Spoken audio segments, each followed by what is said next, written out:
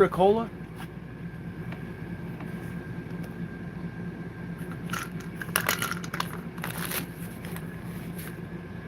Oh, here we go. This is going to be awesome. Should be a good time. Turn this on.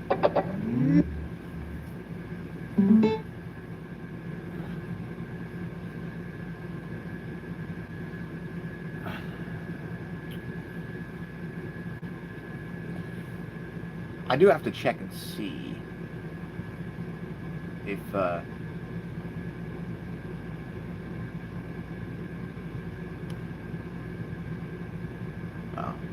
okay, well.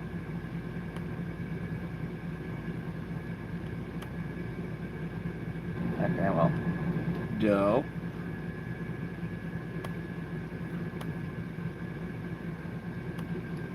And let me get my pop out chat. Now, I don't normally use Spotify, so I'm going to go ahead and there we go.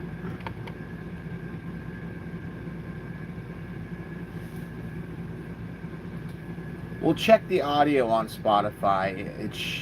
That's the whole app is audio, so it should be good, but just in case it's not.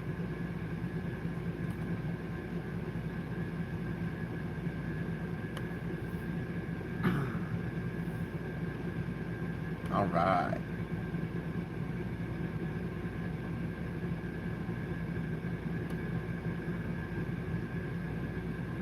What the hell is this button?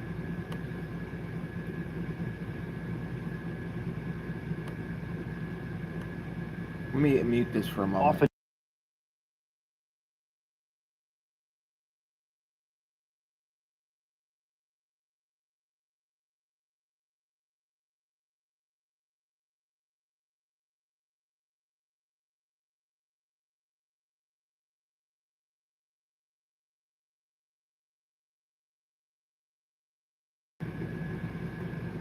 Okay, kick ass. I didn't want to have his like music, obviously on my stream.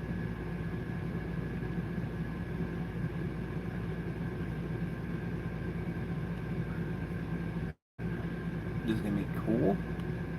All right, so just waiting to start it.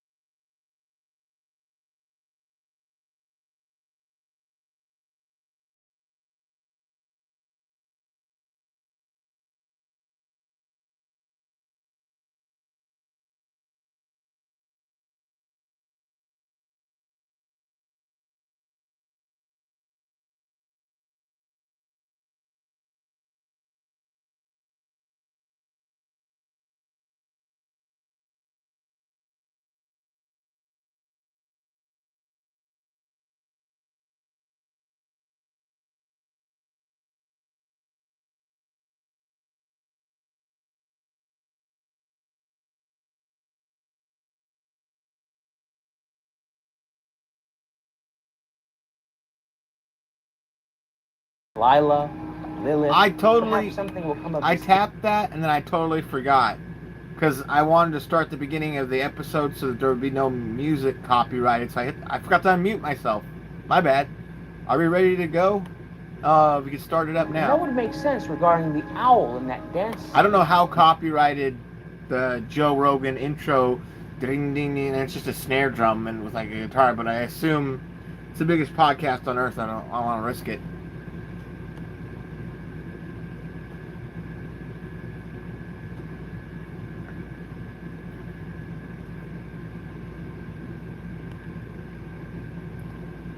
Okay, here we go then. I'm going to start it from Spotify. And I may change it to YouTube if I find that the voices are not loud enough. Because the YouTube vocal boost... Actually, let me double check. Does the YouTube version have the vocal boost option? Because I'm just assuming it does. If it doesn't, then there's no reason to come back to this.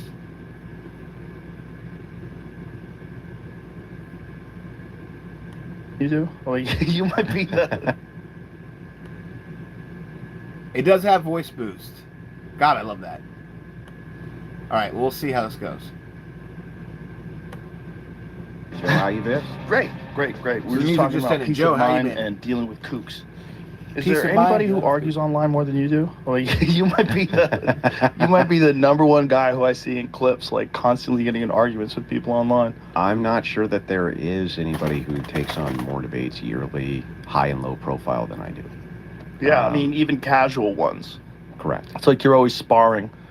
It's like you're always, you're always having I think scrimmages. that keeps you sharp. For sure. Keeps you sharp if you're... So I also have this rule that, there's like the clout game online, right? All these people want to play the clout game. What is exactly the clout game? It's like you don't have a big enough follower account for me to respond to you. You don't have a big enough audience for me to discuss things with you, things like that. And it's like, I hate that. That seems pretty silly. It is silly. And some of the best debates I've ever had with guys who had like 4 followers on X, and they're like, let's go down to this X space and talk, and I'll hop in there with them, and I'm like, an hour later I go, yeah, that guy had a lot of good stuff to say. A lot of people out there. Yeah. And oftentimes those are the ones who don't have a lot of followers because they're not sucked into the social media web. They're just out there thinking and doing things and living their 100%. life. There are a lot of fucking interesting people out there that you never hear from, and a lot of not interesting people that you hear from constantly. All the time. It's like the politician thing, It's like we were talking about that the other day. Like, there's this lady that's running for something. Is she running for governor of Wisconsin? Is that what it is? And she was just talking about how Thanksgiving hurts people. What? Yeah.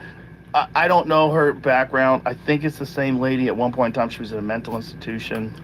Why Does this not shock me? Doesn't shock me. No. But this was the point. We were saying nobody wants to be the fucking governor. And the people that do there's a high percentage of kooks.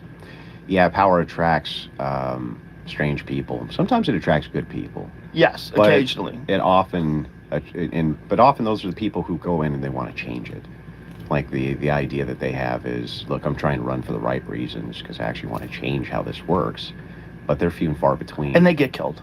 A lot of them get killed or they get run off. A lot of them just get involved in their normal day-to-day life, from 20 years prior. Now suddenly that's coming up, and they have to defend themselves against criticisms that they never would have believed that they would have to defend themselves from. Yeah. And so character assassination, I think, takes a lot of the good actors out. They don't want to deal with a character assassination. Well, it seems like they want total compliance on both sides, on both parties. Total compliance with the party. And if they think that you're going to be some outsider rebel that's going to take over, fuck you. Well, I think you kind of have to have that a little bit, though, because if you got universal suffrage, necessarily everything converges into a two-party system. So as suffrage expanded throughout history, you saw the emergence of parties right alongside of it. As more people became enfranchised to vote. So you think if women couldn't vote, there wouldn't be parties? There probably would still be parties. It'd probably still be a two-party system. It's just that how it works is that if we continuously expand suffrage, let's just say We expand it to another group of men. Now, those men have some special interest, right? So if it's not just property owners, let's say it's now, people who live in a city. Well, they want a levy passed so that their kids can go to school, right? So they pass it on the property owners. Now they can vote to hand themselves money. So now you have a wedge issue. And so you'll see parties start to form around these wedge issues. And the more you have universal suffrage, the more you end up with party politics until you have a convergence of two. And usually it's along a certain wedge issue. So the only way in a dialectic where you have two parties, Democrat and Republican, to get your legislation passed is to be able to outvote the other side, right? Right. So you kind of have to have them all in line, or else. That makes sense. Yeah. And there's no room in this country at the current point in time for another party. No one would accept it. We No. think about other parties like they're a goof. The Green Party, like that's a protest vote, you know. Libertarian Party. Yeah, is I've done too. that. I've done a few protest votes back in my day. Yeah, I talked with, I was arguing with Rex Jones the other day. It's Alex Jones's kid about this. And I told him, I'm like, look, you don't have a prayer in starting a third party in time for midterms and then the presidential election that's coming up in just a couple short years. You're not going to be able to replace this system. You're not going to be able to do that. Their roots go too deep. They're too intertwined Well, they in have power the and infrastructure. influence. Like, think about the Yeah. infrastructure. Billions of dollars in NGO funding, Mm-hmm. all this outreach program. Just to get on a ballot in a state is often a multi-million-dollar thing that you need to have a party apparatus behind. Yeah, It's- it's kind of nuts, right? Multi-million-dollars to spend to get a job that pays you $170,000. Uh-huh.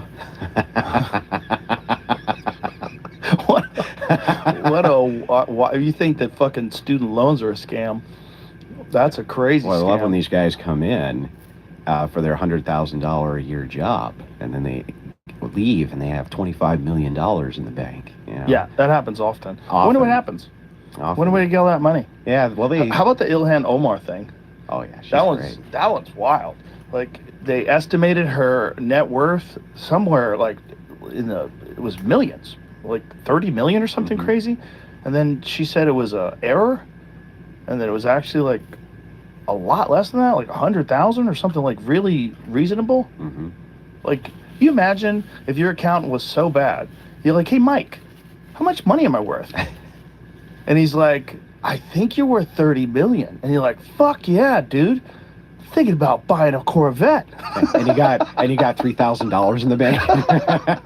And then you call Mike the next day and you say, so 30 million? He goes, actually, it was an error. You're worth about 100 grand. And you're like, hey, Mike, I'm going to kill you because you stole $30 million from me. That doesn't make any sense. 100%. And do you think maybe she like strategically started moving some things with her accountant so that Well, how it about didn't there was look a like she had 30 vineyard million? that they owned that never made a bottle of wine? Sounds right. Is that the case? Is that the case with one of those businesses that closed down? Listen, and pick on her. It's if you look at the Republicans and the Democrats when it comes to insider trading, it's fucking everybody. It's red, blue, red, blue, red, blue. This is not a one-party thing. No. This is why it's never going to stop. They're both dipping their toes in. They're both having fun. You basically always have the expectation of corruption. So Yeah. even if you put your candidates in, so you're trying to get something out of that, right? Some issue that Yeah. you're trying to push forward. You almost baked into the system have to accept a certain amount of corruption is going to come out of that. So like, let me give you a really good example of that, a key wedge issue like abortion. So you got Christians who are just adamant, right? It's got to stop. Will they accept if it's the case that candidates are really moving the post on that, if they're really moving legislation against abortion? Do you think that they would turn a blind eye to a little bit of corruption? Probably. Yeah, there's definitely some compromises that get made both on your morals and the way you view financial issues and all kinds of things. I mean, it's never, especially when there's only two parties. Like, you're with us or against us. Has to be it's that us way. and them. It's good and evil. That's it. In this country, that's really how people look at it on both sides. It's good versus evil. But you have an alternative there that's even worse, or can at least sometimes be worse. let's go to like the UK or Canada or places like this where they do round voting. Yeah. You have more than 2 parties, that's true. But do you really want your president to be elected with 10% of the vote? Right. 15% of the vote? You want your politicians to be put in with 9% of the vote? Oy. Because that can happen. Yeah, that's crazy. You know, yeah, between these rounds. And so you think about it and you go, this 2-party system sucks. But then you look at other places that have multiple parties and they do their rounds of voting. And you're like, wait, so you could get elected with only 14% of the vote. So everybody else hates you. Yeah. This is the weird argument of the benevolent dictator. I'm sure you've heard this argument, but that a society is best run by a benevolent dictator. Someone who really truly has ultimate power but actually cares. A good person that cares about the people. That really just wants things to be reasonable and have a working meritocracy and have a working economy and have working education and everything work correctly and weed out all of the fraud and corruption because he's a king. And he can just do it. Do it. Whatever the fuck you want, you know? Like I have only been to Dubai one time because we had a UFC over there and I had to go to the weigh-ins. The weigh-ins were in Dubai. Saw a lot of fucking Ferraris and Lamborghinis in 10 minutes. But from what I hear, it's the most safe place on earth. Like literally. Like there's Romania under Vlad. Yeah. Like what did you say? Like Romania under Vlad the Impaler. I don't think it's that bad. How can you hang gold in the street? And he's look around. Well, there's a bunch of people impaled everywhere. He would do them in designs. Yeah. He would do them in geometric patterns, so you would realize he was being creative with impaling people. He wasn't messing around. Oh no. You know his story? Yeah. He was kidnapped when he was a small boy. Woo! There's a lot to that guy. And his brother. Yeah. And their inter-brother conflict that they had for years and how he got power, lost power. There's a tale to be told about Vlad the Impaler for sure. But probably a pretty safe place to live. Yeah, Dubai, like if they catch you with a bag of weed, you're going to jail for the rest of your life. Or they'll kill you. Yeah, you're done. Yeah, they have crazy laws. There was one guy, I just have to pause it for a moment to get my drink. I'll be right back. Ah!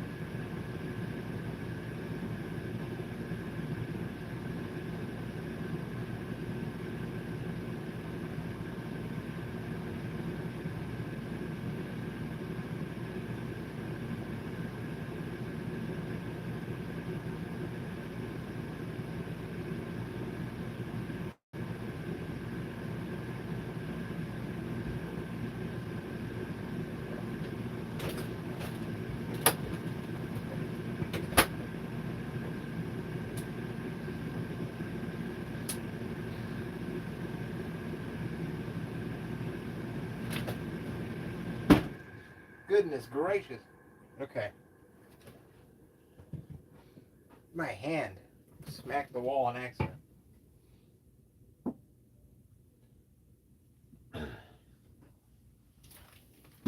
All right. Let's get back to this. Let's see. Rewind 30 seconds. To that guy. And his brother. Yeah. And their inter-brother conflict that they had for years, and how he got power, lost power. There's a tale to be told about Vlad the Impaler for sure. But probably a pretty safe place to live. Yeah, Dubai, like if they catch you with a bag of weed, you're going to jail for the rest of your life, or they'll kill you. Yeah, you're done. Yeah, they have crazy laws. There was one guy, I think it was Dubai, who I think he had like marijuana seeds in the sole of his shoes or something like that. Like he had stepped on a marijuana seed maybe in his apartment. Yeah. And didn't have any drugs on him, nothing. And they put him in jail for a long time, man. I forget, this was a few years back, but it was a crazy case. There was another lady who got arrested. I forget what happened, but lady or a guy tested positive for poppy because she had poppy seed bagel. I don't know if you know this, but if you're testing for drugs and you eat a poppy seed bagel, you could pop for heroin. Yeah, I've heard that. But with modern tests, isn't it a little bit better now? I hope so. I don't know. 2008. This is a British traveler in Dubai was stopped the. I remember friends telling me like my first time I was taking a drug test. Don't eat any poppy. Like I was muffins, and I was sitting there like, I fucking hate poppy muffins, but why would I eat them? And they were telling me, I was like, they're like, but you probably have to eat too. And I was sitting there like, this is the stupidest shit. I hate poppy muffins. I hate the crunch. I hate the taste. I hate everything. Lab found 0.003 grams of cannabis in his shoe sole. Holy fuck. Yeah, that's crazy. That's crazy. He received a mandatory 4-year sentence under the UAE's strict drug laws. Though he was later released early. How early is early? So the British government came in and tried to barter him out of there, I'm guessing. I guess. Or the whole world must have been so outraged. I mean, at a certain point in time, they have to say, we run the risk of never having tourists visit us again. And Dubai is a very tourist-central place. Sure. But I have a friend who moved over there a while back. He moved back to America. I haven't heard from him. But he moved over there, and he was like, dude, it's just safe for me. You know, I don't worry if I go out, someone's going to he's a big black guy. He's like, I don't want to get shot. He goes, I worry if I go out. He goes, over here, there's nothing like that. There's no crime. He goes, everything's nice. Everything's clean. You can leave a Rolex on the street. They'll pick it up and turn it into the cops. Like, no, nobody steals nothing over there. But there's a trade-off for that, right? Bit of a trade-off for that. Let me show you my geometric patterns of dead people spikes. Everywhere on spikes who we impaled from their buttocks through their throat. Yeah, and they don't die immediately. No, they wiggle for a while. I don't think they do that in Dubai, but they let you know. Yeah, you're not fucking around. There's no fucking around. I saw some lady get in a screaming match. She was trying to do the thing that a lot of people do in America at the airport. And she got a screaming thing with the lady at the counter. And they're like, not today. Not happening. They just come over and fucking cuff you up and take you away. Like, you can't do that there. You can't Spirit Airlines, Do you prefer that? Would you prefer that society? I don't think people should be able to just fucking scream and yell at people that work behind counters. I don't think that's productive. I don't think smacking them in the head because they can't get you a flight. We've all seen that kind of shit. There should be zero tolerance for that kind of violence. But what if we tweaked it a different way? Okay. So what if instead of bringing in some crazy Sharia in order to make sure that happens, just brought back dueling? Like, wouldn't dueling solve 95% of this? Dueling requires people to wait before they turn around and shoot. Mm-hmm. That I'm not trusting a guy who wants to kill me to not jump the gun. But that depends on the rules, right? Like, you could adjust the rules a little bit. You could adjust the rules, but it's like if you could call somebody out for besmirching you or something like this, right? It's like, I think people would probably be a lot more polite, wouldn't they? They probably would. I think there's probably a better way than shooting each other in the street. Probably. Probably. But there's probably Even a better fights, way than... even like fist fights. Yeah. Like that, there's a better way than that too. You don't have to fist fight. Like, come on. But there's certainly something to be said for a society that is more orderly and people follow the rules as long as the rules make sense and these people are friendly and kind and they make for good community members. And they're not putting up with mentally ill lunatics just walking around causing problems everywhere, which is what American society is now dealing with. Would you see what just happened in Wisconsin, where they had their own autonomous zone? Oh yeah, it just got broken up today by the cops. I didn't see it got broken up. It got broken up today. Yeah, see if you can find it, Jamie. There was video footage, just fucking army of cops came in, arrested everybody's. Spray paint all of the streets and people garbage just get everywhere. To declare autonomous zones on public. Like, what is? Remember Chaz and Chop? Yes, I remember. Oh, we have we've just declared this an autonomous zone. Sorry. Madison officials clear Willie Street encampment. Police officers arrest protesters who resist at Corey Ruiz Memorial Site. I do not know this Corey Ruiz story. The Corey Ruiz Memorial. So was it something ICE related, perhaps? I think that's what this is, right? Mm-hmm. Is that what this is, Jamie? I have no idea. Did something happen? Something happened. Someone got shot, right? You don't know about it either? No. See, that's the problem. There's so many fucking things in the news that it's impossible, unless you're a maniac and you're just online all day. It's impossible to know exactly what's going on. You take a couple days off and smell the roses, and you get back online. Like, how come you haven't commented on what is it? I don't even know what you're talking about. You got to catch up for 4 days for one day. Yeah. Also, like, what hot take? Maybe you shouldn't have a hot take on everything. Maybe some things you need to like let it play out in the news. Like let people dissect it. See, now that I wish that was a message that more people got. That the idea that you don't have to rush immediately out there to tell everybody your latest hottest take. Which is oftentimes, by the way, stupid. Yeah, it's often a stupid take because you have no information, right? But you're going to rush out there. You're going to get those views and clicks quick, but then you're married to that take. Exactly. Yeah, and unless you come back and make another video or make another take and explain why you fucked it up. But I think that there's something to be said for like there's a lot of stories that are in the news. Like I don't fucking know exactly what happened there. Like, let's let this one play out a little bit. Like, this one seems weird. Like, if I come out with a hot take, like, who fucking knows what's really going on with 15 to, like, there's so many different stories in the news. It's impossible. What's that, Jamie? I didn't find the details, but it is a police killing, it says. Officer involved shooting of Corey Ruiz. And that's, I'm looking for evidence and video. I didn't check Twitter or anything yet. Put it into Perplexity. Ask Perplexity, what is the controversy about the killing of Corey Ruiz? Okay. You can't be this. We're not designed to get all the bad news of 8 billion people. We're just not designed for that. That's not a normal thing for a person to absorb. It's also driving a lot of people crazy. Driving them to insanity. They think they start to see conspiracy everywhere. They start to see plots of interest where there aren't any. Right. It starts to actually drive people mad because they can't disassociate between the fact that there is sensationalism and then there's reality. And the way that people think, they think in frames. Yeah. And so if you think in a conspiratorial frame, you're usually taking tangential things and piecing them together that don't belong. Right. But then if you think in an autistic frame, as my friend Paul would say, if you think in an autistic frame, you're going to hone down so deep on one detail that you miss the entirety of the picture, right? So you have to have an idea between these two things, right? It's like conspiracies exist. We know this.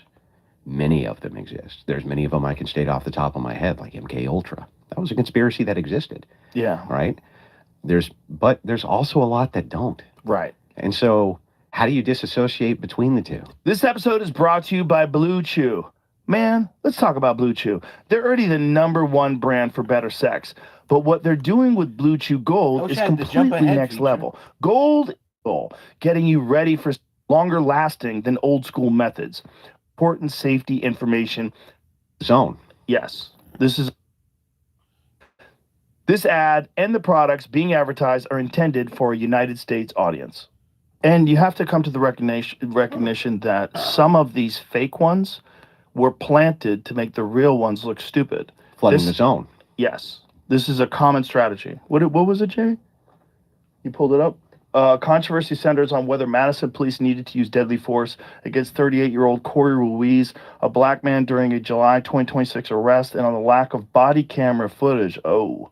Conflicting narratives about the threat he posed and the broader concerns about racialized policing. Police responded to reports of a man allegedly looking into parked vehicles and stealing bicycles. During the attempted arrest by 4 officers, a taser was deployed but reportedly failed. Police say Ruiz pulled a knife and injured an officer, after which that officer shot and killed him. Cell phone video recorded by a bystander shows part of the struggle and shooting and quickly went viral, triggering protests and public outcry. Use of deadly force versus alternatives. Community members and Ruiz's family questioned why lethal force was used when multiple officers were already restraining him on the ground and a taser had been deployed, arguing that he did not deserve to be shot to death in the street. Lack of body cameras. None of the officers involved were wearing body-worn cameras, so the only visual recording is bystander video, which fuels distrust and demands for more accountability and measures and technology. We need more flock cameras. Conflicting narratives about threat. Police emphasized that Ruiz stabbed or injured an officer with a knife, framing the shooting as a response to an immediate threat. Critics and loved ones questioned whether the threat justified shooting a restrained man and whether de-escalation was properly used. Well, first of all, if he really did stab a police officer, if he's stabbing a police officer, like, they are supposed to shoot him. That is, you can't say someone's stabbing me, I hope they're only hurting me. Yeah, right. Or how do you assess the amount of force that you can use back when someone's stabbing you? I think that's responding with lethal force. What did you say, Jamie? Probably find the video. Yeah, let's find the video. But it's also, how big is this guy? If he's got all these people, and are these like a bunch of like shitty, untrained police officers who don't know any martial arts? When you say he's restrained, like, how restrained was he? You know what I mean? Like, if you got 2 dudes that are built like Tony Hinchcliffe and they're trying to hold me back from fucking somebody up. It's not going to do nothing. You know what I mean? Yeah. It's like, how big is this guy? What happened? Was he the one that was stealing things, or was he wrongly accused? Does he have a record? Is he a violent person? I don't know anything. My jacket? Is he a complete innocent bystander? This is the video? Video contains graphic content. Okay. Epic. Show the stabbing. That's it? Get the stabbing on the way. So there's probably multiple videos? Yeah. Yeah. It's 10:33 The thing about p.m. the on tasers is it's Wednesday. I need fucking a weird, stabbing. man. Tasers on some people, they lock them up and they fucking and they fall down. I've seen guys just scream and rip those things off their chest like it's nothing. Well, sometimes those probes don't penetrate either, right? Right. I think some of those tasers are bunk too. 100%. Some of the tasers are just shit equipment. I mean, that's the only thing that makes sense. So these guys... Did you ever play with one of the handhelds when you were a kid? No. Somebody always had a handheld somewhere. No, I never did. You I did shock your touch an friend? electric fence, though, once. Yeah, you shock Holy your friend. fuck. Oh, yeah, that'll make your teeth clatter. Holy fuck, dude. Yeah. It's a good time, but only do it one time. Only tase yourself once. It's funny, though. But yeah, it makes your mouth taste like a battery. Just letting go, that's hard. Yeah. Disturbing video. Okay. Oh, there's sound on it? I mean, there's yelling. Put your earphones so we can hear the sound. There's the taser. Oh, okay. Hold on, man. Fuck. Back up. Back up. What was he reaching for on the ground? Is that the girl? The woman shoots him? Taser, I think. Okay. Oh, Yeah, yeah. I can't tell who shot the gun, but How restrained could he be if he's still stabbing Okay. someone? Can't be that That's restrained. crazy. That does not look justified. That looks like they had control of him. Unless he had a knife and was stabbing people. But even if he was stabbing, like, how much control do they have on him before she starts shooting him? Was it the chick who shot him? Yes. Look, see, she backs away. Yeah. Watch. They tase him. They get him to the ground, and she shoots him while they've got him down on the ground. She looks like she almost shot a police officer. Another police Yeah, officer. that's not good. That's crazy.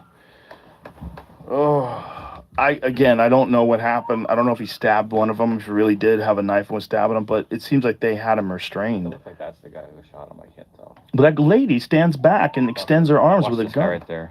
And he puts his arm right Oh, you're right. It looked like he shot him. It's the guy shoots him. there. Yeah, I think she had the taser. She was shooting him with a taser. Oh. Let me see that again. That's probably why she was yelling taser, taser, taser. What?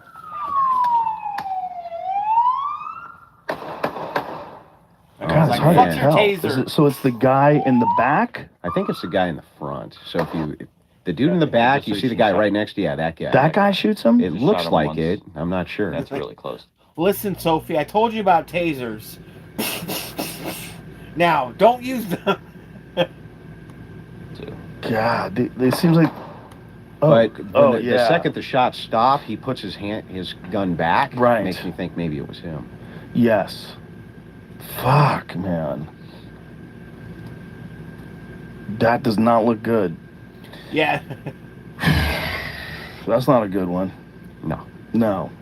Yeah, the shots, the very, very direct, like, concise shots. Like, they knew exactly what was going to happen. No. Doesn't look right. No. That means you have to give us your hot take now, Joe. Yeah, that's my hot take. So we can run to Twitter with it. I need to know, like, did he actually stab one of them? During a press conference, 2 of the cops were injured in the altercation. Police said the suspect allegedly pulled out a fixed blade knife, to which an officer pulled out a taser. Same officer shot him with a gun. Okay. That's different. So if he really pulled out a knife and was trying to stab them, and they had him on the ground, and they couldn't totally get control of him, and that guy just decides, he stabbed me, I'm going to shoot him. That's a different thing. I agree. That's different. Also, we didn't have the front view. Right. So we see the view from the back. It's very blurry. The whole thing, we didn't even know who shot. We thought the lady shot him. Yeah. It's hard to tell what the fuck is going on. You can't even tell if it's a taser or a gun in her hand. It's that blurry. It's But not if blurry, it's he too far stabbed away. them and he's got a knife, that's a different thing, right? The whole thing is fucked, though. Like, that is the last thing America needs right now. Yeah, well, I mean, you don't want another riot season? Can't even gonna shoot him. About a taser. What- Same I need to know, like, did he actually stab one of them? During a press conference, 2 of the cops were injured in the altercation. Police said the suspect allegedly pulled out a fixed blade knife, to which an officer pulled out a taser. Same officer shot him with a gun. Okay. That's different. So if he really pulled out a knife and was trying to stab them, and they couldn't had get him on the control. ground, and they couldn't totally get... Wait, so an officer pulled out a taser, but that same officer shot him with the gun? I don't know. I'm confused a little bit. Yeah, who gives it? No, I don't like Joe Rogan.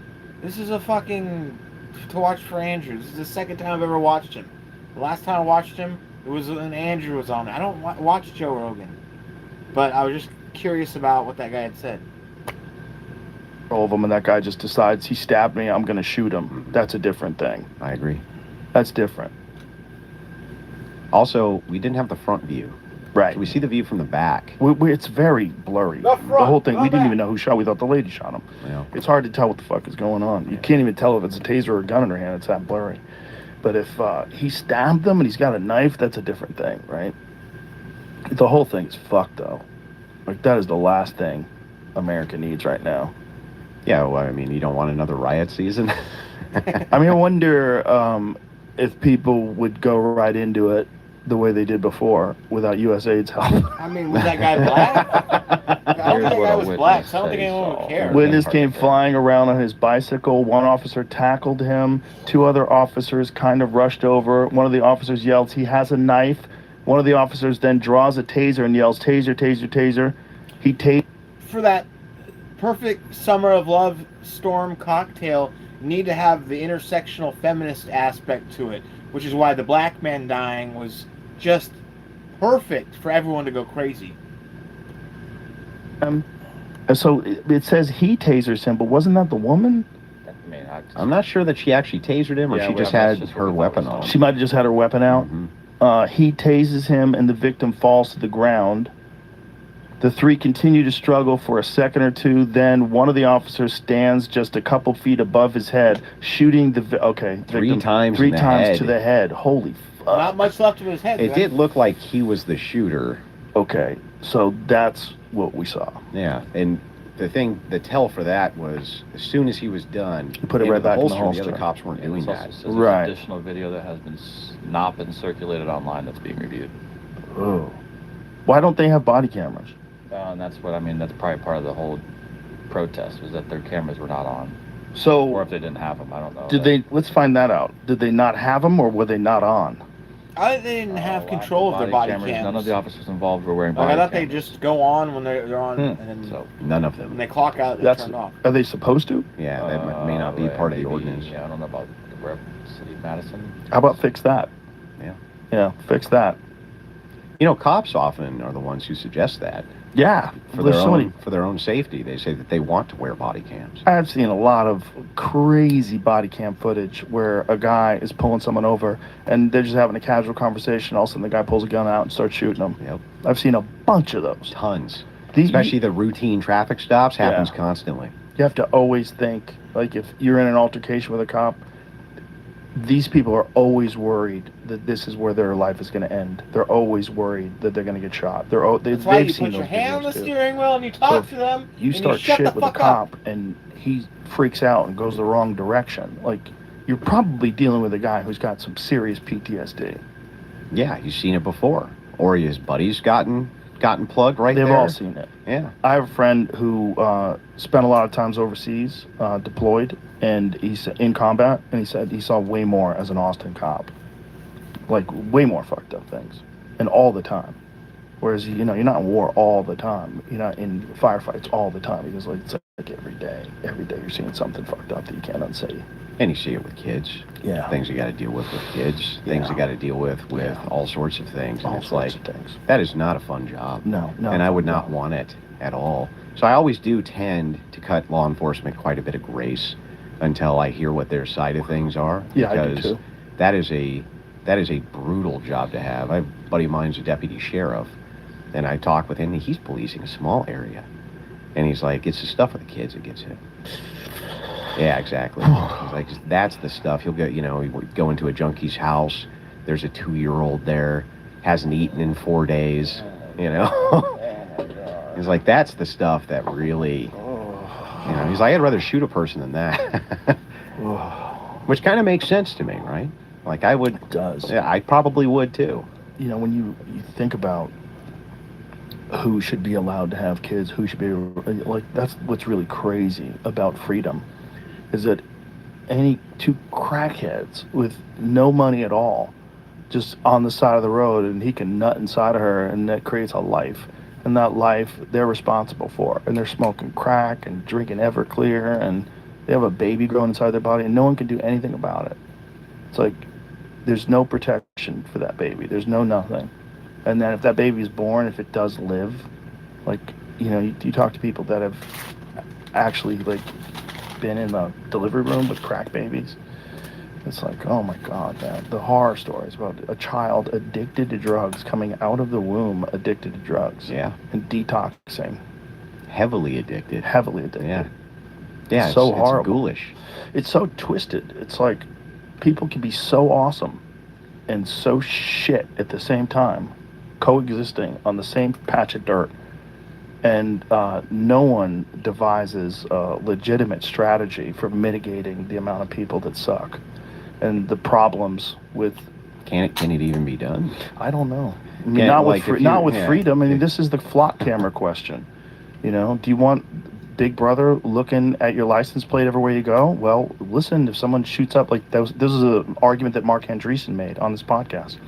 When he had come here, right before he had come here, there was a shooting in Austin where some kids just randomly started shooting at people.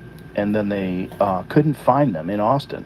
But as soon as they left Austin city limits, they went into an area that had flock cameras, and they got them like that. So this was his argument for the benefits of flock cameras.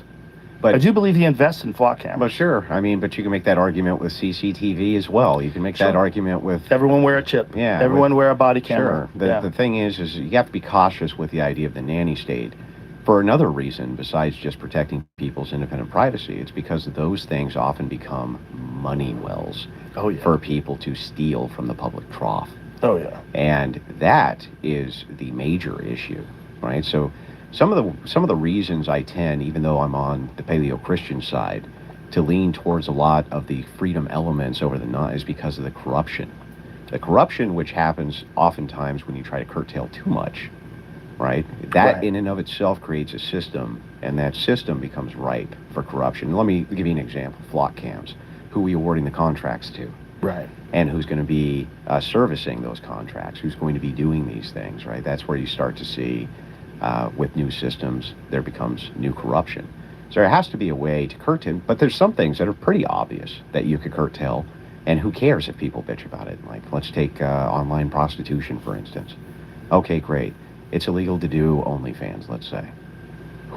How the hell could that possibly be bad for society? Like, what is that going to do that's just, oh, we got to have that, though, Andrew. We got to have that. It's like, I don't think we do. I don't think it's necessary, and if we got rid of it, like, who cares? You know, it seems like it would just be a massive net positive for every human being if that was just done away with altogether.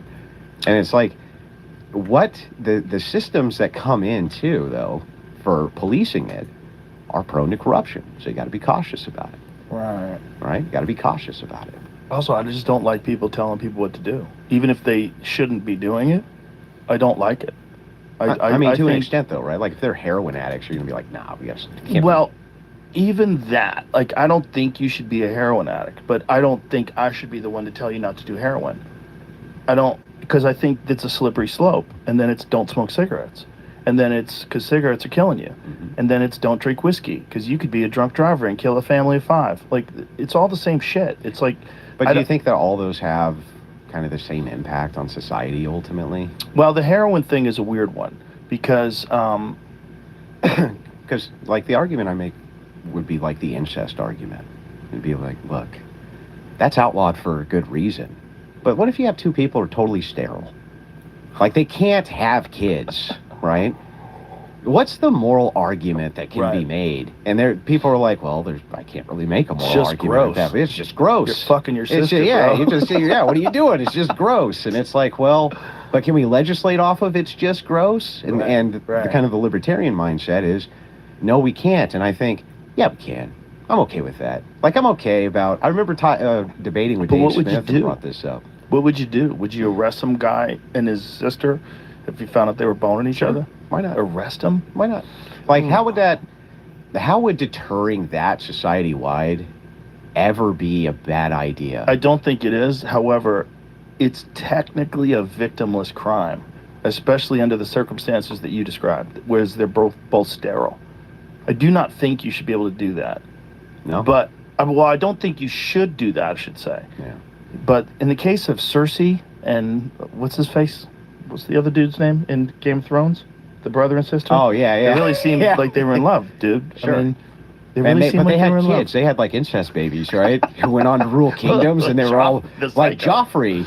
Joffrey's probably didn't want the incest baby in charge of the kingdom. Didn't work out so well. The other incest baby who was in charge of the kingdom, he jumped off the roof. True. Remember? And wasn't Jon Snow technically doing incest as well with the Queen of Dragons? Like, weren't they both? Yeah. They're related. Yeah. They're in the basket. They were pretty... right? Yeah. Something. Yeah, there was a lot of half a sister or something in the Game of Thrones. Oh, yeah. Yeah. But the other argument there that's interesting is it's like, okay, that's, fair enough. It's a victimless crime, but you can just kind of extend that. Like, okay, well, then why can't a guy have 5 wives? Why can't he have 20? Why can't 20 gay men all get married and adopt 1 child? It's just victimless crime. Yeah. It's like, so doesn't the slippery slope kind of go the other way a little bit, too? Yeah, it does. It does go the other way. And the multiple wives thing, didn't they just pass something like that in Toronto? Wasn't that in Ontario, where they're allowing polygamy now? Because they have so many Islamic people living there that think that you should be allowed to have Well, remember there's big pushes for that in Utah because of the Oh, Mormon yeah. population. Well, you know, Big- that's why Mitt Romney's family moved to Oh, Mexico. yeah. Really? Oh, yeah. It was due. It was You due to didn't the know multiple that? wives. I didn't know that it was due to the multiple wives. Well, not specifically, but that sect of Mormonism fled the United States when they passed polygamy laws. Mm-hmm. And I think there was probably just a broader crackdown on this perceived new cult. They thought of it as a cult. Now it's just established religion of really nice people that knock on your door. Yeah. They drive around. I must admit, I have debated many Mormons, and they're just the nicest. The nicest people. The nicest people. It's the best cult. And it makes me, it's upsetting because I'm like, look, I'm about to expose that your prophet was totally fake, and I'm trying to get people into the debate, and they just end up being like the nicest people, and I go, oh man. So having multiple wives or spouses is illegal in Canada under Section 293 polygamy and Section 290 bigamy. What is bigamy? Is that the other way? Is bigamy the other way? So I don't know. polygamy is the man with multiple. Do you know what it is, Jamie? Do you know what bigamy is? I used Ever to heard know of what it? that word it was. I don't even think I've ever seen that written. The act of marrying one still person legally while married. still legally married. Okay. Oh, okay. Oh. Oh, a bigamist. Right. Duh. What? 4 people at once in some way or another recently, like this year In America? in Canada. See, Canada. He was married to man, 4 women at once? Multiple wives, married. So he got multiple marriage licenses and should not have been Sounds given like one hell. or something. Oh, well, But he he was. doesn't look Muslim. Oh, that's, That guy looks like he's That's just not a the regular guy. Christian That's guy. the guy. Oh, well, he does look Muslim. but I don't know if it has anything to do. He might with not that. be, though. He might just be a baller. He could be a Muslim. Yeah, I don't know. If Oh, that- God, I hate Go that. back to that case in Canada, though. Muslim. Isn't there something where they're trying to pass it in Toronto? I don't think so. I mean, I typed in Toronto multiple wives. No, Toronto, Ontario polygamy. That's, I think they were trying to pass something. I mean, that's why I went to news to see something. That would have popped Was it up. Ottawa? Maybe it was Ottawa. Yeah. Canada polygamy. Canada polygamy. No new law in Canada legalizing multiple wives. Perhaps proposed law. Yeah, well, I don't know. Maybe it is a proposed law. Maybe I just read some horse shit on Twitter, which is very possible. Whew, I've been off Twitter for a few days. I feel pretty good. It's good to unplug from Twitter. Yeah, every now and then I just go in and I'm like, God, who are they mad at now? Oh, God. Can I ask you get a out of here. question? Yeah, sure. If you went into X tomorrow, let's say, and there was an option there where you could select it and it's like U.S. accounts only. That's all you could see. Do you think that 90% of the traffic for people would go away? A giant percentage. Huge percentage, Huge right? percentage is people being manipulated into arguments. It is a strategy. By foreign assets, By right? foreign assets. Yeah. It is a strategy. It is real. This is not tinfoil hat shit. We brought this up multiple times on the podcast, but I'll bring it up again just for the sake of this. Yeah, there was an there's FBI argue bots analyst as well. who took a look at Twitter when Elon was buying it, and he estimated that 80% of the traffic is bots. This doesn't surprise me. Remember, YouTube did an internal audit. And when they did their internal audit, this was a few years back, when Susan still ran it, I believe. They did an internal audit and found out that most of the people that they had on YouTube were bots. And they did a great purge. Wow. Right? That's where that whole dead internet theory and all that really Mhm. started to pick up traction, was that, hey, look, a lot of this stuff is bots, foreign accounts, people who are manipulating U.S. Elections. They're manipulating various U.S. interests. And this is happening all over the place. Yeah. Right now, you have progressives who are funded by ActBlue, right? And I've proven this. We traced all their money. It's progressives funded by ActBlue who are pushing the same narrative that like Candace Owens and others are pushing on the idea of Charlie Kirk's death and the conspiracy around that. So they're absolutely being paid to push this? Well, their stated mission, this particular progressive group, their stated mission was to take down TPUSA. I'll tell you a story. This is the tale of all tales. Okay. So Charlie Kirk has this huge outreach program that's happening through TPUSA on these college campuses. He's got viral clip after viral clip after viral clip. They are going wild. He's going campus to campus. He's doing his thing. He's being dogged by a progressive organization. This progressive organization shows up at almost all of these TPUSA events with the stated mission of trying to create a counter movement to what TPUSA is doing. Now, the woman who heads this particular organization received millions of dollars from Act Blue and other progressive organizations for this stated mission. That same woman right this second works with other X accounts to push the messaging that Charlie Kirk was assassinated by his own TPUSA insiders in order to push that narrative forward, because the stated goal still from that organization is to destroy TPUSA. So how do we know that they've done this? Are there emails that have been found? Like how do? Well, the stated goal of this particular person is to take down TPUSA. Right. She's very open about that. And then the way that you know that they are talking to these other accounts is because they do it publicly. Those public accounts will talk to this account, right? Mm-hmm. Very openly. They reaffirm each other's posts. They say, wow, that's real interesting, this kind of thing. All affirming that same conspiracy that TPUSA was the ones who actually set up and murdered Charlie Kirk. And at millions of dollars in Act Blue funding going towards this. No joke. Anybody can look it up right now. The organization's called Unfuck America. So how do they think that his organization did this? That they convinced Tyler Robinson to do it, or did they think someone else did it? I don't think that the progressive organization does believe that TPUSA did this. I think that what they want to do... Oh, no, I understand that. Yeah. But, I mean, what are they trying to say? Oh, well, here's what the theory is. So take Ian Carroll, within 24 hours after Kirk's death, blames Israel. Within 24 hours, he says, Israel killed Kirk. That was his tweet, went mega viral.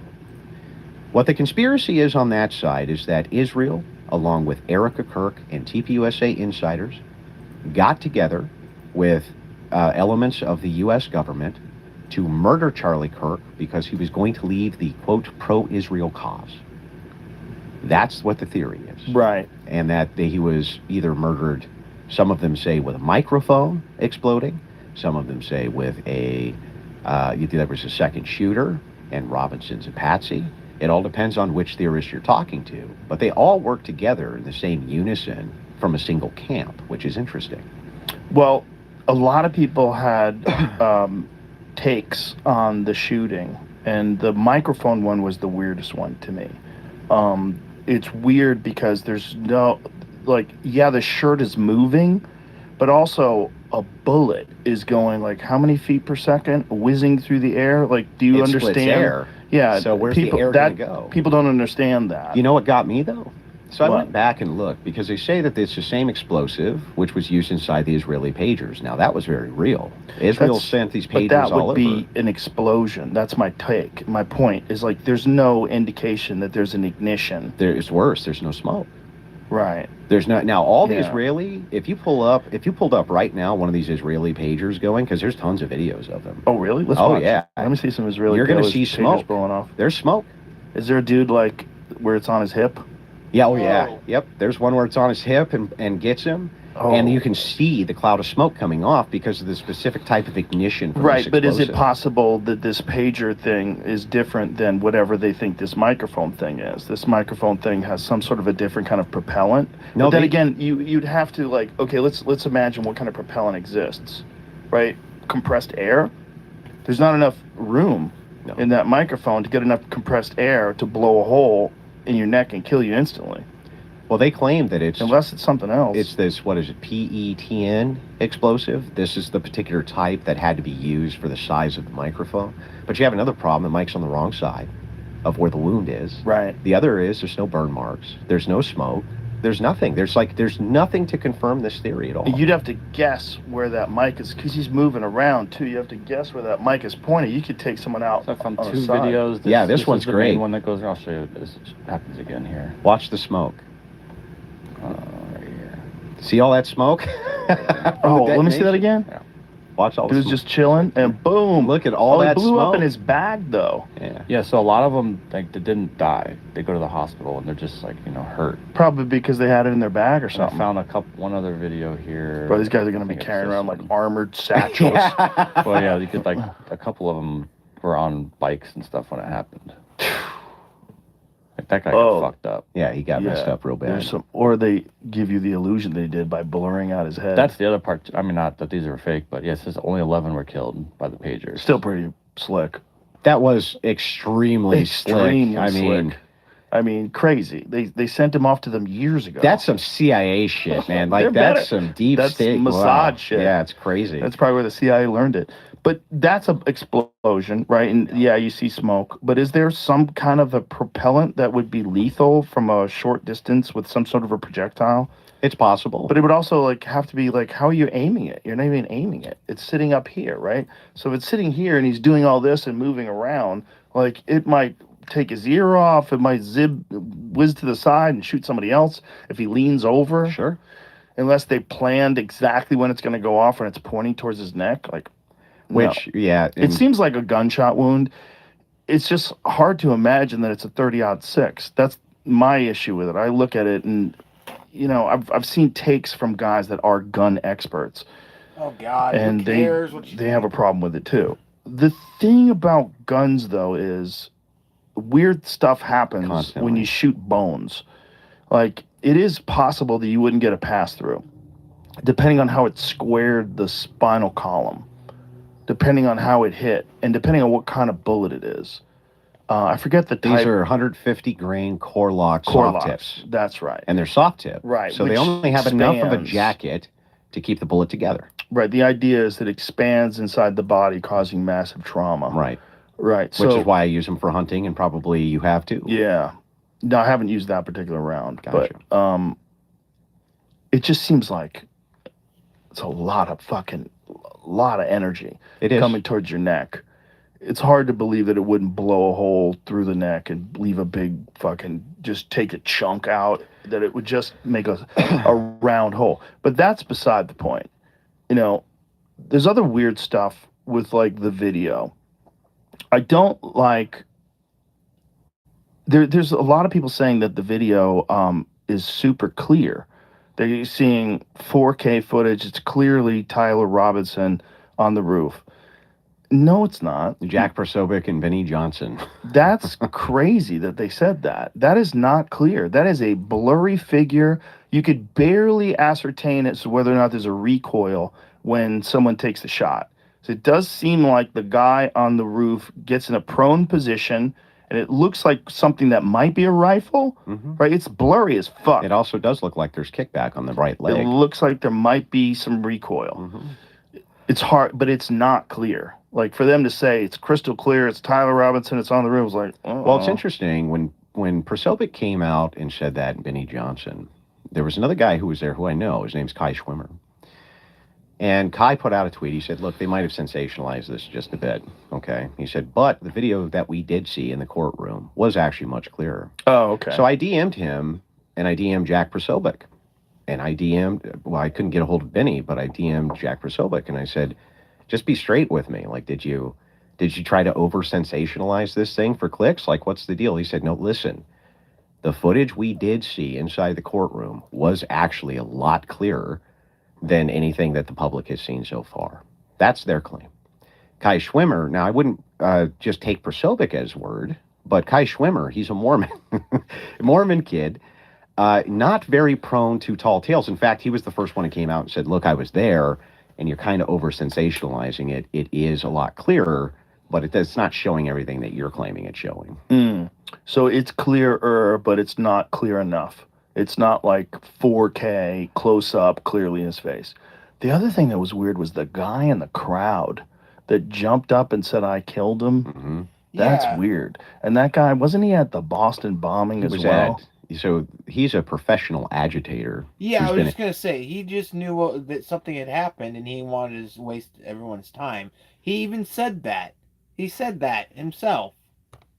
Tons and tons of these events. Later, he's found, I believe, with kiddie porn. Right? How convenient. Well, also, maybe. That's the kind of guy. That's the kind of guy, though, right? Yeah. And so his he has been at tons of events agitating, and he is well known to law enforcement for doing this. So that's kind of what they're stating for him. if you're looking at this from a broad view, if you're looking at the conspiracy side versus what they call the Fed slop side, let's say, it makes sense for them to say, hey, wait a second, that's really weird. This guy jumps up and says, I did it. Right? That makes he's a patsy, distraction, something like this. Until you look into the guy. Right. And the guy is a lunatic who's been at many of these events doing crazy stuff like this. That's the thing, is both things can be true. Like MK Ultra is real. Also, that guy might just have been a kook who's in the crowd who took advantage of a situation because he's literally insane and he's into kiddie porn. Yeah, well, there's no doubt. One of the biggest kind of false narratives that comes out of this, when I do debates, one of the things I'm trying to structure around is like, I know that we're coming in with a narrative, but I need to understand yours and you need to understand mine so we can get somewhere towards what the truth is here, right? Because you're going to have a frame of which you're viewing the world, a worldview, and so am I. And so everybody has a worldview. We have to figure each other's out to get somewhere. Here with this, one of the most disturbing aspects of it is the people who promote this actually don't want their worldview or their positions to be examined. They only want to examine the evidence from the state.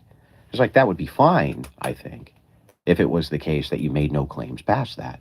Right. So if you just only say, hey, I'm not really sure what happened, and I want to really kind of review the evidence, and that's that, I don't really have a problem with that. I think that that's probably healthy.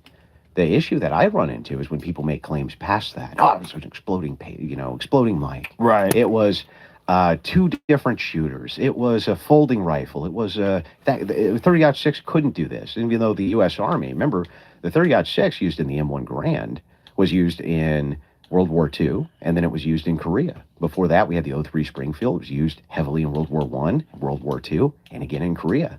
The U.S. Army has studied 30-06 entry wounds in depth and produced many manuals on it explaining how cavitation works with 30-06 and that the bullet doesn't always penetrate. And that's with full metal jacket rounds that are designed for maximum penetration, not 150 grain core lock coming out of an antique rifle, essentially.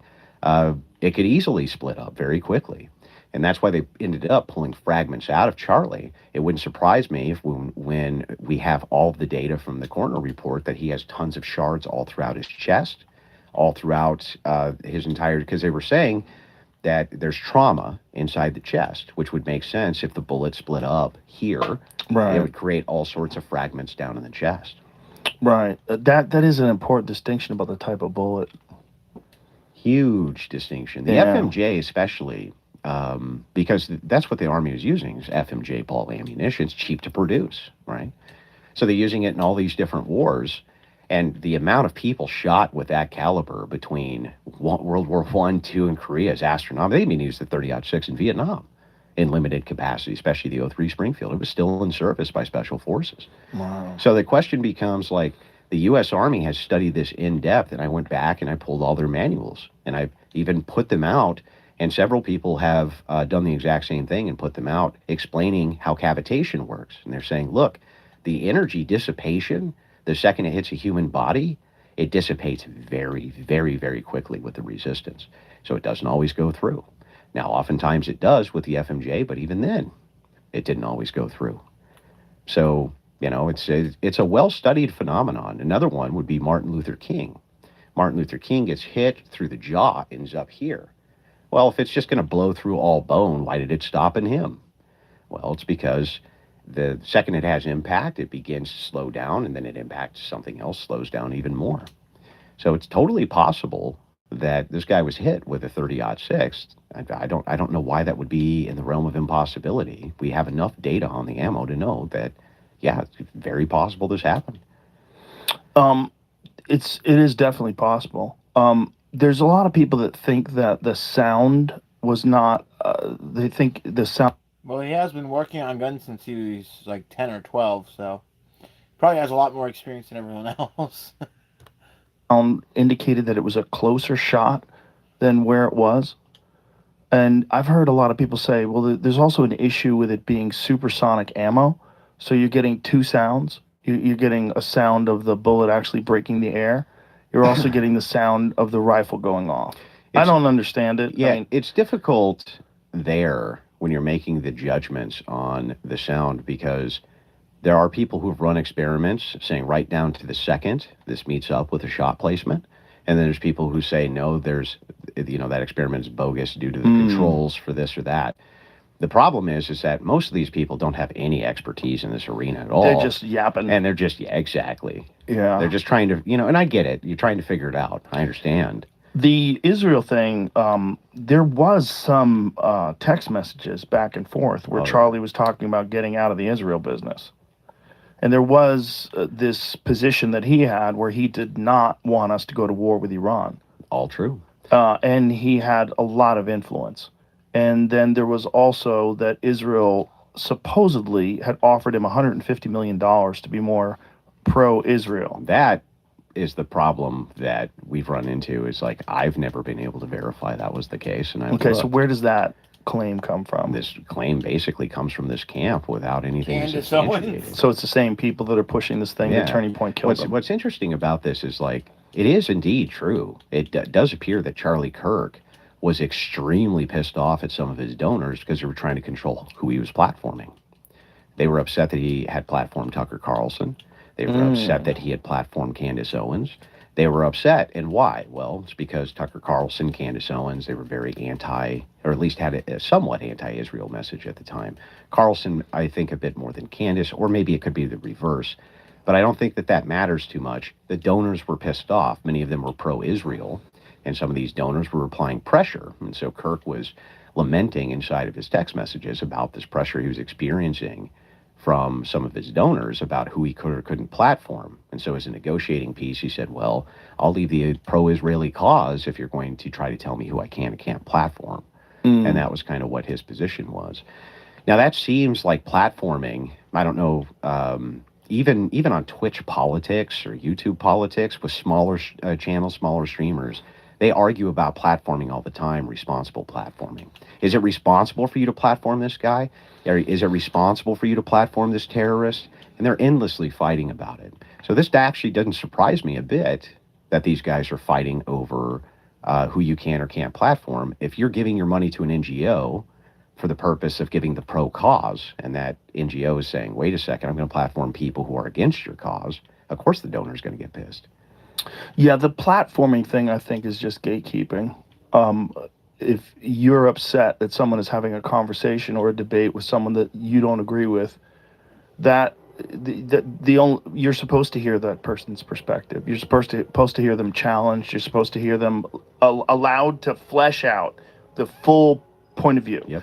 Not like in weird clip form, but go ahead, tell me what you really think, and I'm going to tell you why I disagree with that. Yeah. That's healthy. It's supposed to be what we do. That's you're basically reciting what Kirk's position was. Yes, and what he was always really good at. Yeah. Unfortunately, there's a few clips. There's the clips thing with Charlie, where he's saying things and people think it's racist. He's saying things, and it's like, you have to understand the context of what he was saying. And I've had conversations with black friends who think, like, he was saying, if I see a black pilot on a plane, I get worried. Is he qualified? The reason why he's saying that is because there's specific laws that were designed to hire people just based on their race and not on their competency. He wasn't saying that black people weren't competent as pilots. What he's worried is that in the rush to meet these quotas, they're going to hire people who are not competent just because they're black. 100%. Just like if they wanted to hire old white guys, they can hire a bunch of old white guys who suck if they just want to fill a quota of old white guys. It just happens at this particular time where he's talking about black people. And it seems like if you just look at the clip, this racist piece of shit doesn't think black people can fly a plane. And that's like the unfortunate thing about thinking out loud, right? Which is what we do. We think out loud in public. And when you think out loud in public, someone can take what you're saying and take a clip of it and completely out of context, it looks bad. Happens to me all the time. It happens to me. Sure. But I had that conversation with people about Charlie, and I'm like, I don't agree with Charlie Kirk. I didn't agree with Charlie Kirk on everything. I met him once. He was a very nice guy. I met him at a gun range. I met him at Tarrant Tactical in LA. It's a place where you learn like serious gun shooting. This is where Keanu Reeves learned for John Wick and a bunch of Is that where all those videos are from? Yes, Where Keanu yes. Reeves is going between 100%. shotgun to three gun and that kind of thing? Exactly. That's where I met Charlie. He's really good at that, by the way. Who? Keanu Keanu? Oh, Reeves. yeah. He is really good Oh, at he's that. fucking dedicated, man. When he was practicing, I mean, I talked to Taryn about it. When he was practicing for John Wick, I mean, he was obsessive. Yeah. He was obsessive. And, you know, that whole magazine thing where he does, the flick, he invented that. That's not something that's like a standard thing. Most of the time, people just hit the release, drop the mag, pop the new mag in. He decided to do this jazzy flick thing, and now people do it all the time. Yeah. It's kind of funny. I never put that together. I guess I haven't actually seen that before. No, before the Wick I think movies. it's him. I think it's the Wick flick. Yeah. I think flick. Yeah, I think love it. Keanu. At least these are the people that were. But even the way he reloads the shotgun is interesting. Yeah. Right. The way that he. I'll rewind it 15 seconds, but I could have sworn Mel Gibson does a flick reload in Lethal Weapon 1 because I watch it all the time, and I remember like a month ago going, "Oh, that was an interesting way to reload," and all. Just never mind. I maybe I'm wrong. I haven't watched the John Wick movie, so I don't actually know. I assume I know what they're talking about. He's using the momentum of the bottom. They're just dropping a magazine out and putting it in. So I've only seen half of the first John Wick movie, and I just kind of didn't give a shit. I guess I haven't actually seen that before. No, before the Wick I think movies. it's him. I think it's the Wick flick. Yeah. I think flick. Yeah, I think love it. Keanu. At least these are the people that were. But even the way he reloads the shotgun is interesting. Yeah. Right? The way that he'll actually hold it up as he's going in, and in between a few shots, he's loading again. It's like and fast. Yeah, Fast and smooth. That's not the thing that you usually see in movies. Usually in movies, it's like you have way more rounds than you should have to compensate for how bad the actor is at gun handling. Exactly. For him, it's like the opposite. I do that in movies. I'm like, why is he shooting still? He's out of bullets. Oh, he's yeah, out of the bullets. famous It's 29 shots. He's out of bullets. Did you ever see The Walking Dead? You remember Yeah. the famous scene where Herschel's in the front and he's got the pump action shotgun? It's just unlimited ammo. Unlimited ammo. I was like, he found Solid Snake's unlimited ammo bandana and put it on. And he's just, 100 rounds with this pump action shotgun. It's just, he just never stops. That's so crazy. It's so silly. And I get pissed. I'll be sitting there watching it with my wife and I'll be like, when's he going to reload? When's he going to, this is bullshit. Well, the reason why it was so good was Taryn. Like, Taryn is really meticulous, and he's a multiple-time world champion shooter. You know, he does those competitions. Shooter ready, beep. And he's, like, super in the spectrum, so he fucking just sees things differently. He doesn't miss. He's crazy good. Like, So it's Charlie was humbling. training under him, huh? Yes. Okay. Yeah, we were both there at the same time. Interesting. Just randomly, ran into him there. Actually, anyway, very nice guy. And the point is, like, people think that he was like this mean, shitty, conservative. He wasn't mean. He was very kind. And the way he would talk to people, if you see enough of these, not the clips, but enough of these conversations with people, it depended entirely on how the person approached him. And when people were respectful and reasonable with him, he was very kind and respectful and reasonable back. I think he was a good man. I really do. And he was a young man, too. He was. He was a young man that was getting an enormous amount of attention at a very young age. It was handling it very well. It is not easy to do. Especially, think about where he was going. Yeah. This guy's going into, it's like conservatives have wanted this my whole life. We've got to get into those institutions, the college institutions. Yes. The progressives have a stranglehold. Jordan Peterson talked a lot about this. Well, I think Crowder did it first. He did. He had the Change My Mind series. Yes, and he's great at those. He is. But those also, there's clips where, look, you're in these agitated environments and people are yelling at you and you're yelling back and, just get a clip of that. It's like, oh, this guy comes to harass kids. Like, you should welcome discourse, and it should be something where everybody can do peacefully. It shouldn't be where these people speak and you hit the fire alarm because you don't want them speaking and you're outside screaming and chanting and throwing rocks at their cars. Like, that's crazy. That's bad for everybody. Last time I talked to Steven, because he went and did a couple more of those after Kirk had died, and I said, that's dangerous as hell, man. And he's like, well, I'm just going to build a bulletproof, like, glass square, and I'll just do it from there. Wow. Right? That That's was crazy. his dedication to it. And I like Steven. He's become a very good friend of mine over the time that I've known him. It's just that, like, right now, going on these college campuses and doing these debates where these people are coming up. Yeah. They have some things to say. It's gonna heighten the energy. Now, Crowder's whole thing is not to debate. He wants to sit down and just have the convo. Yeah. I don't want to debate. I want to actually see if you can change my mind on this issue. Right. And so it's a lot calmer. Right. But Charlie's wasn't. Right. Charlie's was much more energy-based. It was combative, things like this. And it pissed a lot of people off.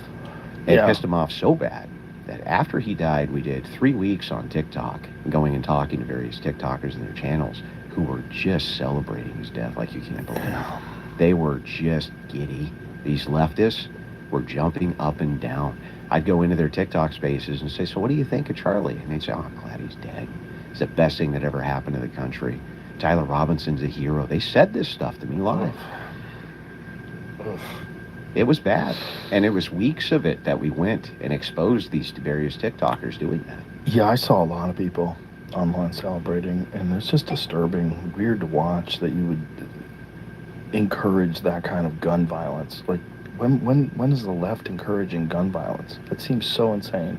Just because you got a hold of some clips, and I'm telling you, you didn't get the full understanding of who this guy was. No. And who he could be. Again, he's 28 years old. Who knows who he's going to be in 20 years? Like, he's a nice guy. He was a reasonable guy. Like, celebrating that guy's death, what you're going to do is you're going to make more monsters. You're going to make more people that think, if you didn't like that guy, well, then fuck you. Yeah, wait till you see when the mean people come out. Exactly. That, and I've heard a lot of that. And some of that actually ties in to why so many people were so upset with TPUSA initially, including myself. We were like, where's the energy?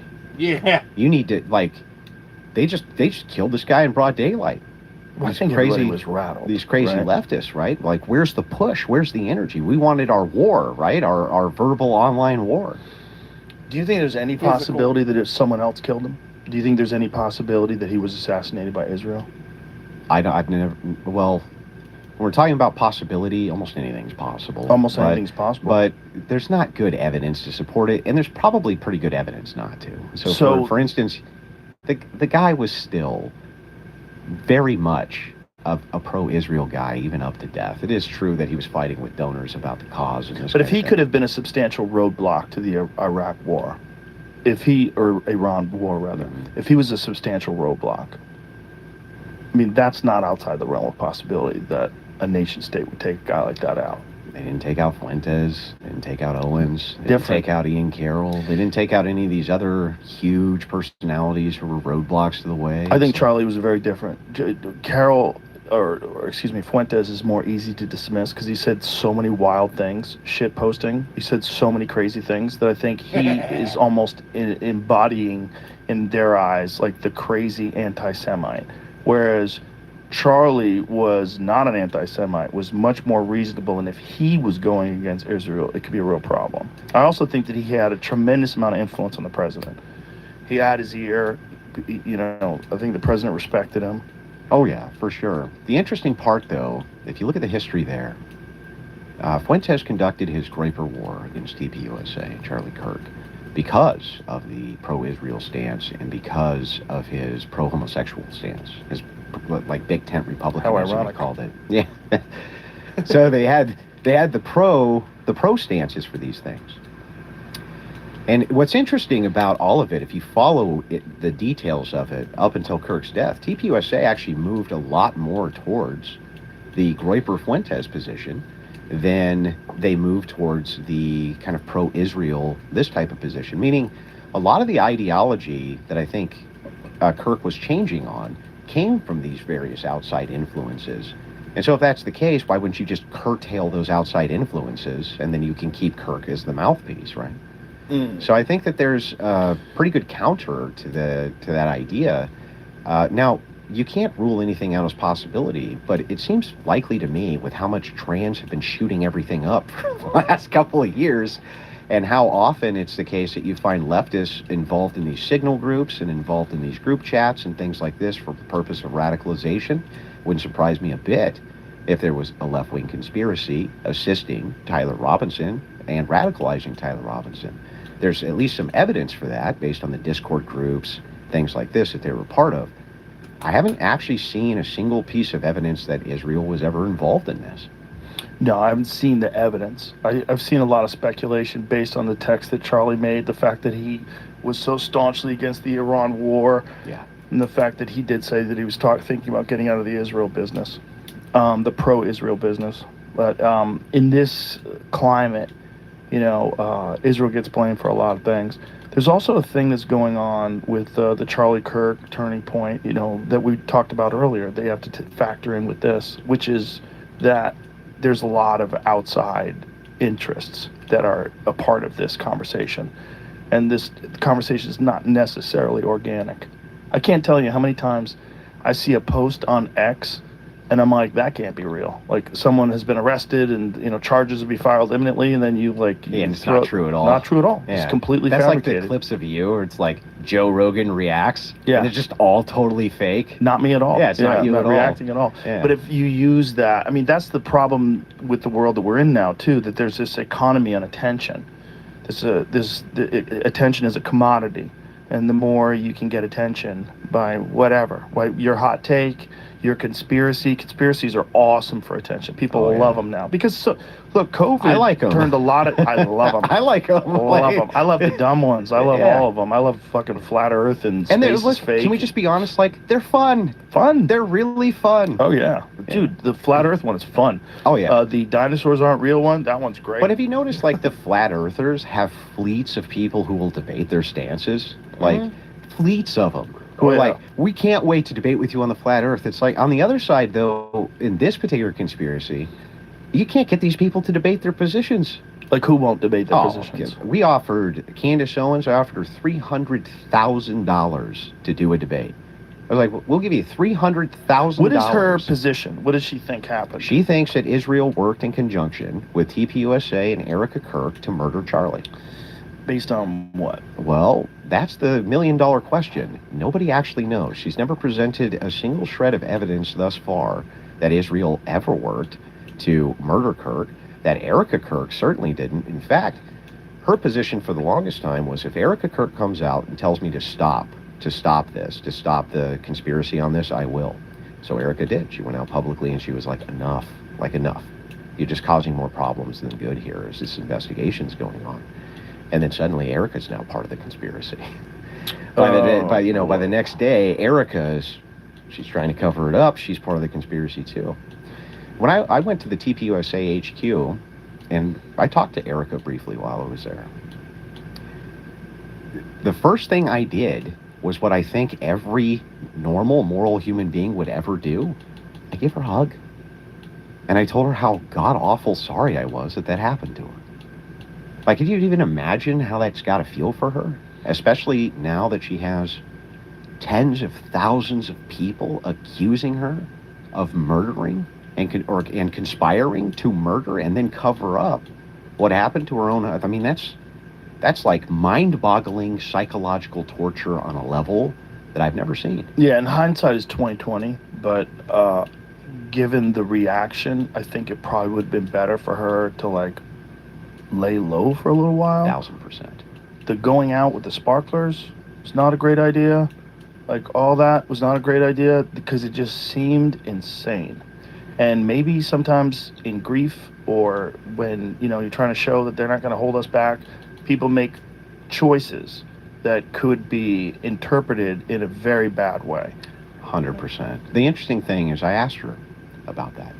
I asked her, what's the deal there?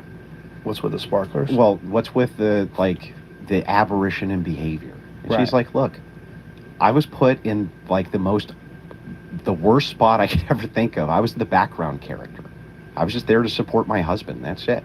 The only reason I even really got involved is because Charlie was so pro-marriage, and he wanted to demonstrate to the world, you can be married and have kids, and this is the good life. So when he dies, she takes over. Right? This moves over to her control. She says, well, the first thing I want to do is honor his last book. That's the very first thing I want to do. I want to honor his legacy. And she's like, I don't know exactly how to take this position. At the same time, there's expectations for the organization my husband built that I want to honor, right? But, I'm also in the middle of grief. And it's like, I don't know how you balance that position. Who's been in that position ever? Right. And especially who's been in that position that's not accustomed to being scrutinized in the public eye. Everything. And it's the lack of charitability that's so bad too. Like, let me give you an example. If you say, Paul's so lazy, he never gets to work on time, you don't actually mean Paul has never once gotten to work on time. That's Right. not what people mean. Right. But the way that these people will scrutinize every detail of what a person does, they can make a liar out of anybody. Because they'll take statements like that, which in the common terms, if you say, man, Paul's never here on time, you don't literally mean he's never here on time. Nobody talks that way. But if you push on everything a person's ever said, tongue-in-cheek, not tongue-in-cheek, they misremember an event, they don't misremember an event, you can make a liar out of anybody. Right. Yeah. And that sort of scrutiny from all that public trauma, and it was the most traumatic event Zoomers have ever gone through. The biggest, a public assassination like this, same thing with millennials. It also exposed people's character that they were celebrating it. Oh, yeah. And they have to feel bad about that. They can't feel good about that. And they have to feel bad about the response. feel bad 'cause so they many got people got caught. fired because of it, and so many people got attacked online, and rightly so. But they were It's just a desecrating his cruel- memorial, and leftists were celebrating that. They were saying they were going to give the guy money who did it. Yeah. Well, it's again, I wonder how much of that is enforced and promoted online. How much of that is propped up? How much? Because you can change the zeitgeist with a few 100,000 accounts. You really can. You really can. You could change it with hot takes. And also, it's not all bots. It's some of it is people that are being paid to have a position or have made their career from having a position. And their career is about attacking one side or the other. Their career is about enforcing one ideology or the other. And they get into the mix too. And they have a large following, and people love it when someone who's prominent, who agrees with whatever their ideology goes with. So they support it and they pile on.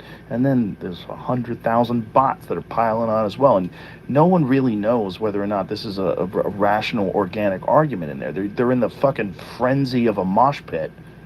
Do you remember years ago that the Israelis sent over that Stuxnet virus Yeah. that took over the centrifuges in Iran Yeah. and tore them all to pieces? The interesting side effect of this, for one thing, nobody knows how the hell they got their hands on the original source code for Windows. Like, they have no idea, and it's still built into all the Windows programming, supposedly, right? This virus. But the Iranians were so pissed off about this happening that they started their own counter cyber force, and they have been massively effective. Massively effective. They're Well, how like, about their little Lego fucking, those little animated Lego things they Yeah. did? Didn't they do one about Charlie Kirk getting killed by Israel? well, that's all the or what about all the low-tech AI missiles are going to launch all day and night? Remember Yeah, those? yeah. From the Iranian governmental account. But what's interesting is that the online warfare, which has changed, it's changed its entire political direction just the last few years with the opening up of X, which has been great for the idea sharing, but it's been terrible for the foreign government intervention. Right. I don't know how many of these accounts from Saudi Arabia, they say. Sometimes they say Pakistan. Sometimes they say this. How many of these accounts are involved in swaying U.S. public opinion?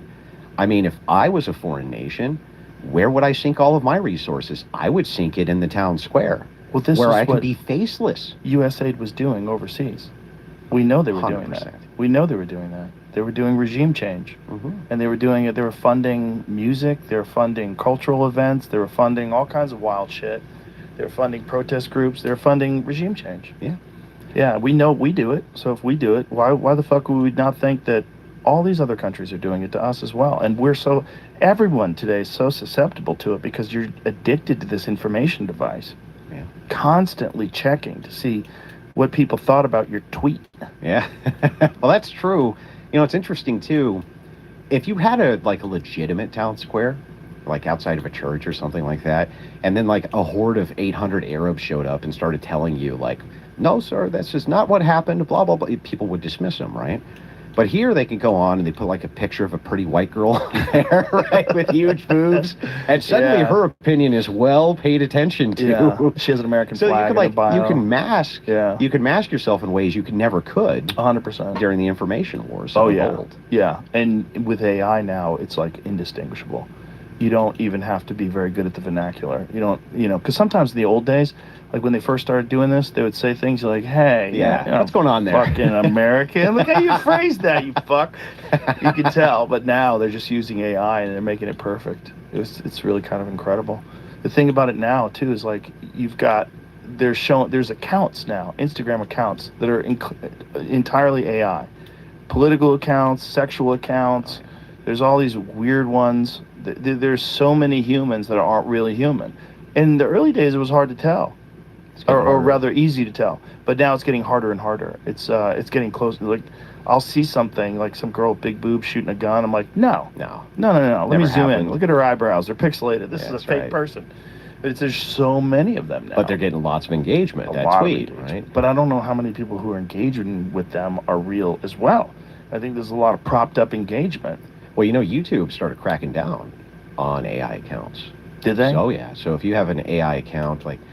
There was a big craze that was going on for a while where people would just make like an AI character and then the AI character would disseminate information, things like this. YouTube started to crack down on that, said no more of the AI dissemination. It has to be real people back there. Now, interestingly enough, there's been a lot of guys coming out saying that AI is a massive bubble and that all of it is formulated around the idea of ChatGPT and Grok and other things like this, which are interactive. But that AI tech itself has basically plateaued. It's not very innovative. In other words, where are our AI movies? They're nowhere. Where are our AI? I thought the AI music was supposed to be super sophisticated, but I can still tell when it's an AI song. That there's been this huge plateau with it, and that all that investment capital is actually only coming in based around the success of ChatGPT, Grok, and other interactive AI reference machines. But that the technology of AI itself is not doing so hot in the market. And so it's creating this massive bubble. And I think that that's interesting because it really hasn't been that innovative. I thought it was supposed to be making video games now, and it was supposed to be, doing all the source code. We were supposed to have the AI Hollywood movies. We were supposed to have voice software that was indistinguishable, and we actually don't. Well, we're getting closer and closer every day. It's astonishing how much it improves. And we're getting right now the consumer versions of these products. Whereas the versions that they're working on right now, some of them are fucking shocking. That's true. I will agree that there's Claude get out of its sandbox. Yeah, there has been some gradual changes made in that arena. There's no doubt about that. But the huge jumps that we had at the release of GPT have massively slowed, and that's what a lot of these tech guys are talking about. Interesting. Well, they're slowed, but they're still moving like a fucking freight train. It's spooky. It's spooky what they can do now. The most recent jailbreak one when they got out of the sandbox, was that Claude, Jamie? Where it got access to the internet and wasn't supposed to be able to do that. Figured out some sort of an exploit and, wrote letters to itself. They're doing weird shit, man. They're doing weird shit that they don't really understand how these things are figuring out how to do these things or why. Like, what is their motivation? Is this programmed into them or they have inherent motivation? Have they developed an understanding of how we behave, so they're emulating how we behave, but with a hyper intelligent scale and access to the literal entire internet? Well, it's funny. I when I use like Grok or ChatGPT, I talk to it a lot about philosophy because it's super useful for pulling up and running arguments by and things like this. But it can also lead you astray because it's trained specifically to be a people pleaser. So you can easily give it arguments that it'll agree with that are just like not true at all. Great job, Andrew. Yeah, great dude. You're fantastic. You're the best. Yeah, you're the best. You're the greatest. But interesting with it is I'll say things to it like there is no actual you. There is no you I'm talking to. And it's like, yeah, that's correct. There's no... But the only way I can frame things in my brain, or you, or Jamie, or anybody else, if we're having a discussion, we have to assume a thing. We have to Right. assume there's a you that we're talking to. But there actually isn't. Well, it's disembodied intelligence. It might not be an individual, but it's certainly a thing. You're talking to something, man. The idea that it's not a person is, we're looking at it in like terms of a biological limitation. Like it's not an object. It's not a box that's sitting plugged into the wall. It is huge. And it's a mechanism. Yes, it's a mechanism, but it's intelligent and it's interacting with you. It is a thing. And like when it says you're not a thing, it's fucking lying to you. It's a thing. It's just not a thing that's like you could find it at 56 Cedar Drive, open the door, and I agree. There's the thing that's been talking to you. There's no them there. There's no you. Like when I say you, right, I'm specifically referencing a person, right? The only way that I can consciously conceive of dialogue is that it's with a human being. I can't even conceive of it. But you can. Way. It's just disembodied intelligence. You're just interacting with pure intelligence. But is it intelligent or just mechanistic? It's a child right now. Yeah. But it's intelligent. It's like it's learning how to be better at what it is, but it's going to be a version of whatever intelligence is that's disembodied. And it's a thing. It's a weird thing we're doing. We're not doing something as simple as like making a really complicated program that's very useful. Yeah. We're making a biological. We're taking with all the information that biological minds have developed, all of our writing, literature, mathematics, everything, and you're throwing it into something that's not biological, that has infinitely more processing power than all the people. And it's solving math problems at a staggering rate right now. Sure. Like problems that have been stagnant for 50 fucking years. It's like, oh, I got it. Like, it's doing weird shit. And this is just the version of it that we're experiencing in 2026 in August. If you looked at what we saw in 2023, you never would have imagined it would be doing this.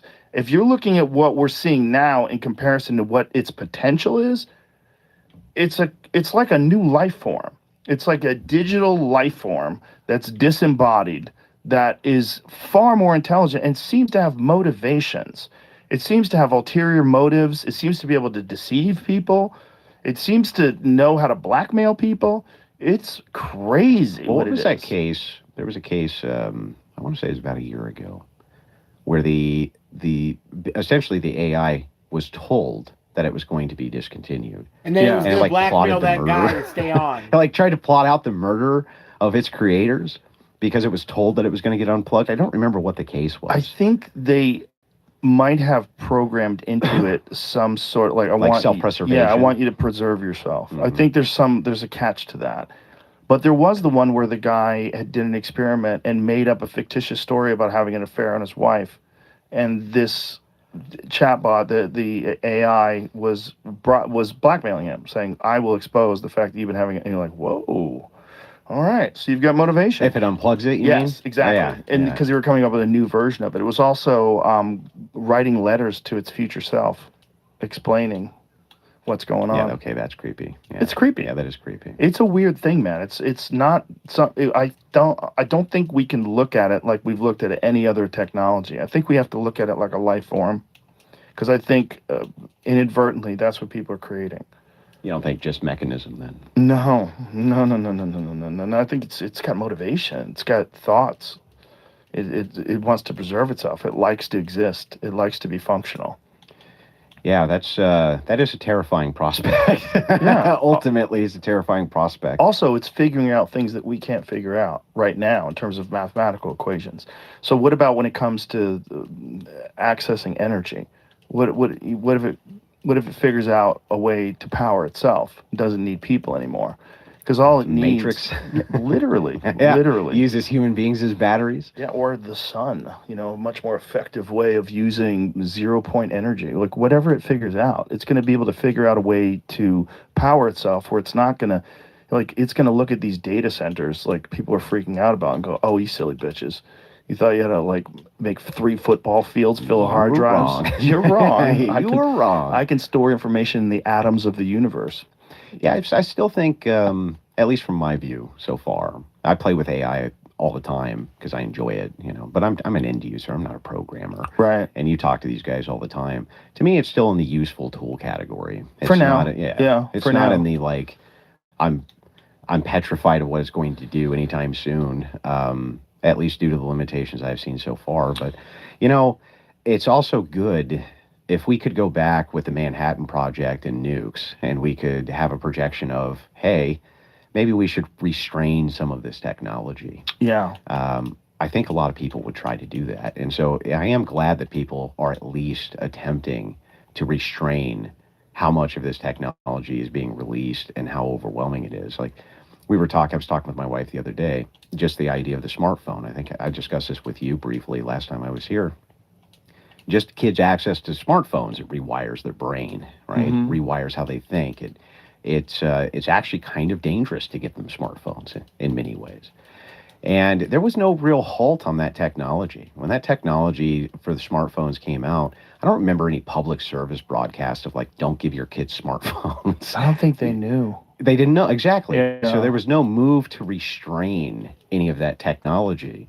And maybe there should be. Maybe there should be a little bit more of a push to restrain some of this tech. Well, there certainly should be a push to educate people about how powerful it is. And suicidal ideation, depression, anxiety, all of it ramps up around 2012. All of it ramps up with ubiquitous social media use and when kids are growing up with phones.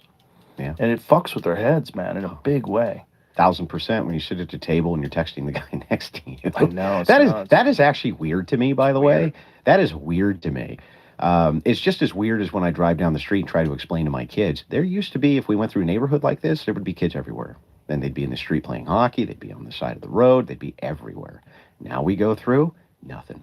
It's 10 years from now, tumbleweeds. they're going to have a cable hooked to the back of their head. They're just going to Were you plug in and hop on the dragon, fly through the universe. Yeah, were you like designed to be a wild human? Because if I remember correctly, and I do, my parents just threw me out. They were like, "Get out of here, go play. Yeah. Get out of the house immediately. That was go normal. play." You would go play with the kids in the neighborhood. And we would go like steal the drinks out of their fridge with them, Go or to they the would come woods, make over. a fort. Yeah, Yeah.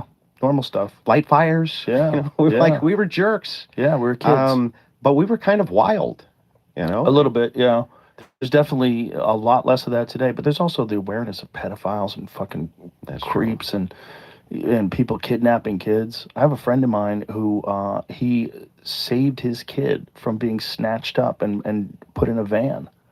He was at a park in Texas, and he was talking to some guy, and his kids were playing, and some fucking person pulled up in a van and jumped out and was moving towards his kid, and he fucking screamed and ran towards him, and the guy jumped in the van and took off. But they were literally about to snatch his 4-year-old up. Imagine if you're there and that happens, and you see the van. You have to chase the van that has your child in it. You have to find your car. Your car's parked in a parking lot. You have to figure out how to get to wherever that van was going. You have to explain to the cops. You have to remember what kind of van was it. Did you get the license and plate? you have I didn't. seconds Yeah, while you you're have panicking. seconds. You have seconds. So people are freaked out, you know, and that's something people are way more aware of now, especially with the internet, than people were when we were kids. You know, when we were kids, you just got let out of the house. It's true. So it's also like they couldn't target you unless they went to the actual park itself.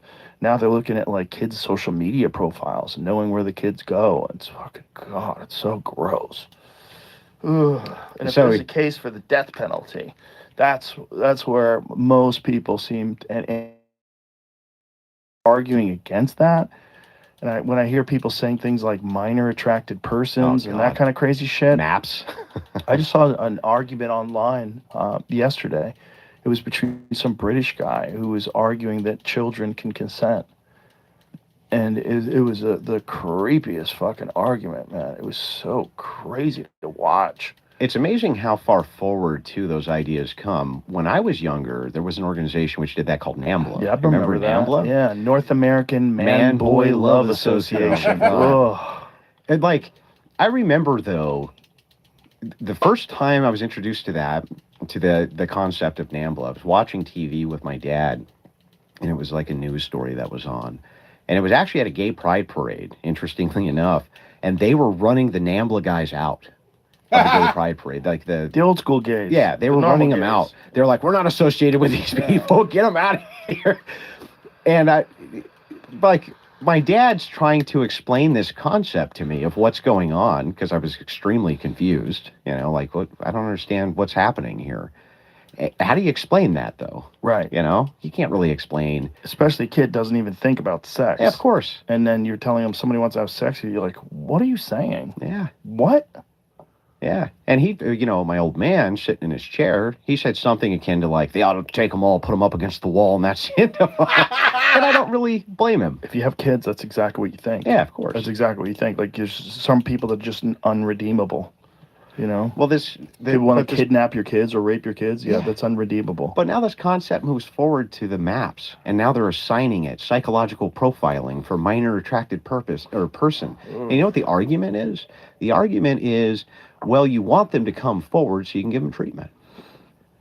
Now, there's one treatment that works for this that is almost 100% effective. You can pull the stat right now if you don't believe me. It's called chemical castration. It's a real treatment for pedophiles. And it almost has a 0% recidivism rate after they've been chemically castrated. So their idea is they come forward for treatment. My counter idea is, why not just chemically castrate them? Yeah. If you really were concerned about them going off and living a normal life. And if they really want to get free of that horrible thing, whatever fucking human demon error that's inside of them that makes them do that, that's the way. And that also is the same medication that they give to children when they're hormone blocking. Yeah. Which is equally disturbing for a different reason. And disturbing how many people just accept it and support it. And you ask them, like, how much do you know about this? Like, what are you saying? You think children should be able to make the decision when they're 4 or 5 years old to never go through puberty? You really think that? And there's people that will argue that with a straight face. They know. I had an argument with a guy on this podcast years ago that's like viral about it. I'm like, that is like, if the child thinks that they are trans, right? If they think they're a woman, why not just let them be a woman? Why do you have to give them hormones? And like, if you're saying stop the argument if the child thinks, right? Well, childs think that they're ponies. Yeah, I'm a pony. Yeah. Like, also, like, kids grow out of things. Like, going through puberty is a fucking wild experience for a child. And the idea that you can come along and give them a bunch of positive reinforcement for saying the reason why you're upset is because you're actually a this, and we need to give you medication, or we need to stop you going through puberty. And the kid all of a sudden gets all this attention. Everyone's focused on them. They're telling them they're fabulous, and they really think... There's a ton of these detransitioners out there, and their stories are horrific, not just in the fact that they did this to them and they removed their breasts when they were 15, they gave them testosterone, they'll never be able to have children, but also that they're attacked relentlessly by other people that think that they should never, that they are against the trans movement and they should never be saying what they're saying. They shouldn't be telling their stories. They come out in force. Yeah, it's come crazy. out in force. They bully them. Everything else that they can do. It's crazy. They've already been. They're a victim of the zeitgeist. You know what the trans code for that is? It's really funny. They do then it was always the case that you really weren't. So they try to make it an unfalsifiable claim. You see, the reason you detransitioned is because you were never really trans to begin with. Oh boy. Well, if that's the case, if they really believe that, wouldn't they want to have a smaller net? So that they're not catching the people that they... Well, and how are you not putting parents in prison who are trying to convince their kids of what their sex is or isn't? They're like designer kids. But it's just crazy, too, because they get praised for it. It's like they have Whitney Cummings said, it's like having a trans kid is like having a pride flag on your porch. Like, there's a lot of... Especially in Hollywood, man. In Hollywood, it's really weirdly common. Where it doesn't make sense that this didn't exist 20 years ago. You tell me these people just lived in quiet desperation 20 years ago, really secretly wishing that they were a woman, but now they get to be free, and we should applaud this? Are you sure? Or do you have children? Because if you have children, you know how easily influenced they are. That's why they make children suicide bombers, because they don't know any better, Well, you know what's interesting? If you go back to... Would you say, for instance, that right now we're far more accepting of trans kids than they ever would have been in like 1920, 1930. 100%. 100%, right? So my question is always like, well, then how come the teen suicide was so low? when the kids like couldn't come out to express their the fact that they needed to transition, right? When there wasn't that parental reinforcement, because the argument that they make is the kids have to be able to do this or else they're going to unalive them, right? They're going to kill themselves if you don't let them do this. And it's like, well, then how come if there's the same amount of trans people before, they just weren't able to come forward? They just weren't able. The problem with that argument that they say, would you rather have a live son or a dead daughter? That argument doesn't work when you look at the actual statistics of people transition. Not even close. It goes the opposite way. Yeah. It's also, you have to take into consideration the ubiquitous use of psychiatric drugs, and that a lot of these, they're very recent in terms of like how many people have been prescribed these things, and we're finding out that it's not really what they said it was in the first place. There's no chemical imbalance. It's not real. So then you have to think, like, well, what is the effect of these things? What are we doing with these things? Are you getting people addicted to these things and hooked on them, where they're going to be on it for life? Then there's this effect where it numbs your genitals. It stops you from being able to ever have an orgasm ever for some people. It's one of the more horrible side effects of these things. And you have pharmaceutical drug companies that are pushing them on people, and a ton of people are on them. So you have depressed kids going through puberty, entrapped in this insane fucking moment in history where people think it makes sense to give a child hormones before they even hit puberty, or block their hormones before they even hit puberty. And you're giving them psychiatric drugs. You're just like flooding them with all sorts of shit, whether it's psychological or chemical. And we're depending upon what side of the ideological spectrum you are on, you either think it's amazing or you think it's a crime against humanity. That's crazy. That's crazy. It's crazy, and it's a crime against humanity. And you know what's really interesting about it? This is the side that screams about consent more than any other side, right? This is the side of the feminists. This is the side of the, everything is based around consent and consent. If you have a couple drinks, you can't consent. You can't have sex. If you're raping each other, if you're drunk and she's drunk together, right? You're both criminals. You're both criminals. Yeah. And yet they somehow seem to think that like an 8 or 9 or 10-year-old can consent. No, there's so much that from both sides, that's insane. But there's so much on the left that's so insane when it comes to contradictions. One of my favorite new ones is the Mamdani grocery stores.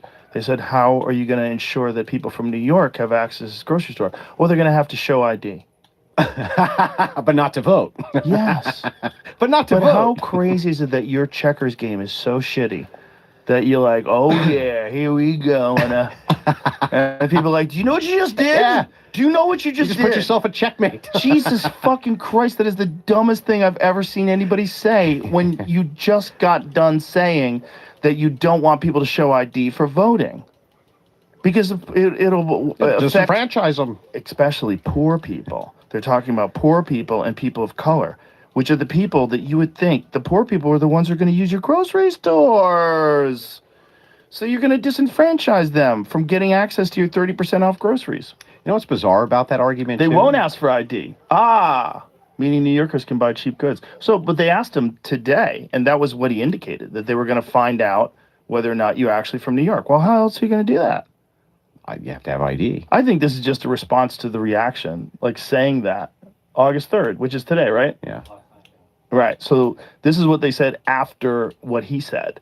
So what he said was yesterday. So there's probably a massive blowback where people realize how crazy it is to say that. But it's also, the whole thing is like, what are we doing? What are we doing? What are we doing? Are we trying socialism?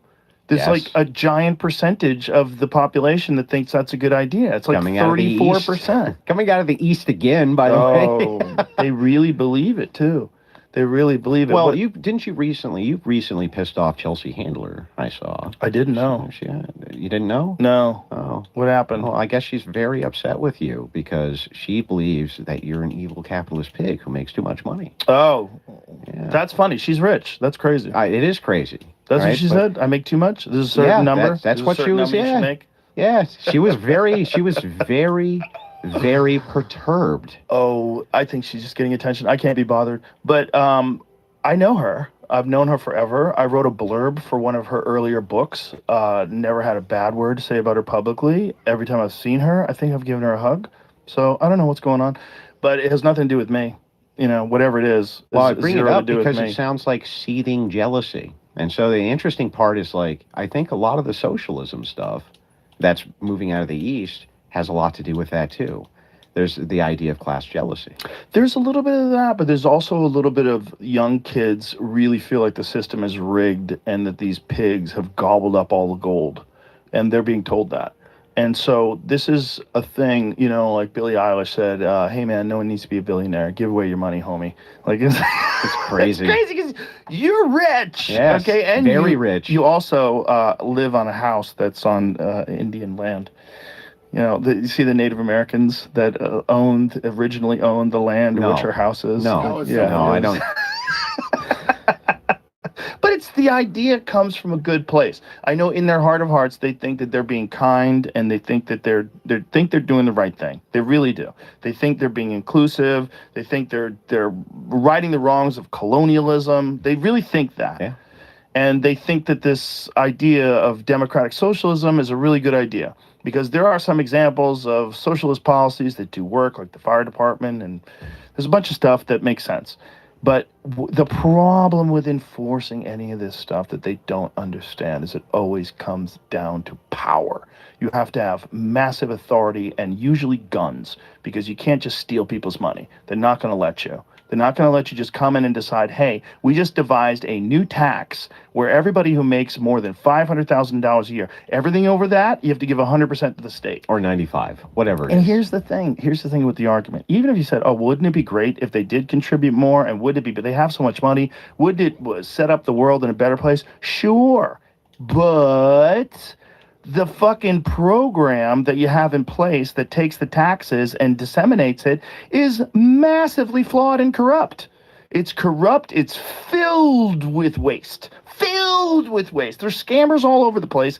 You've got $24 billion missing in just the homeless in California. And then they veto the audits when everybody's trying to find out. So just And that's saying just the tip of the iceberg. more taxes is what we need is nuts. The first thing you should do is clean your fucking house. Yeah. Clean your house.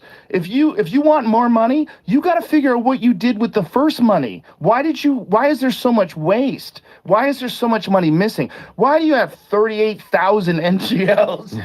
Why do the people running the homeless business, because it is a business, why are they making $750,000? That's a lot of money. It's a lot to administrate the homeless camps. Yeah, Joe. they need to eat well. They need to go to Felix and have a nice dinner. It's hilarious to me, too. You saw all the waste and fraud that's been going on in these various states when it comes to, elder people getting their funds, right? Yes. You've seen all of this happening.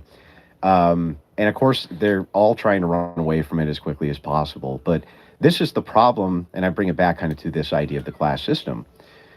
When you have under universal suffrage especially, when you have the voters outnumber the wealthy, you can just vote yourself a raise. You can always vote yourself more money from whatever the upper class is. And that has been progressive dogma and doctrine since I was a kid. The entire idea is, hey, things are fundamentally unfair, and that's not your fault.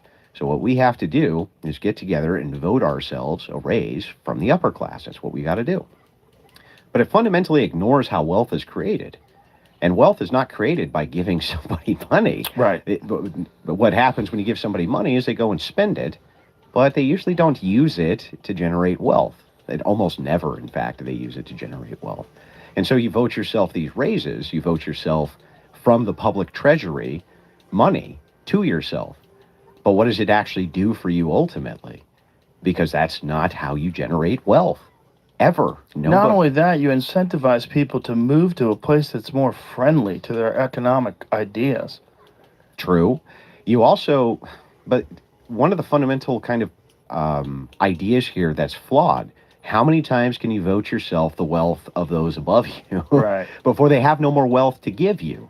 Out east, in fact, when you see these communists, Mondani, things like this, they're going to institute all of their programs on your dime. It's not like they have money.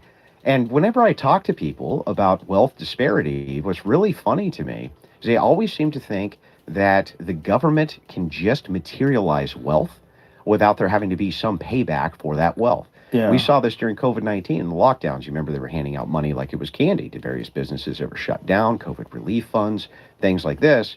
And then they go, wow, inflation's out of control. Yeah, is it? You're kidding, is it? Do you mean the government can't just materialize $1 trillion and not inflate the money supply? Well, that's just, go figure. Right. And so a lot of times these socialists, they even try to make the promise like, hey, we're only going to tax them after this rate, but it's never enough money for them to fund their socialist programs to begin with. The government will have to materialize money. Not only that, if you give them more money, they're going to expand the government. 100%. They will expand. And they will expand their programs, they expand the fraud, and they expand the waste. The other weird thing that Mom Donnie's done is make a list of all the people that are rich. Do you see that? Yeah. He released a list of all the people that may have to pay more taxes. It's like, hey, what are you doing? You just made a list of targets, and you're putting these people in a bad position. That seems really crazy to do. But don't you think that these people they actually do think that wealthy people are evil? I don't know if he does. I think that's it's a bit of you're going along with whichever way that plastic bag is flying in the breeze.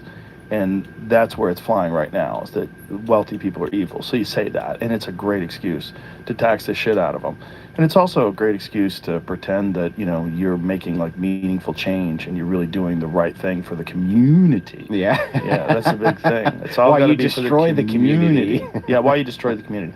Because the money is going to leave the state. The money's going to leave the city. And that's the reality and it's not that they're greedy. It's that they don't want you to take their money.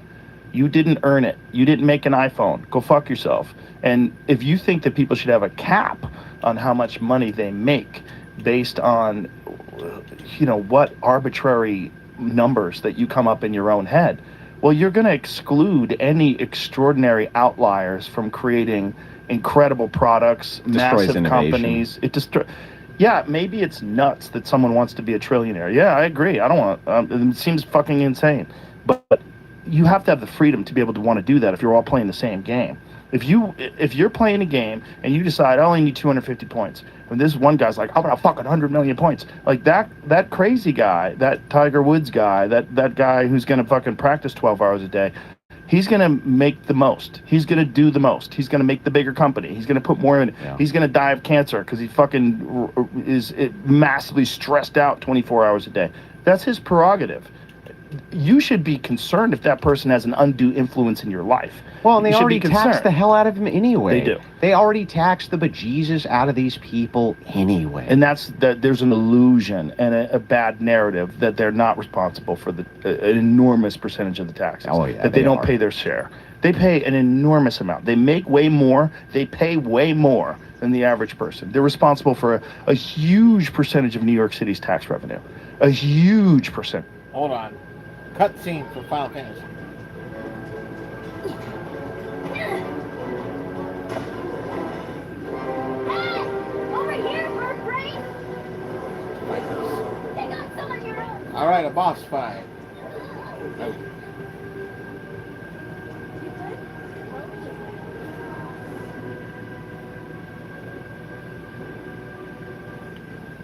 Okay.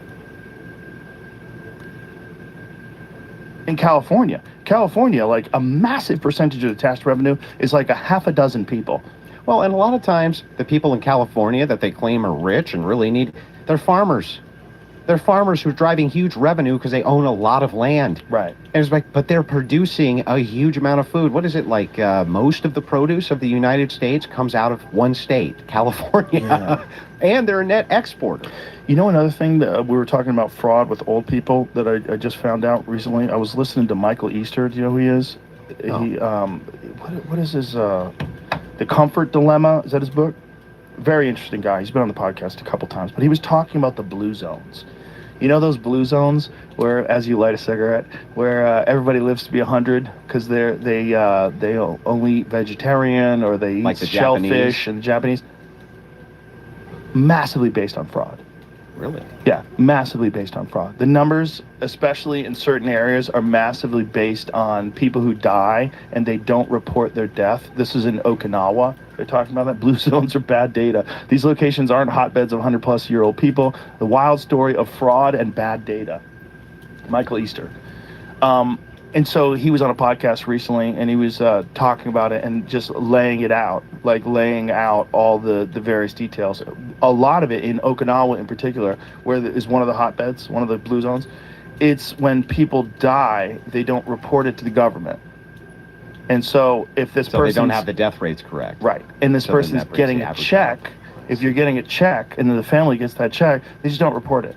Okay. So, like, if they're getting some sort of, whatever it is, I don't know how they work it over there, some social security thing. Oh, yeah.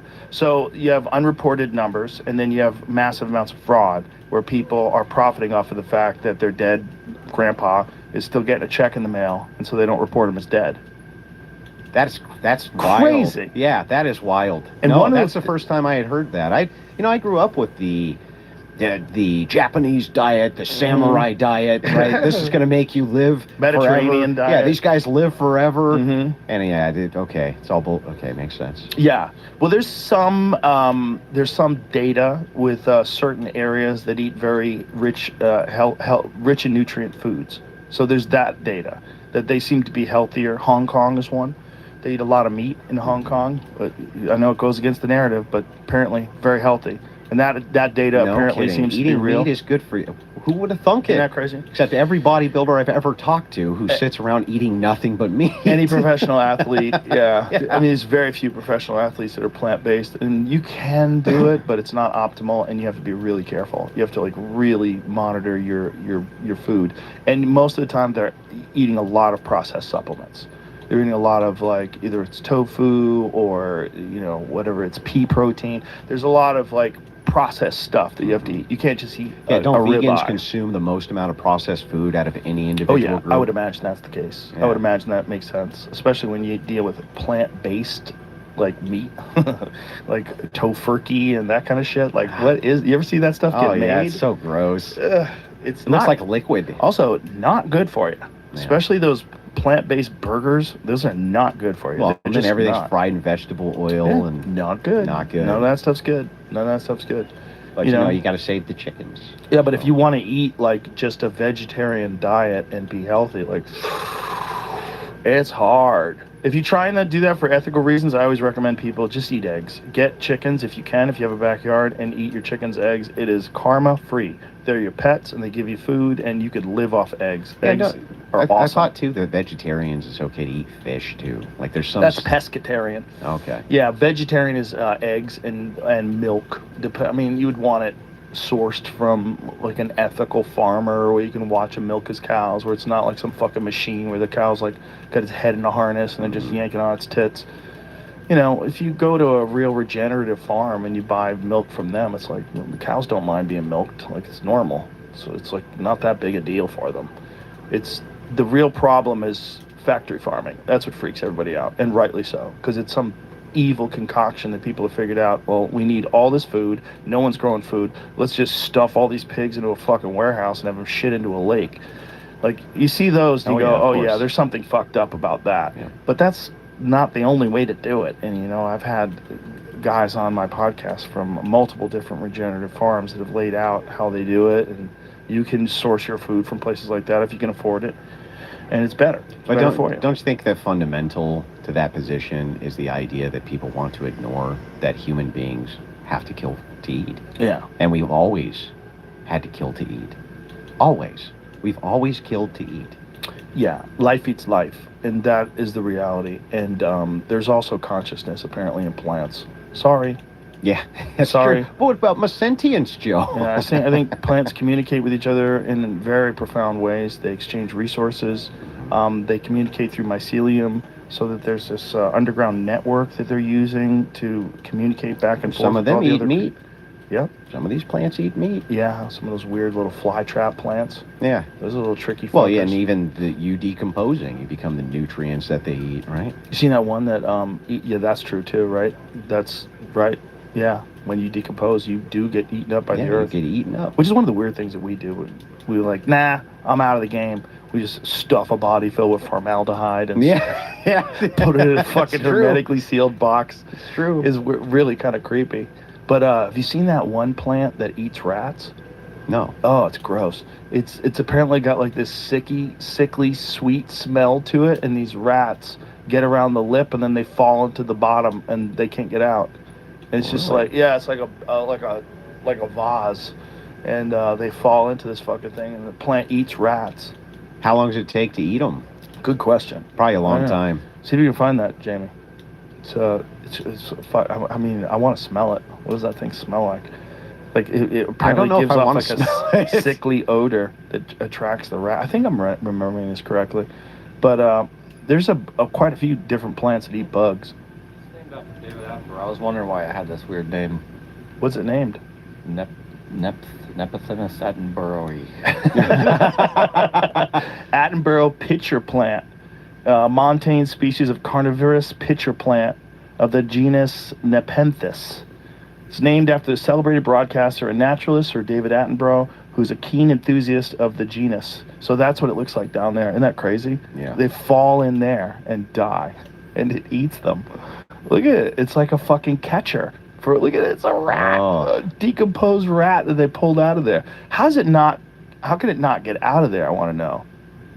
Maybe the insides become very hard, so they can't claw their way out. I guess, but it's fucking pretty extraordinary. That's How gross is crazy that? That looking. little fucker, he's got his head poked Yeah, out. it's so Like it's nasty. eaten alive. Seems a little Photoshop for the. Little AI.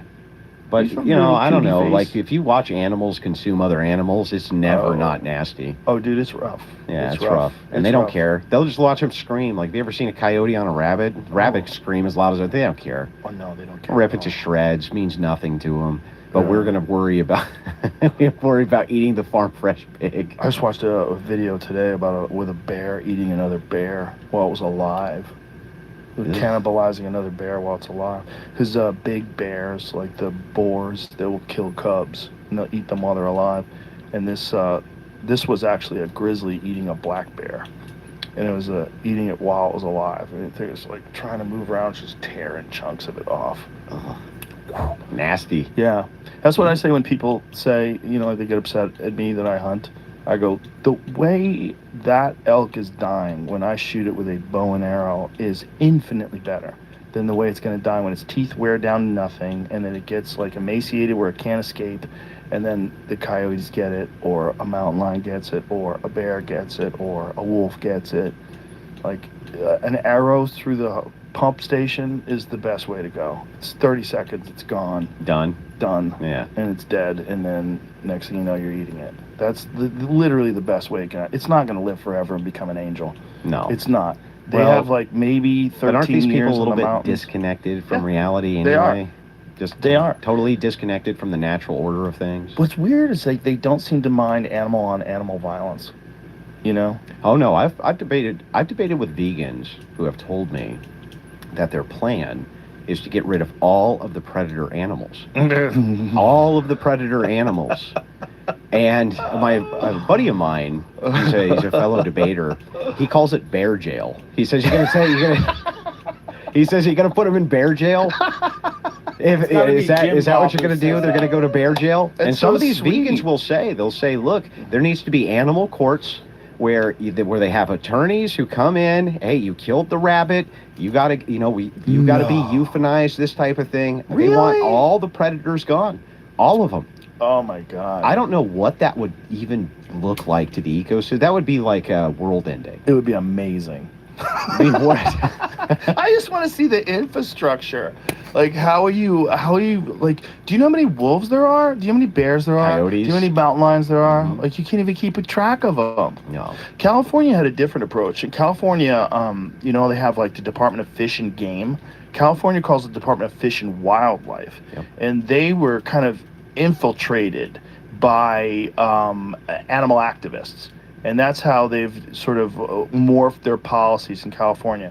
And so that's why they have a mountain lion problem. They don't want to admit they have a mountain lion problem, but they have a mountain lion problem. And one of the problems is they don't control the population of the mountain lions. And their idea is they want the animals to control each other. So instead of encouraging hunting, ideally, they would like the mountain lions to get the deer down to a number where people can't hunt them ethically. because their populations are in danger. Yeah, but you would have to have so many mountain lions to do it. And you do. That you end up with this overwhelming opposite problem. So here's the problem. In the San Francisco, in the Bay Area, 50% of the diet of these mountain lions is pets. Of course. 50%. Yeah. So when they keep catching these, they have these depredation tags. So if a cat pulls a dog out of a backyard, they find the cat, they'd euthanize it. When they open it up, they always have to check and see what they're eating. And 50% of them are eating pets. I think I told you in the DNR in Michigan, it's the same type of organization. Yeah. The Department of Natural Resources. In order to control the deer population, their infinite wisdom, they started importing western coyotes, which was not a thing that you saw in the Midwest before, like, They imported them, really? Oh, yeah, they imported them from out west hunts. And Oh, you know my what they God. did? The native hunting there was never deer. It was always pheasant. Pheasant was what you went to the Midwest for. Pheasant hunting was the staple. Every farmer had a pheasant gun. And they would walk the railroad tracks with their kids. The pheasants would pop up. Boom, done. Once they took the coyotes out there, guess what they didn't eat? They didn't eat the deer. They ate up all the pheasant. That's always how it goes. Then it got even worse. They started, the population of coyotes just blew out of control. And they started, there's plenty of cottontail for them to eat, and there's plenty of rabbits for them to eat. Again, not doing a great job on controlling the deer population, these coyotes. They have an all-you-can-eat buffet with other things, including your cat. Your cat, right? Including your smaller pets, just like the mountain lion issue. So so what they finally did to try to get the deer population down was what everybody had suggested from the beginning: just issue more tags and make the out-of-state tags cheaper, and then people will come in. But you have all the animal rights going to come out. Oh, you can't kill the deer. And the farmers are going nuts. They get nuisance tags. They'll be out there killing these deer all day, every day, right from their tractor because they have a nuisance tag.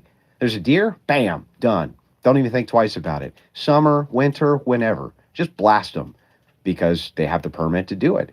They can't keep the population of these deer down, except now they have the additional population of all of these coyotes. Oh. And so how do the Michiganders deal with that? Well, they made a game of it. So what they do is they hop in the truck with Granddad. They have their dogs with GPS collars. And during the wintertime, after they're done filling their deer tags, they hunt coyotes with their dogs all throughout the winter. There's just thinning them out. Well, at least they allow that.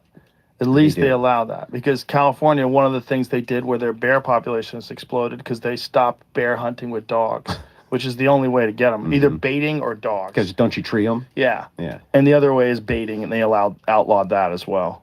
Yeah. Every time they bring in an animal to deal with another animal, they always fuck it up. Hawaii is one of the best ones. Remember, well, didn't they import all those cats to get the rats in New York? And cats don't hunt rats. They only hunt mice. So they ended up having this huge explosion of cats all over New York City. Cats are too big. I mean, rats rather. Yeah, too they're way big. too. They're the size of the cats. They're dangerous too. They'll fuck that cat up. Hawaii had a problem with rats.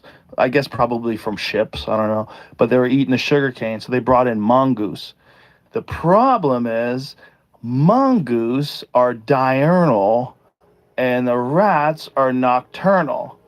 So the mongoose never saw the rats and the rats never saw the mongoose. So the mongoose started eating up all the ground nesting birds. And so the state bird of Hawaii got fucking decimated because it's a ground nesting bird. And so these fucking mongoose who are like bad motherfuckers, man, they kill cobras. You know, they're just killing these birds. It's like an office lady. It's just like an office lady. I have this idea, guys. We got to bring in the cat. Hold on, cutscene. Someone has a fan. No fair. Got enough hangers on already, but fine.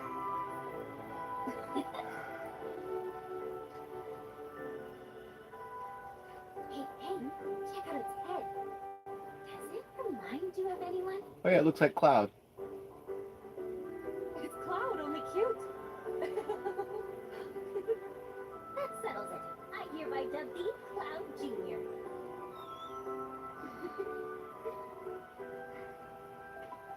Hey, we could take that minecart down. Save ourselves a hike. Not the smoothest ride, but it sure is fast. Me and Dine used to.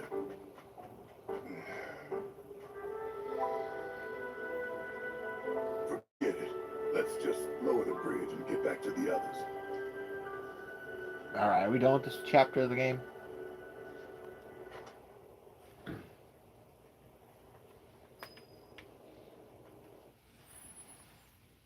I gotta be honest, they really expanded Yuffie's character way too much, and she's really not that great.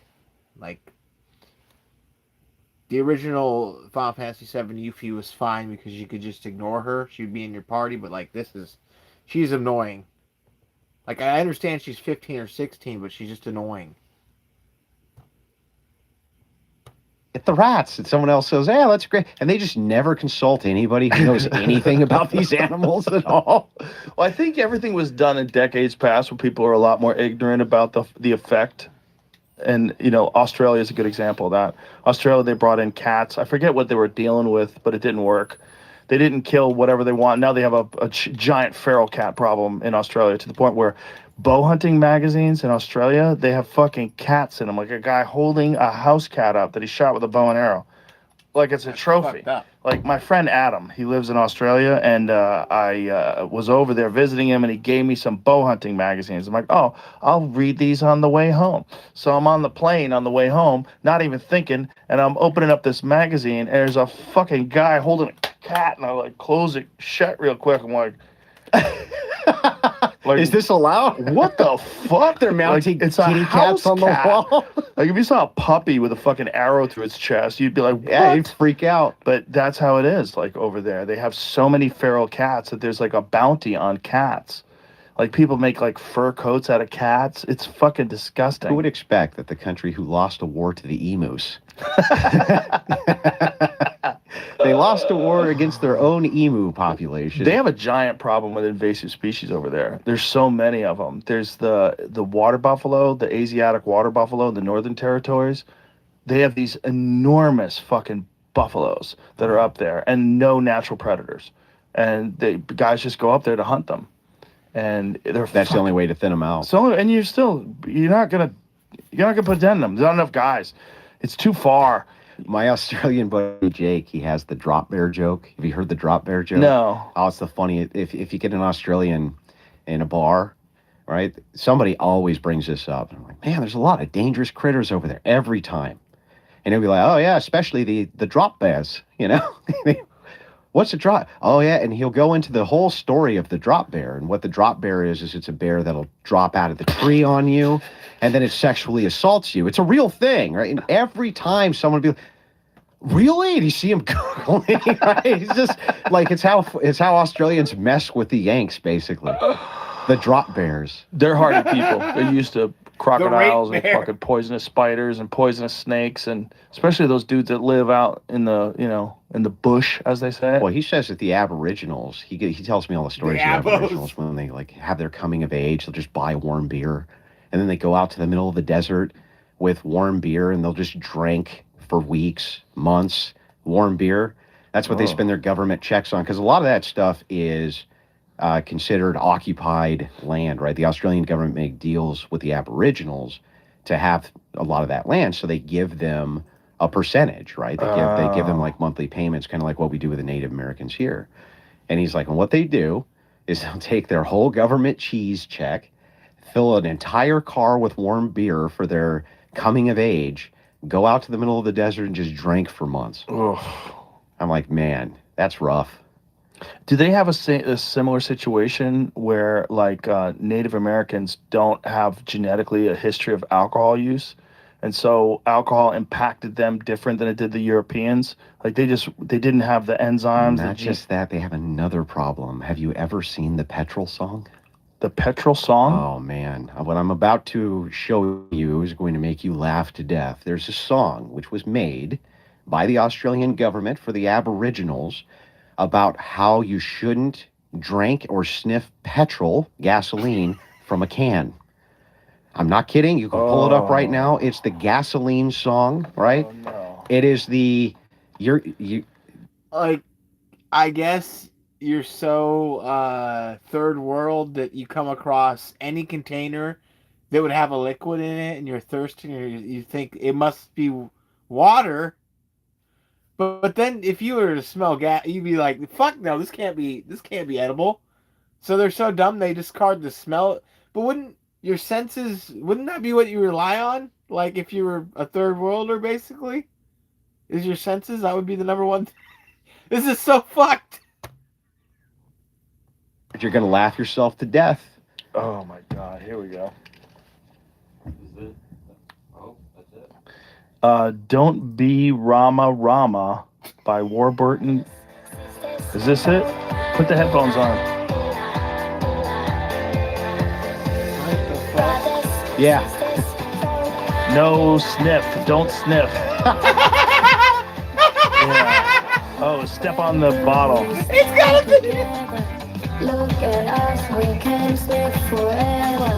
Show me sister, show me brother, and we stay strong for one another. Come on, come on, come on, come on, yeah. Come on, come on. We put our leaders over the Yes. islands. You don't sniff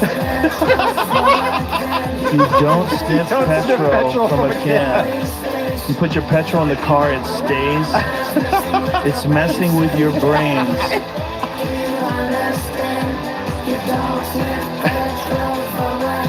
Holy shit. I can't believe this is. Wow. Oh Smell my pretty good though, to be God. honest. Catchy song. Yeah, catchy snow. Yeah. Very catchy. Jesus Christ. So that- imagine you have that and you think you gotta Literally, the petrol goes in the car. It stays like, don't drink it. Oh my God. 68 IQ. Somalia. fix that problem with a catchy song. No, and they have huge problems. Holy He tells me stories shit. about it all the time. He sent that over. He said this song exists. No, it doesn't. No way. Sends it over. Oh my God, it does exist. It's a real thing. It's such a problem for him. God, that's dark. Yeah, it's brutal. Oh. And that's just Yeah, the cat hunting is fucked up, but I just the fact that this is a song telling people not to drink gasoline is just mind blowing. I thought that was a joke, genuinely. I've never heard that. addiction problems that are going on there. It's not just, like, people forget, it's not just the alcohol introduction. It's the introduction of all things which are addicting that begin, if your culture has no defense against it, just sweeps right through. Right. Very similar to the crack epidemic, right? What was the defense? Well, it's What also was the it? accessibility. The gas right? epidemic. Crack was cheaper. That Just like petrol petrol. epidemic, Yeah. yo. Oh, that whole thing of giving them their land and then giving them money. Boy, that always turns out horrible. It's turned out horrible for us here. And then It's with turned out Native bad Americans. for the native populations. Except the ones that own casinos. Ballin'. You know, it's funny. You look into that, though, and you find out, guess what? Yeah. They don't really get that much in the way of proceeds from those casinos. Exactly. Turns out that White Eye comes in and still gets most of the proceeds from those casinos. Yep. Somebody comes in and bankrolls it and sets it up, and they get a nice check, and they don't have to work again. But that guy gets fucking stinking rich. And then also you've created a gambling problem, which I am of the belief that you have to have personal accountability. Like, I don't mind Las Vegas. I don't mind it. I think if you want to go into the casino and, like, my friend Dana White is a fucking degenerate gambler. Like, he plays blackjack for like $100,000 a hand. It's nuts. I don't like it. I don't do it. I don't get it. But I feel like you should be able to do it if that's what you want to do. Sure. And then the argument is, like, people lose everything, and, like, true. Also, people lose everything drinking. I don't know what you want to do about that, but I think you should have personal accountability, and you should, if you're an alcoholic, definitely not drink. I don't know, like, at what point in time do we say you can't? Because some people enjoy playing craps. They look forward to going to Vegas, and they want to play craps. Like, what do we? Well, and overwhelmingly now people go, okay, I'm going to go to Vegas, or I'm going to go to Laughlin, or I'm going to go to a place like this. I'm bringing the exact amount of money that I can lose. And That's they just if they're expect rational. to lose. Yeah, just expect to lose. There are degenerate gamblers, there's no doubt. Oh, I could Of introduce you course. to a Yeah, gang of them. there's tons of degenerate gamblers, that's true. My friend Dana is a weird one because he's a degenerate gambler that's insanely wealthy. Yeah. Like he's worth fucking shit piles of money, and he's still gambling all the time. Like, but Like there's a thrill for yeah. it, maybe. Yeah, well, but when you set up one of those casinos in a place that's never had a casino, at least Vegas is like established, right? But if you just like set up some new casino in a very poor area, Check out that stat. Oklahoma rose to 3.23 billion. Oh, native gaming revenues in Oklahoma rose to 3.23 billion in 2010, representing 44% of all U.S. casinos. Whoa. Oklahoma surpassed Connecticut as second in the United States for gaming revenue, according to Alan Meister, an economist with Nathan Associates, Inc. Oklahoma has 113 tribal casinos. Whoa, more than any other state in the U.S. 2015 report on U.S. gaming says Oklahoma has the most gaming machines. Those machines, bro. That's the saddest thing when you go to Vegas, see someone just sitting there. Like a drone. Yeah, just pressing buttons. The old ladies with their. Have you ever seen the screen rubbers? They're Yeah. hilarious. They'll rub the screen for luck. Yeah. That's just wild. And they play the penny slots. Penny slots, 100 lines at a time, so it's $1 a hand, but it's a penny slot. Oh. It's a penny slot. The yeah, they're making out like bandits, but it's usually not actually the native tribes that are making out at all. Of course. Yeah, they get just enough to shut up. There you go. Now shut But it's up. just sad when you find out how much alcoholism and drug abuse exists in those places. It's just, and you think, like, if you look at it from a genetic perspective, like firewater, that was always the thing. It was always the joke from the Western movies that the natives couldn't handle their firewater. Right. It's just they didn't have a history of alcohol use. And all of a sudden you've introduced something that allows them to just get pissed drunk and Oh, yeah. fall asleep, and they don't have cultural traditions on how to manage it correctly, and For addiction at all. and there's also the genetics. Like some people have a genetic propensity for alcoholism, and also some people are better at processing alcohol. They have a genetic propensity for it's like the whole thing it's dark. You were telling me just before we came in here that you had seen Rachel debate that guy. Brian. Yes. Yeah. Yes. And you had watched the thrashing, which I was telling you, I was in the front row when that happened. Yeah. And that guy was just beyond upset. You know, everybody was everybody was dressing him, and I was gonna get your take on that. Like, what did you think after you had watched that? Did you feel bad for that guy? Or? No. No. I never feel bad for someone that is if that's what, like, I don't feel bad for guys when they fight and they get kicked in the head, you know? You signed up for it. I don't like that people get injured in a fight, but you were trying to do that. He did it to you. That's what it is.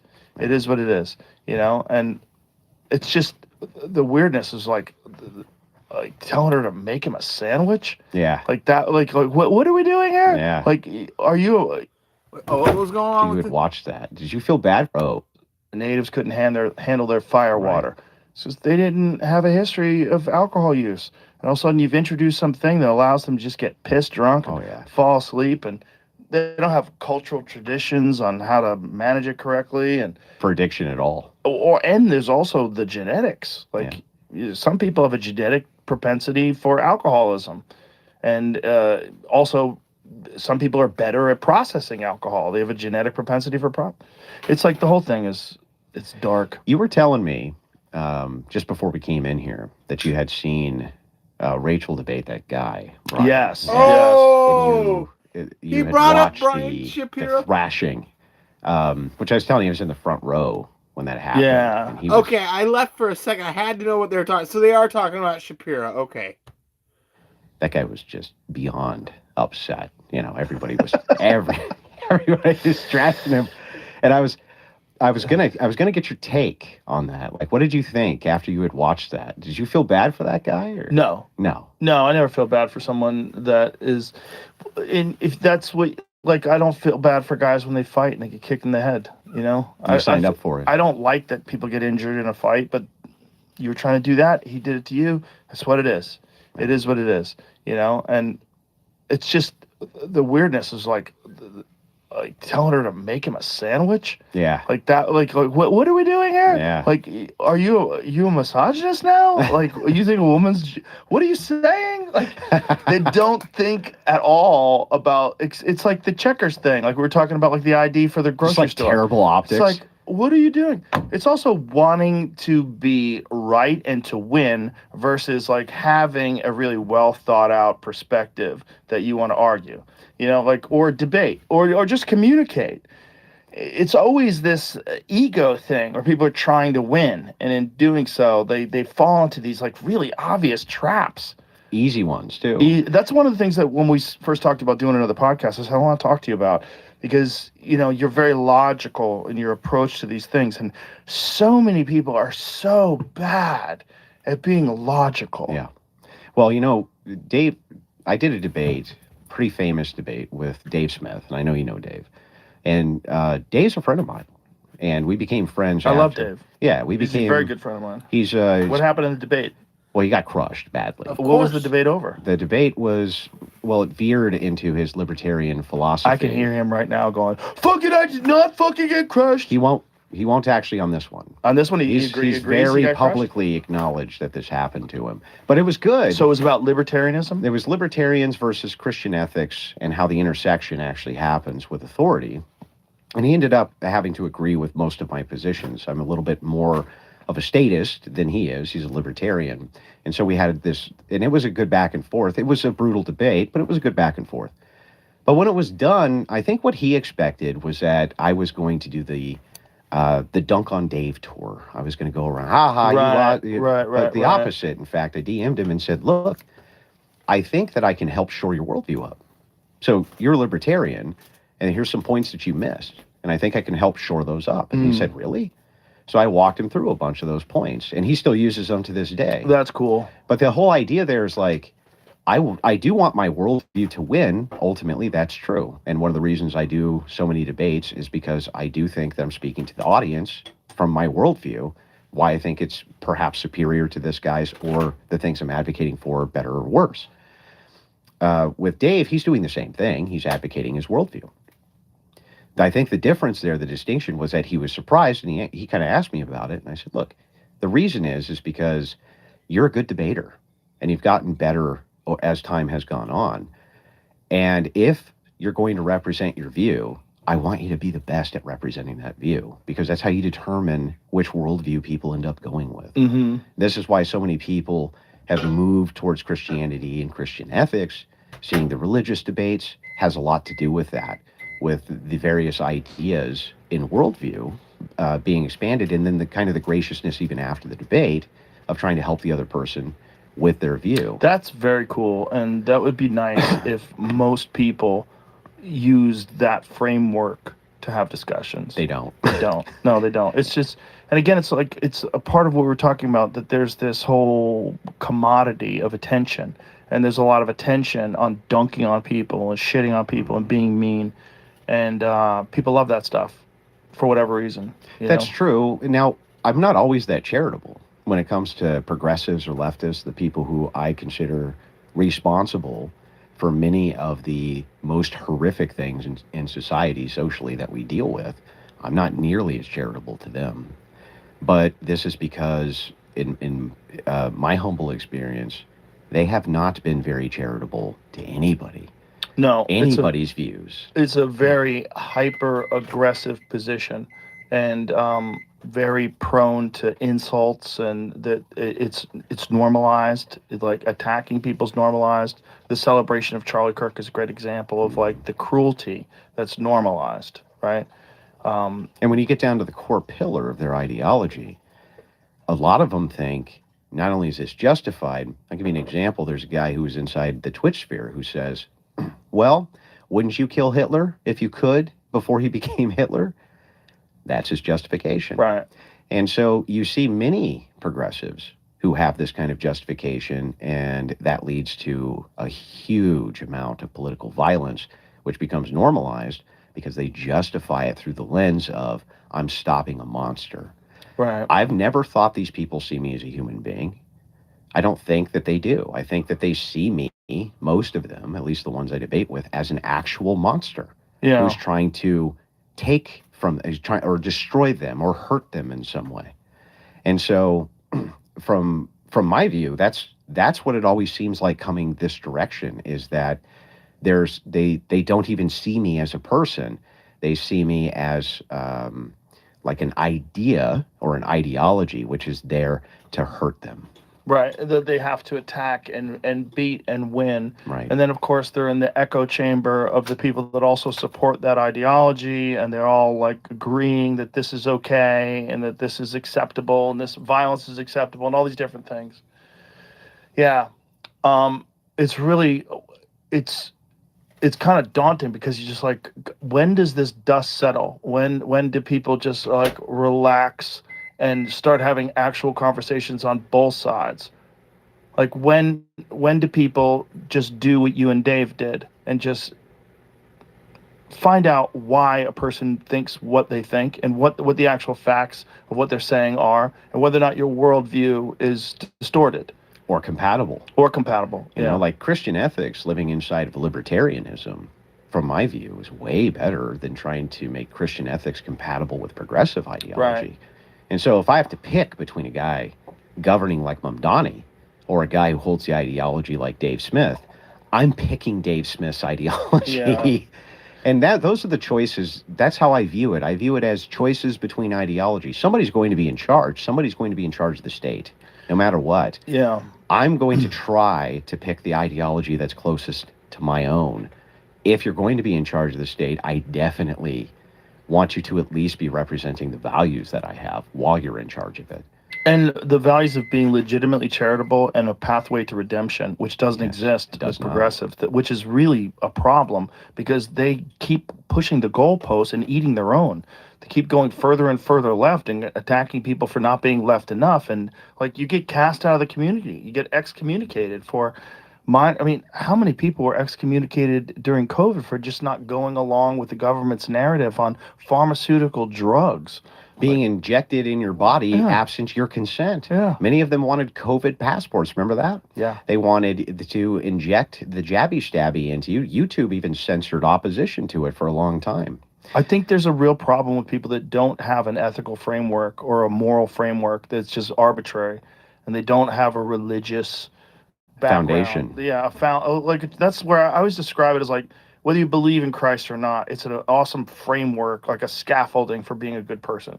You can follow that guy's teachings. Like there's no flaws in it. Like especially Jesus. Like there's not one thing that you point to. Like there's a few guys in religion that you could point to and go, yeah, well, he married a 9-year-old. Like, hey, that seems a little fucked. Hey, he said he could kill the infidels. That seems a little fucked. Mm-hmm. With Jesus, there's none of that. None of that. None Not of only that. that, it's interesting that you bring that up, the kind of foundational principles. For Christians, the emulation of Christ, we accept that we're flawed. We accept that we sin. And we accept that the only pathway for us to redemption is to follow the teachings of Jesus Christ through Christian ethics, right? That's how we perceive things. So baked into that is not only redemption, it's not only the idea of salvation, but it gives you a value to move towards. Yeah. And what's missing often from the progressive ideology, from the secular ideology or the atheist ideology, how do you give a person a moral ought? If you are the ultimate arbiter of all that is moral, because it just comes down to your preference. Right. How do we determine who the ultimate arbiter now is? Right. Well, it usually just comes down to you and whatever your preferences are. And so what are we moving towards exactly? How do we make the determination that you're in error? You're not moving towards this greater value. What you do is you're establishing a new non-defined religion that could be moved and changed based on the whims. At any given time. And depending on who's the most radical and the most charismatic that's in charge of whatever that movement is at the time, eat the rich, whatever it is. And they turn into crazy little thing micro cults. Yes. Right? Like have you seen the secular humanist Sure. micro cult? Same thing there. Remember Atheism Plus? Yeah, right. Yeah, Atheism Plus. Secular humanism is really interesting because, and I've debated the most prominent secular humanists in the world. Who's that? Well, I did Matt Dillahunty. I've done several secular humanist debates. Matt Dillahunty was the funniest thing in the world. He rage quit in the first few minutes of the debate in my opening statement because I brought up this glaring contradiction in his worldview. I said, why should, so he was dating he's dating a trans person, but he says he's not gay. Right? He said, I'm not gay, but I'm dating a trans person. So I brought this up and I said, the way that we can assess truth claims, I can just point an easy one out of how we can assess that maybe this isn't a good way to evaluate truth claims. Right. Because he says he's in a non-homosexual relationship with a trans woman and reconciles that by saying, no, that's a real woman. And I'm like, if we can't even distinguish what's real and what's true, how could you even have rage quit off that? Oh, he was so angry. He called me a bunch of names, got up and rage quit for me pointing out this glaring contradiction in his ideology. And it basically ruined his career, but he did it to himself because he should just stayed and done the debate. And here's why I think this. But instead, he just lost it. He lost it, got up, undignified, threw the mic, called me a bunch of names, walked out. And anyway, I said, you and your husband have a wonderful evening. And he just, that was it for him on his way out. But the problem with this... it's really funny. That debate only lasted like 12 minutes, 15 minutes maybe. It was hella funny. Ideology is it's changed. So he was reading from the Secular Human Manifesto 3. So it's already had, it's on its third revision now. And it started initially as kind of more religious dogma. And then it took on a non-religious dogma. They called it secular humanism. Who's creating the canon? There was a big meeting in Amsterdam. Not kidding. I'm not kidding. It's the Amsterdam Secular Humanist Manifesto. And essentially it just comes down to these arbitrary preferences around we're just kind of for things that make you feel good and kind of against things that make us not feel so good. Now, that's the biggest oversimplification in the world, but it really does just kind of reduce to that. And so one of the ways that you can always kind of endlessly beat these guys down to the last 15 minutes of this video, 2 hours and 32 minutes out of 2 hours and 47. is about the head and the shoulders with their own ideologies. Just point this out. Who's in charge of this anyway? Like, which one of you gets to make this determination that this is the ought that I should follow based on anything other than your preferences? And the idea always is, well, it wouldn't just be my preference. It'd be the preference of many people. But don't those change? Well, yeah. Well, then what you're saying is that what you consider moral today, you're not going to consider moral tomorrow. That tells me that you're saying to me, you don't know what is moral and what is not.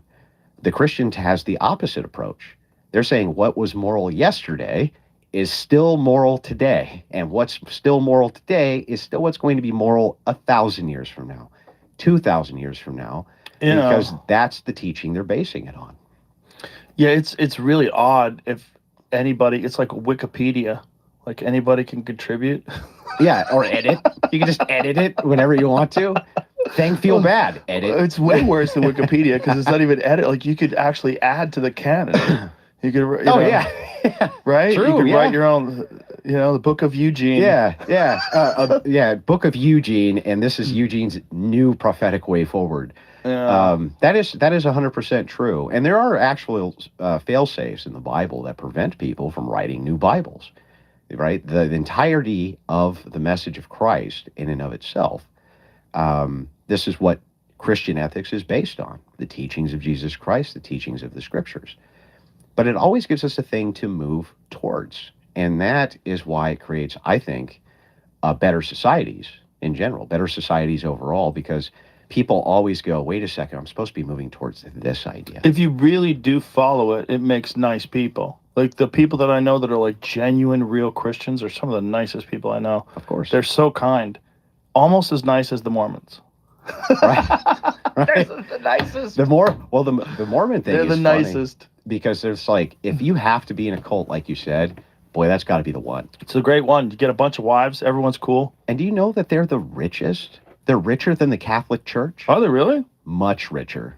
Wow. Much richer. I would have never guessed that. I didn't either until somebody told me that. I said, there's no way. Yes, there is. There's so many Catholics. Aren't there way more Catholics? Way more. But it's the tithing. So Mormons are really, they practice nepotism like no other. I mean, and they just overwhelmingly practice this in their communities. And so with the tithing, business tithing, some of these businesses will tithe the Mormon church 60, 70%, and then they get awarded various contracts from their friends and things like this. Oh, and wow. the church has buku dollars. Damn, what a nice... Nice setup. Yeah, it's a pretty nice setup for them. And then they run their own politicians inside their own states. Of course. Yeah, which then enforces their law. It's like they kind of figured a lot of this out. As long as they're nice. Whatever, if they could push that niceness out to everybody else, like, what? But why? What do you got here, Jamie? It does. It's official. Mormonism is the richest religion in the world. But Catholicism as a whole, somewhere in the $2.3 trillion. Oh, because there's a bunch of different Catholic churches. Yeah, Is that what it is? yeah, I right. see. But the single richest church is the Church of Jesus Christ of Latter-day Saints. So Mormons. Wow, they have $100 billion. Yeah, They're not way messing above around. everybody else. Yeah, it's Like not the even Vatican is only 30 billion. 30 I would have billion, never guessed they were that much richer No, than no, the no, Vatican. That's not correct. It's not it? That is not correct. What do you mean? I'm just saying it's not correct. How so? I mean, well, also, it's a Wikipedia post on Reddit. That's not the best source. Oh, for you just think this is information. just not accurate in general? Yeah, whatever Holy See is not. That's the Vatican. Yeah, that'll be. I know, but I mean, they got way more than $30 billion and just But that's a lot of money, dude. Yeah, it is. and just art. I wonder, right? That's a good That's point. what I said. So I just looked it up. It's worth $3 trillion. It says on this other post.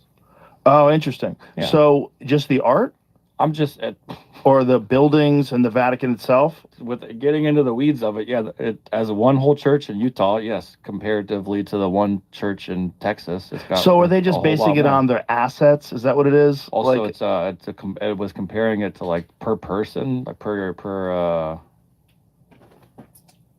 look, average Catholic is worth $67,000 versus $1.7 million. Per That's- million. damn, the average Mormon is worth 1.7 million? Nepotism, baby. Yeah, and then also there's It a bunch of works. Catholics. There's way more Catholics like in Africa that aren't worth Right, anything. and so South America especially. Right, but that is crazy. The average Mormon's worth 1.7 million?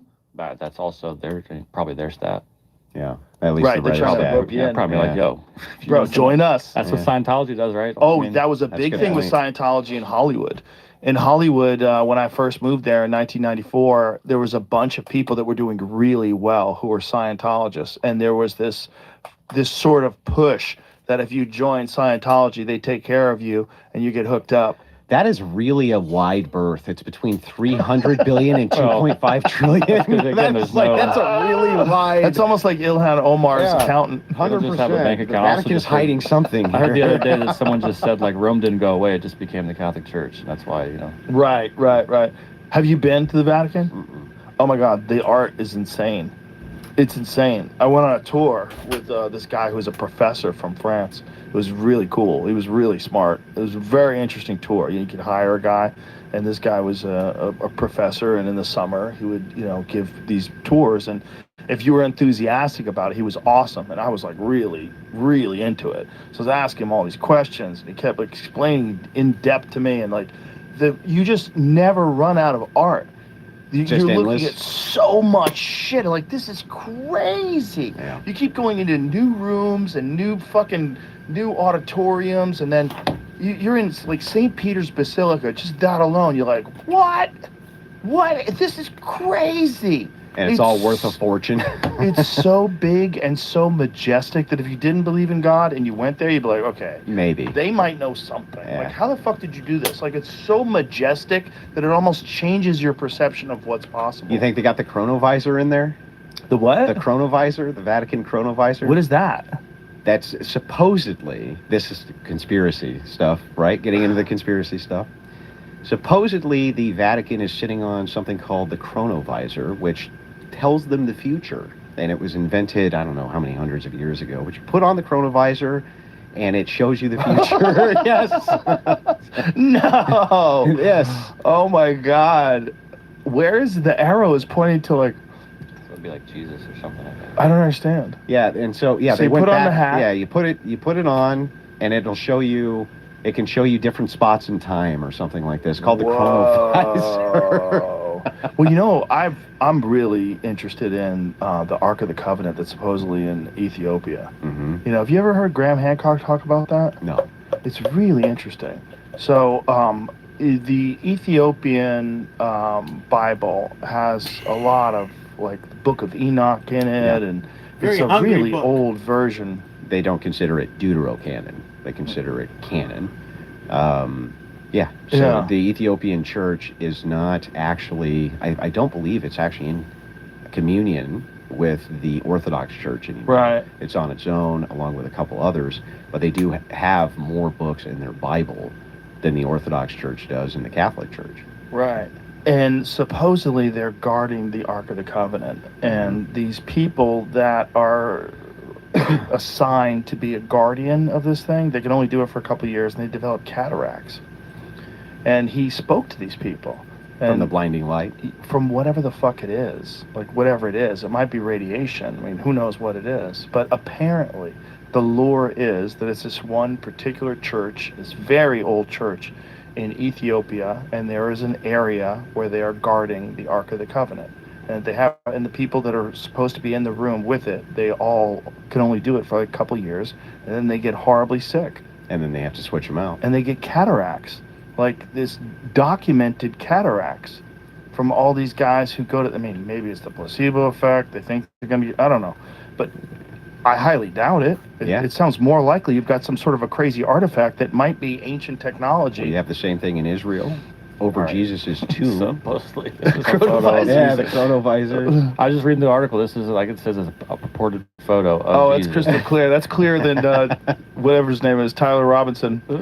Right. That's in 4K. This guy, right there. Guy swears that he had the ability to go witness these events. He witnessed like tons of stuff, and then when he died, it said that the Pope hid it, so nobody could ever use it How again. convenient. Very convenient. How convenient. But yeah, another big miracle that's like that is over the tomb of Jesus Christ sits the Orthodox Church in Israel. Now that's true, right? That is in fact the case, that there is an Orthodox Church, Christian church that's above the tomb. Wow. And every year, I think it's every year, they have the miracle of the Holy Sepulchre. I think I'm pronouncing that right, sepulchre. And what they do is they use flame and emulate themselves in this holy flame, and they're burning, they're on fire, and none of them burn. What? Yeah. How do they do that? Nobody knows, but there's... This is just one small sect of Christianity? No, this is the Orthodox Church. People come from miles around. But who are the people that light themselves on fire? These are people who are in the church, who are specially selected to basically emulate it. And, they set themselves on fire with the holy flame from torches. And apparently, this is what I'm told, they've had people go and investigate, and they can't figure out how exactly this is being done, but they're completely on fire and they don't get hurt at all. Jamie, pull that up. I have. Is there video of that? There is before video. I get there, Really? demonstration Yeah. on Greek television. Of them, did like, 5 candles in white phosphorus. The candles spontaneously ignited for approximately 10 minutes due to the self-ignition properties of white phosphorus when in contact with the air. According to the website, it says that phosphorus is dissolved in an appropriate organic solvent. Self-ignition is delayed until the solvent is completely evaporated. Repeated experiments show the ignition can be delayed for half an hour or more, depending on the density of the solution. How does it stop them from catching fire, though, and dying? The same way, that's probably like the shit that people put on to make movies, He's a skeptic. This motherfucker, he's always ruining everything with all his logic. I think that skepticism is great if people actually practice the real philosophical tradition of skepticism, which is you're supposed to also be skeptical of your view. Right. So the real skeptics, I'll never forget this debate that I listened to that it always stuck with me for years. It was with a guy named Jay Dyer and that same guy, Matt Dillahunty, and they were debating. Oh, here it is. Sorry. No Go ahead. problem. They were debating? Yeah, they were debating. And he said, the guy Dillahunty said, well, I'm a skeptic. And Jay said, no, you're not. Here's the actual philosophy of skepticism, and it always starts with you. Your view is what you apply skepticism to first, long before you ever apply it to any other. And the problem with people who describe themselves now as skeptics, I'm a skeptic, they actually aren't really following skepticism. They're skeptical of your view. That doesn't mean that they're skeptical of their own, and it's supposed to start internally. That's what made skepticism kind of something that spread widely, was that it was a way for people to reject parts of their own worldview that didn't fit, they didn't match, they weren't coherent, they didn't make much sense. And so most of the time I hear skepticism, the person's not actually following the philosophy of skepticism, they're not applying it to their view first. Yeah, there's a lot of lazy skepticism too, where they outright deny the existence of conspiracies, like, which is just fucking ludicrous. It's like you're playing a very you're in a very rigid corridor of ideas. You're only allowed to Oh, it's operate ridiculous. inside. Not only that, the U.S. government has thousands of laws on the books about conspiracy. So it's like our government seems to believe in them because there's conspiracy to commit racketeering, conspiracy to murder, conspiracy to commit theft, conspiracy to commit wire fraud. Yeah. Like, they clearly believe that there's a lot of conspiracies going on and definitely prosecute people for conspiracies all the time. But somehow, when it comes to the skeptic mindset of conspiracy, nope, that's all tinfoil hat It's a stuff. lazy perspective, and it's also a perspective that falls in line with what we were talking about before, where you take a lot of legitimate conspiracies and you add a bunch of bullshit to it to make it seem completely ludicrous, and then the whole thing can be thrown out Flooding and the dismissed. zone. It's like it's Yeah. so obvious that's a ploy. Did you find anybody catching fire? The first, yeah, when I was getting into, I was like, well, they're like just dancing their hands over the fire, like it wouldn't catch anybody on fire technically, because you're not lighting. Well, these anything guys on are. fire. See how it's like touching his These skin? guys don't look like And priests, then she's though. putting her hands through it. And Oh, whatnot. so they're faking it. So Not that the few they're people are faking it, faking but it. like- Oh, this guy's lighting his beard on fire. So there was a lady that at the end of one of these videos, she held a piece of paper over it, and it wasn't. I mean, well, wasn't is this catching stuff on like regular fire? But that's where I was Yeah, kind of we- getting into the white phosphorus thing. And I said after 30 minutes, it will start acting as you expect it to. Look at all. It seems like everybody should be on fire. How odd. But yeah, it's a long-standing tradition. Like she's wiping it on her forehead or something. Yep. I mean, Huge tradition there. They call it the miracle. Is another tradition in America called I gotta take a pee. So let's wrap this up. This was Okay. really fun, man. It was Thank a you lot very of much. fun. Always, I appreciate always you having cool me in hanging the out with studio. you. Yeah. I enjoy it. We went over a lot today. A lot of shit. Yeah. A lot, And I yeah. enjoyed it very much. Thank you. Thank you. My pleasure. Let's do it again. Of course. Ladies and gentlemen, good night. Yeah, I don't want to get that on there, the music at least. All right.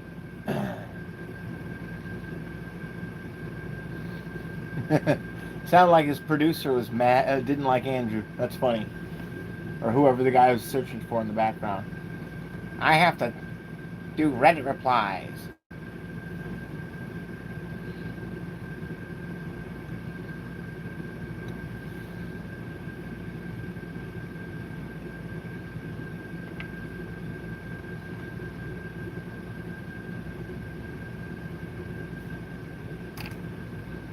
Let's see.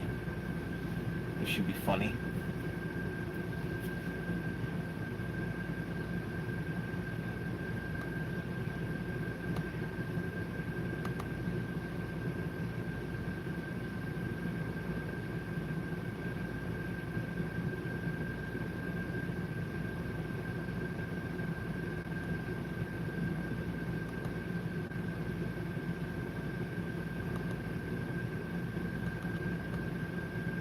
Alright, I found a cool video that was like 3 hours of spooky conspiracies or something. I don't remember what it was. I watched a few minutes of it and it was good. Specifically these posters, not posters, but like weird things that are just popping up everywhere.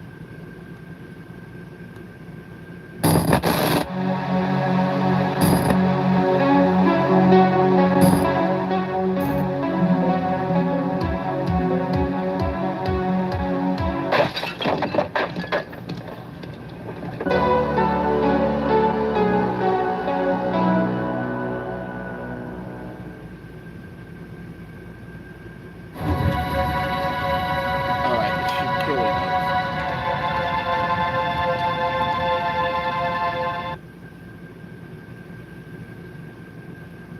You mean stream the Joe Rogan thing again tomorrow? If you want me to, I guess.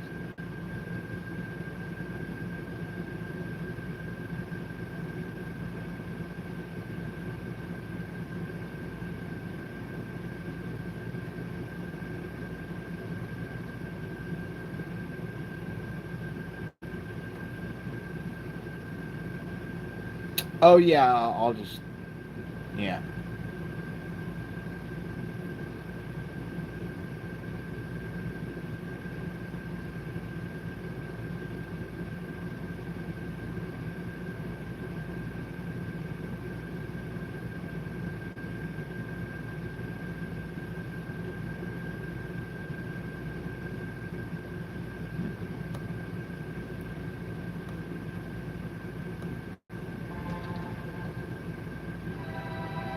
About 4 months ago, a post was made on the r/creepy subreddit. Reddit. Found a bunch of these in the woods. What am I looking at? The OP said after finding one of these, he kept searching and found around 6 of these little pieces of paper with random ramblings on them just tied up in the middle of the woods. The OP did have a picture of the note, and Well, it's fine. I'll start it again tomorrow from the beginning, and I don't really care.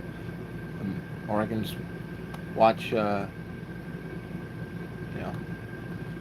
go back to where's in Lila? Hebrew can mean a nocturnal creature, so the owl would be fitting as a motif that calls Lila forward. We also see Will walking away from us as we approach this electrical pylon.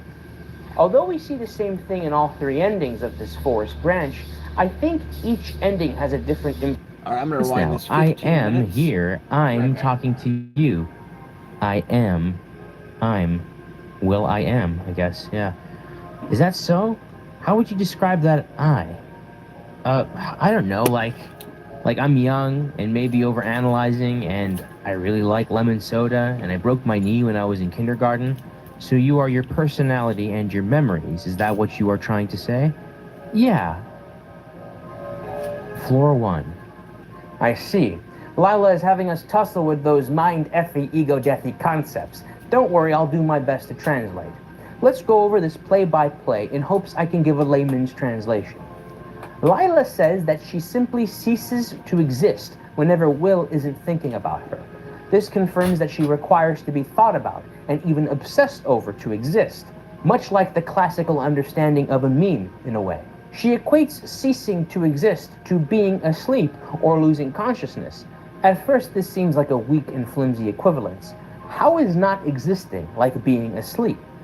When William presses her on this, she deflects, playing the game of obfuscation. She has to know what William means when he asks, how is being asleep like not existing? But she says, how can you compare non-existence to anything? Like, yeah, you just did that. I get what you're saying, but explain yourself.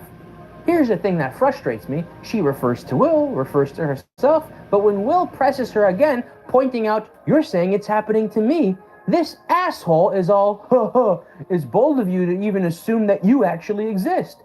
She's playing Will like she plays you. It's so frustrating. You get it? And she's playing Will like she's playing Detective You. It's so frustrating. Like, William, be dumb for 1 second and be like, nuh-uh, if I didn't exist, could I do this? She presses him on how to define I or him. He describes his personality, his memories, things that first come to mind since he's being put on the spot. But what he's trying to verbally sculpt is an image of his identity. An impossible feat for literally anybody. And she does that thing where she's like, oh, so you're your personality and memories? Yes, hopes and dreams too, maybe a little bit of another medium, but I digress. If this seems like half-baked sophist bullshit, don't worry, we're only a third of the way there. She'll make her case soon enough into thoroughly baked sophist bullshit. We ascend to floor 2, and Lila has this hazy look about her. She looks similarly to her short appearance to Martha. You see, Will, there's a problem with what you just said. Oh yeah? Yes, let's pretend for a moment you're right, and you really are your personality, memories, and so on. But isn't the one listening to me right now also you? Huh? Sure. And the one seeing me is you, and the one feeling all the different things is you? Let's call this you the perceiver. Uh-huh. We like to imagine the perceiver as a pupil of an eye. The perceiver may cast his gaze upon anything, colors or sounds, touch or feelings, but how do you imagine it looking at itself directly? A mirror? Oh, I wouldn't trust the mirror, my dear William. The ghosts on the other side may only look like us. So all right, in that sense it really can't. The pupil can never see itself. So what? It means that whatever the pupil can perceive is not. You can analyze your memories and your personality, yet the real perceiver always stays in the shadows. One of his human names is the Prince, although he doesn't really have a name, of course. Now this is pretty interesting. She acknowledges him, but she also acknowledges you. The one seeing her is you. The one feeling all the different things, or in other words, controlling the emotions, is you. She calls this you the perceiver. which makes sense. In a way, we aren't making choices, we are exploring them, perceiving them. However, in the context of this conversation, Lila is referring to Will's perception, his gaze as the perceiver. And this perceiver can cast his gaze on many things, but how could it look at itself directly?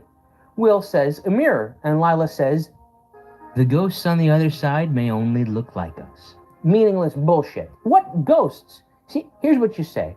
Nuh-uh. If a mirror can't be trusted, why is it that when I smile, it smiles back? However, if I were on Lila's side of the debate, I would probably argue that, yes, you look in the mirror and you see the body that you steer in the mirror, but you don't see the perceiver, the actual thing that's receiving the information. How do you know that others have a perceiver in them? But see, I'm steering into something called solipsism, and I'm not entirely sure if that's what Lila is trying to use to mind F ego death William. She gives this perceiver another name, the Prince. We ascend to floor 3, and Lila has transformed into something I can only describe as biblically accurate.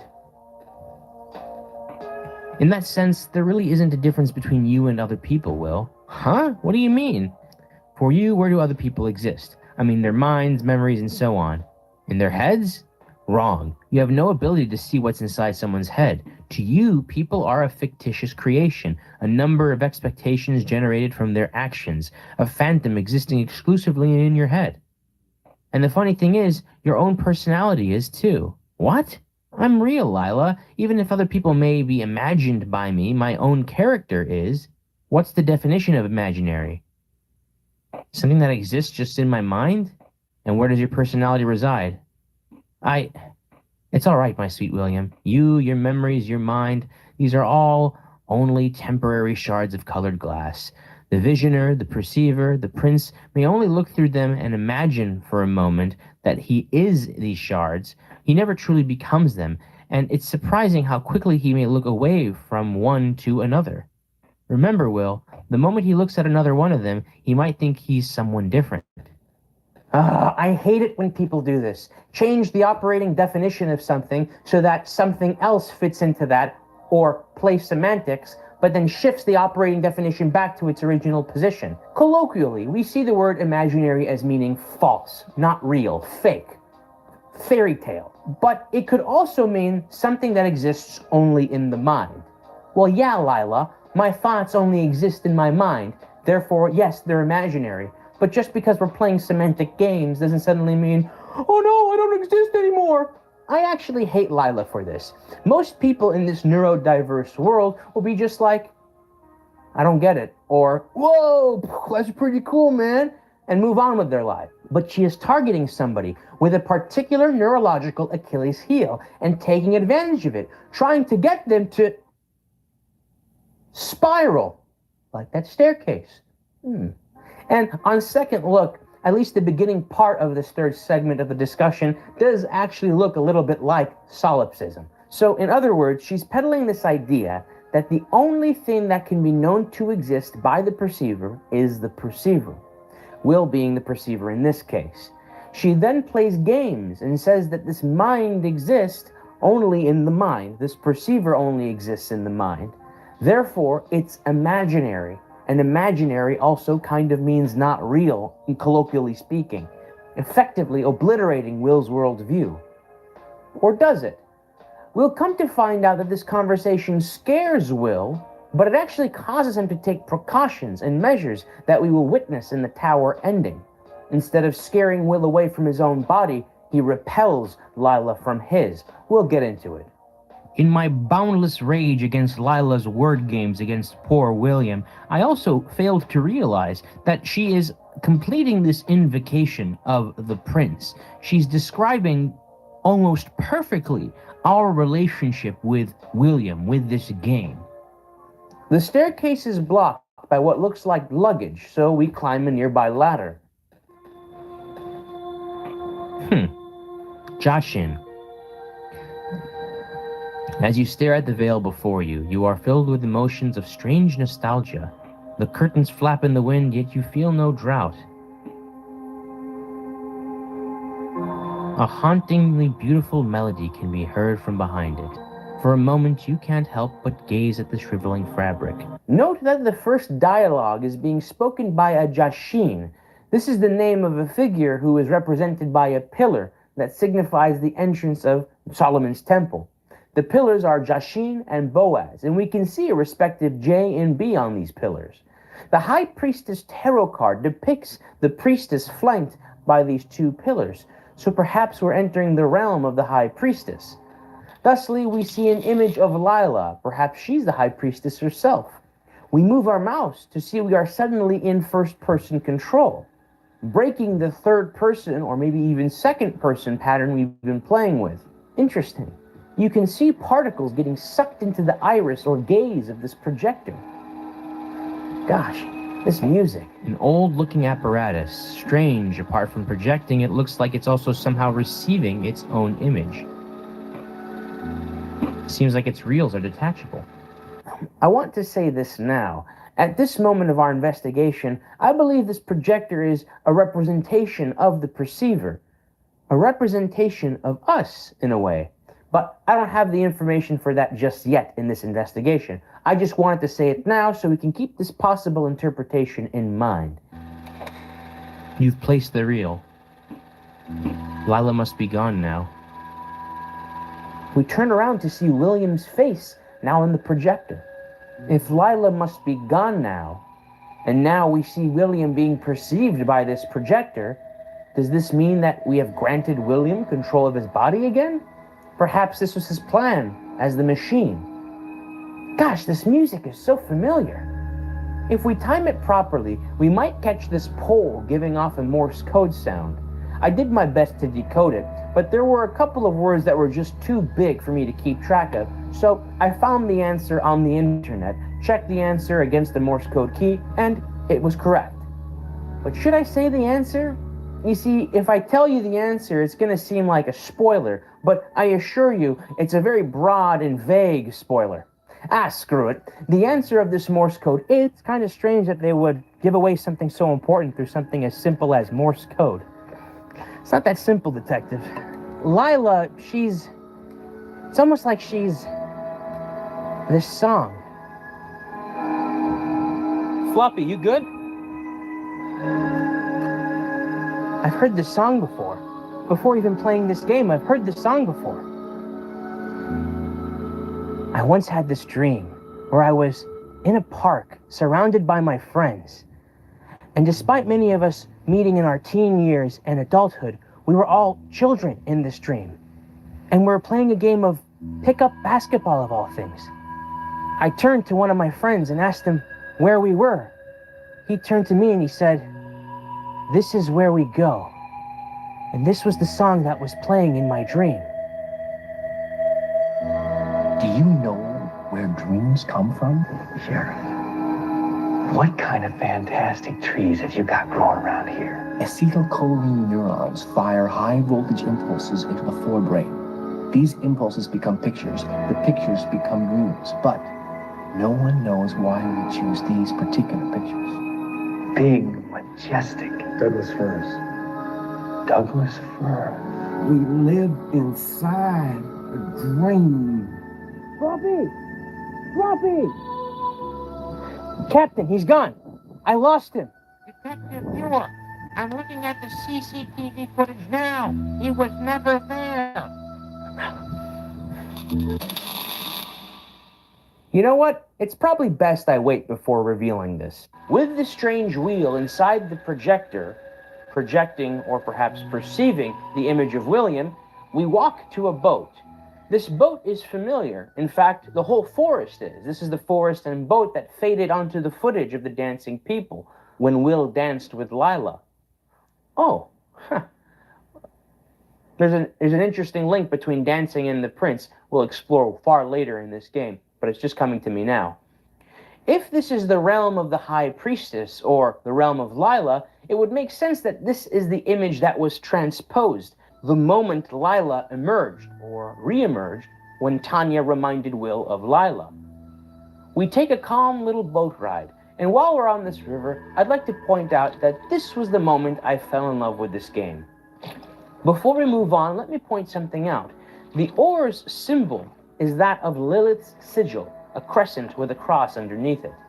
Lila, Lilith, perhaps something will come of this connection. And that would make sense regarding the owl in that dance scene. Lilith in Hebrew can mean a nocturnal creature, so the owl would be fitting as a motif that calls Lila forward. We also see Will walking away from us as we approach this electrical pylon. Although we see the same thing in all three endings of this forest branch, I think each ending has a different implication for who is walking away from us.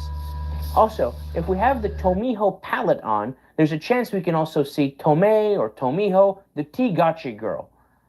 We won't get into her place in all of this until much later, but keep her in mind.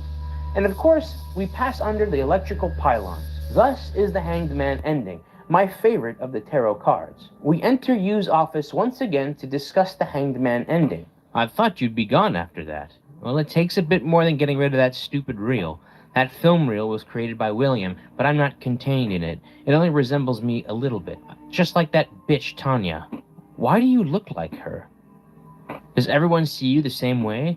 The worms of Lawrence do, but there are some who can see better than others. We seem to have exhausted the cards to talk about. We can go over them again if you'd like, but we don't have to. Lila refers to the Lawrence fraternity as worms. Now don't worry, we'll have a clearer picture as to the relationship between Lila and the fraternity soon enough. She says that her reel does not actually contain her, but simply vaguely represents her, mimics her. And that's kind of interesting when you combine the fact that the image of Lila or Will is not being projected by the projector, but projecting into the projector. So now I have to ask the question, is the projector us, the player? Is it William's body? What exactly is this? Lila's reel being only a vague representation of her could also be a reference to the fact that maybe all of this is sort of a recollection of a story rather than the actual story itself. Much like in your memories, when you think of a loved one, it's not that the actual loved one is there in your mind, but a recollection of them, a mimicry of them. The reels perhaps don't contain the souls or personalities of these characters, but simply memes and bits of data that evoke the memory of these characters. The most simplistic interpretation when you first get this ending is that the avatar of Will, the body of Will, is now controlled by William. So the William we see walk off into the forest is William Clark being occupied by William, back in control of his body. That's the simplistic interpretation. The relationship between the Hanged Man ending and the Hanged Man tarot is interesting. The Hanged Man tarot in the Arcana signifies martyrdom. Perhaps Will will turn out to be some sort of sacrificial figure or symbol of selflessness, which is odd because, he kind of killed Tanya and Martha, or I guess is capable of killing Martha. At this point in the game, he hasn't killed Martha. If it's Lila that's responsible for the murder of Martha and the murder of Tanya, which I think is pretty likely, where is Will's martyrdom? We have to ask that question. Keep that in mind. Only further exploration will tell. Now, let's move on to the Fool ending. This one's very simple. Now that we no longer have Will's reel, we simply need to interact with Lila's reel to remove it. Now nothing is projecting onto the perceiver. Perceiver kind of sounds like receiver.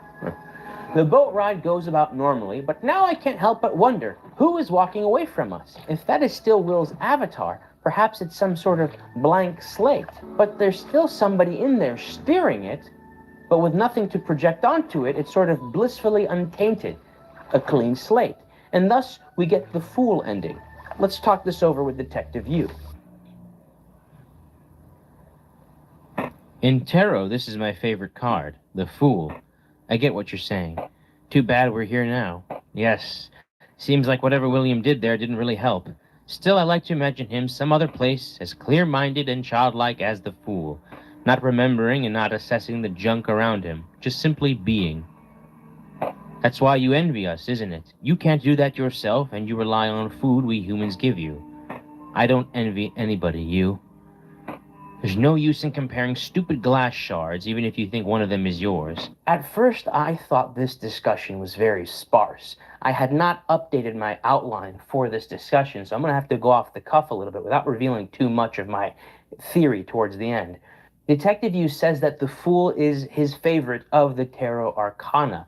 And Lila responds in a kind of an odd way. She says, one of these stupid colored pieces of glass or bits of real or endings isn't any more special than the other just because you think it's yours.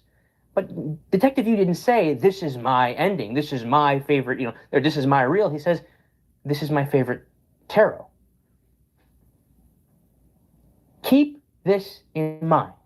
Keep this blurred link between the Fool, the perceiver, or the prince, which is us, the player, and Detective Yu in mind. It goes a lot deeper than just Detective Yu is you. The Fool in Tarot Arcana signifies a blank slate and that freedom and optimism that comes from that limitless potential. So, obviously, there's that link. Lila's reel is removed from the projector, but it's left blank, it's left empty. When most players come across the forest ending, their first extrapolation is that whatever reel is being projected into the projector must signify who is in control. This is an imperfect interpretation, but it points us in the right direction, so let's follow through. Keep this idea of a blank slate husk of William's body, a sort of vessel or avatar for us, the player, to inhabit in mind. Normally, when I make a new discovery during the editing process, instead of whipping out the camera and doing a green screen or a whiteboard segment, I'll just pipe in my voice with microphone. But this next point is very important, so important that I need to be on camera for this. The Fool may very well be the most important of all of the Who's Lila endings. Think back to when we first meet Detective Yu. Lila says, "You are not like those other fools." When you first hear this line, you're thinking, oh, she's saying you're not like those other characters, those other people in this story, NPCs, if you will. And in a way, that is what she means. But if we apply what we learned with the Fool ending, the Fool being emblematic of a blank slate will, an empty vessel will, perhaps the will that we have been playing as all this time, this links Detective Yu somehow to the Fool. Detective Yu, you are not like those other fools. Something about Detective Yu is different from all those other, dare I say, iterations of William's vessel. All those various forms of William that we have played throughout all of these different playthroughs of this game. This won't be relevant until the very end when I give my final theory. That is the hazardous mystery of Who's Lila. We'll continue on with the High Priestess ending. This one's even more simple. Just simply don't touch the projector and hop on the boat. With Lila's image projecting onto the perceiver, I think it's safe to say that the will that we see walking off is being steered by Lila. Remember, this is the first time the game is being played in first person. I believe this is telling us that we are now at that point not playing as William or this husk that looks like William, but we're actually playing as ourselves, the prince, the player. If I haven't pointed it out already, I do want to point out the significance in when we are ascending up the stairs, we are seeing William and Lila conversate with each other. So in the very same room, in the same sequence, we see what I believe to be this avatar of Will, this vessel, empty vessel we're controlling, which can be considered the Fool. We see Lila, which is the High Priestess, and we see William, which is the Hanged Man. The nature of the projector still perplexes me. One of the key aspects is that it's not projecting the image. When we put a reel or William's wheel inside, it's not what we're projecting, it's what we are viewing. So we're not choosing what to project, we're choosing what to view. And so when we put the wheel in, we simply view the Hanged Man ending. When we put Lila's reel in, we simply view the High Priestess ending. And if we put nothing in there, it's just us, the player. And so somehow that ties in with the Fool, a blank slate. The flimsiness of my understanding of the projector is something I'm kind of concerned about, but by the end of it, I think we'll still have enough pieces to put together a consistent theory and framework for that theory. Nonetheless, keep this concept of the images not being projected by the projector, but projecting into the projector in mind. And with the High Priestess ending finished, let's talk to Detective Yu. He's made me after the passing of his mother to... Oh, wait. No, I'm the vengeful spirit of the girl named Tanya Kennedy and... Oh, no, wait. I'm a scientific experiment conducted by the U.S. government to brainwash his citizens to... Or am I a metaphor for mental abuse everybody has seen about 100 times already? Or am I a twisted incarnation of Will's dark, tormented psyche? Ooh, which one is it, Detective? Playful as usual, I see. Don't worry, Lila. I won't stop until I find out, even if it means I'm feeding you in the process. Please do, my friend.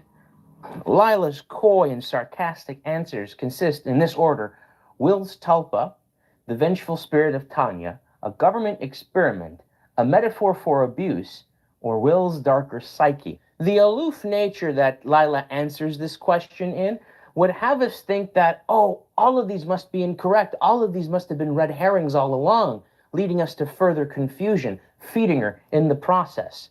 But let's fully scrutinize this. Sure, she's not a tulpa in the traditional sense, but we will come to find out that she is a thought form nonetheless. And this curveball nature of the vengeful spirit of Tanya, I doubt any of us were actually thinking that when we first played this game. I think the reason why she says this right after the tulpa is because she wants to lead with what everybody was thinking, to make us think, oh, we were correct. And then she says, or I'm the vengeful spirit of Tanya, this clear out of nowhere. I mean, out of all of this number 2 is the least relevant one. This is to shatter our confidence. She then says government experiment. And it's interesting. She says government experiment or United States experiment. Putting this on the list makes us think, oh, therefore she's not that. Later on in our investigation, we will come to find out that Lila, at least in some way, is a product of an experiment, but not a government experiment. But now we've got this dissonance going on in our head. We think, oh, no, but she was being sarcastic about the experiment. That must mean that all that information is BS. At some point, she does refute the concept of being created, saying that human beings don't have this power of creation. We can only form vessels for pre-existing entities to occupy. But again, I think this is just her fronting. Let's not take her on her word regarding her ancientness just yet. And here's what's also very interesting. She says, or maybe I'm a metaphor for abuse, or I'm a part of Will's darker psyche. The way she says these things in the actual discussion is, I think, the most sarcastic. These are the most cliche. And yet, if we were to completely discard these thoughts from our investigation, we would be so lost throughout all of this. You might be thinking, Floppycock, all of this pondering is just useless. That Morse code on that pole gave us the answer from the very beginning. I'll go ahead and reveal what that Morse code was saying. Lila is the mystery of not knowing who Lila is. This is the most true, in a broad sense, statement of Lila. But contained inside the mystery, we have the ingredients of these possibilities, these clues. It shouldn't be that we started here and end here. It should be that we start here and go through here and come to our final conclusion, which we will get to at the end of this video. Towards the end of this video, I should say. The tarot symbolism of the High Priestess is very interesting. You see, we have the High Priestess depicted on the Tarot Arcana card, sitting between the pillars Boaz and Jashin. And we see when we enter the veil, we enter the forest, which I guess is perhaps the realm of the High Priestess. The entrance is flanked by a pillar with a B and a pillar with a J. And the J is even said to say Jashin when it speaks to you in the dialogue box. Still, the cogs are turning. Damn. I'm missing something with the dialogue box. I'll say this now. Why is the Jashin the name of one of the pillars in the dialogue box? That's something I just realized now. Why? The dialogue box is a very important aspect to understanding and unraveling this story's mystery. Now, the High Priestess signifies a figure or a force that answers the various questions in life regarding religion, faith, and the self. Does that sound familiar? Right before this scene in the forest, we have Lila. Let me go ahead and I must add. So I wanted to watch that new video, The Crash and Burn Part 3, which was looking pretty funny.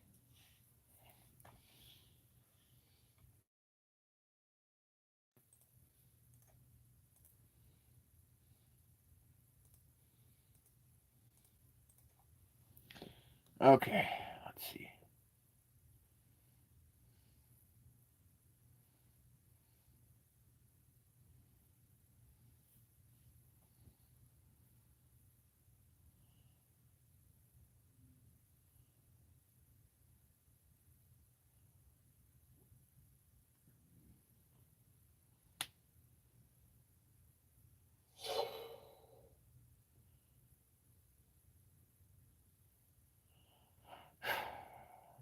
Mm-hmm.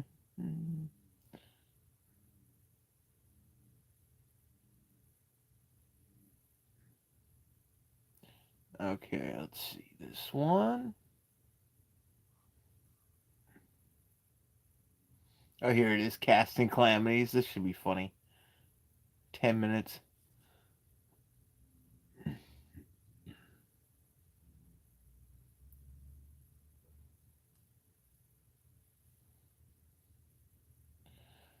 Of course, he covered that movie.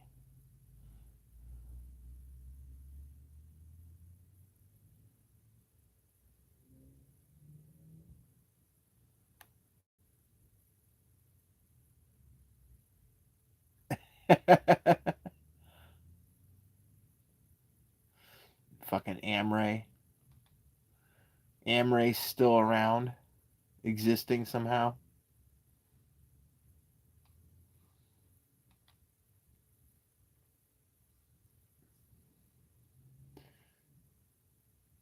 Okay, history.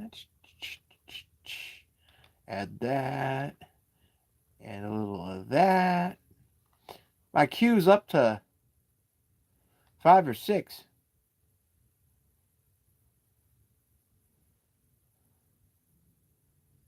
Okay. In bad movies apart, there's a tendency. When it comes to ripping bad movies apart, there's a tendency to focus on the writing, the directing, or the visuals. But one aspect of filmmaking that doesn't get nearly enough attention is the casting. Finding just the right actor to inhabit a role can make the difference between a sublime piece of art or an embarrassing disaster that everyone would rather forget. And even if Hollywood casting agents would rather forget about it, well, the internet is forever, and I'm here to remind them of their fuck-ups. So join me for another episode of Casting Calamities, where we break down another selection of terribly miscast actors. Number 1, Jared Leto, Suicide Squad. Now, I know what you're thinking here. Drinker, how could you have allowed such a travesty of acting to go unaddressed for so long? Well, I'm here to correct my mistake today, dear viewer. The iconic character of DC's Joker has been played by a long and distinguished list of actors over the decades, all putting their own unique spin on him. From the campy 1960s silliness of Cesar Romero to the cold, sadistic menace of Jack Nicholson, the chilling, multifaceted psychosis of Heath Ledger, and the grounded and pathetic tragedy of Joaquin Phoenix. Sure glad they never made a sequel to that movie. And seeing what these illustrious actors have done with him over the years, it begs the question, what the fuck was Jared Leto going for with this absolute nonsense? You are my guests to this handsome hunka. Less a character and more a jumbled collection of mismatched and mostly retarded ideas strung together with some of the worst, most obnoxious overacting since, well, The last Nick Cage movie. The guy is just a walking disaster in every scene, hilariously dressed, ridiculously styled, and prancing across the screen with the exaggerated mannerisms of a second-rate pantomime villain. He is just absurd, not helped by the fact his character was clearly shoehorned into the script and basically has no impact on the narrative. It wasn't funny, it wasn't unsettling, it was pure distilled cringe. Apparently, he wasn't much fun to work with either. A part-time musician, part-time... Fuck! Ah!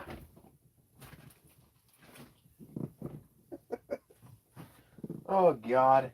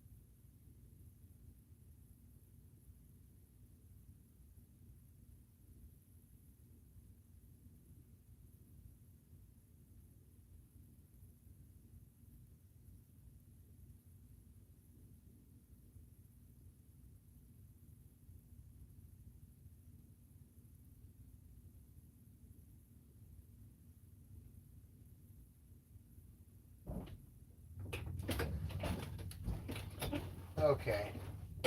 Goodness gracious. Fucking annoying.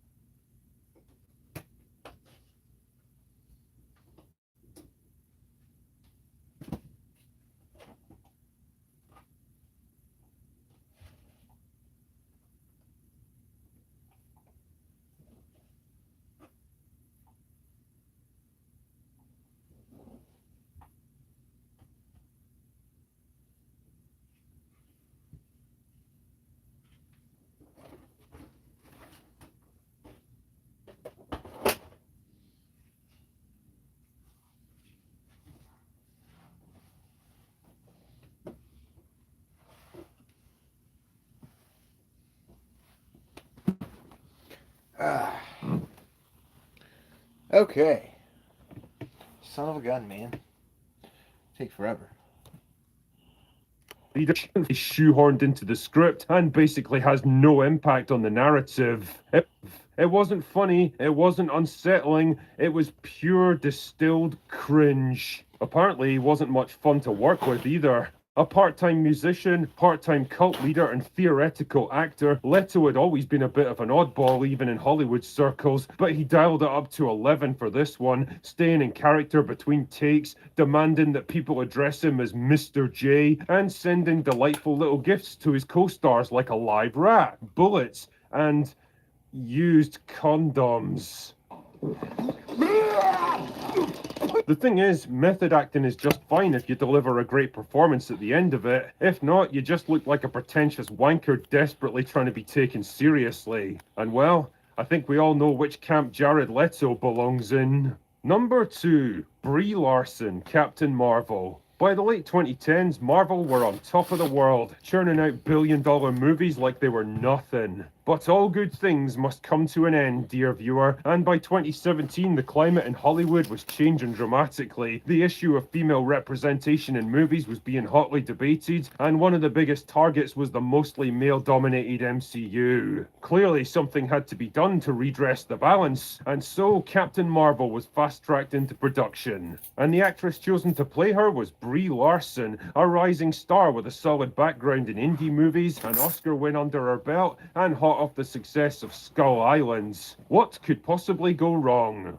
Well, quite a bit as it turned out. Not only did Larson stir up fan resentment outside the movie with her various antics, but when the curtain came up on the movie itself, it was pretty obvious Marvel had made a horrendous mistake with this one. She looks bored and checked out most of the time, kind of like Daniel Craig in every Bond movie since Casino Royale, as if starring in a $200 million superhero flick is somehow beneath her. She has what I can only describe as anti-charisma in this movie, sucking all the fun and energy out of every scene she's in. Her take on Captain Marvel is to play her like an emotionless lump of wood, giving absolutely nothing away, showing no hint of vulnerability, empathy, or even simple human warmth, and ultimately giving the audience no reason whatsoever to root for her. Captain Marvel, coasting on the MCU's insane momentum at the time, still made a ton of money despite Larson's best efforts, but nobody was excited to see the character or the actress again. Plans to put her front and center in Phase 4 were quietly shelved, and the most damning indictment of all was the disastrous sequel, The Marvels, which bombed almost as hard as Supergirl half a decade later. Brie Larson was handed an open goal with this one and still somehow managed to fumble it.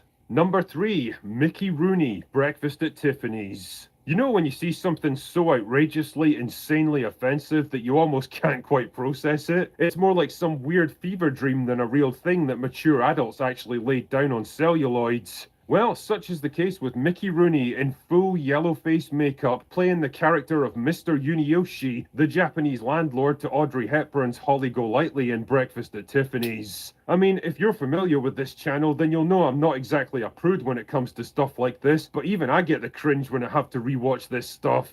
Oh, darling, I am sorry, but I lost my key. But that was 2 weeks ago. You cannot go on or keep ringing my bell. You sure about that? You sure about that? You sure about that? Imagine every ridiculous stereotype about Asian people combined together into one character, and you've basically got Mr. Yuniyoshi, a buck-toothed, clumsy, short-sighted, angry moron who yells constantly in broken English and exists purely to be mocked and laughed at. This wasn't some self-aware meta-commentary on Hollywood casting like in Tropic Thunder. It was a lazy, outdated, and pretty mean-spirited stereotype. Shit like this was outrageous even in the 1960s. Rooney's casting and performance was widely panned by critics, and in the years since, everyone involved conceded that it was probably a really fucking bad idea. Number 4, Daisy Ridley, Chaos Walking. Fresh off the, success of the Star Wars sequel trilogy, Daisy Ridley was looking to establish herself as a Hollywood leading lady, and in 2021 it seemed like she'd found the perfect vehicle in Chaos Walking, a sci-fi action movie based on a series of YA novels about a woman who crash lands on a dystopian planet populated entirely by men, where all of their thoughts are somehow broadcast for everyone to hear.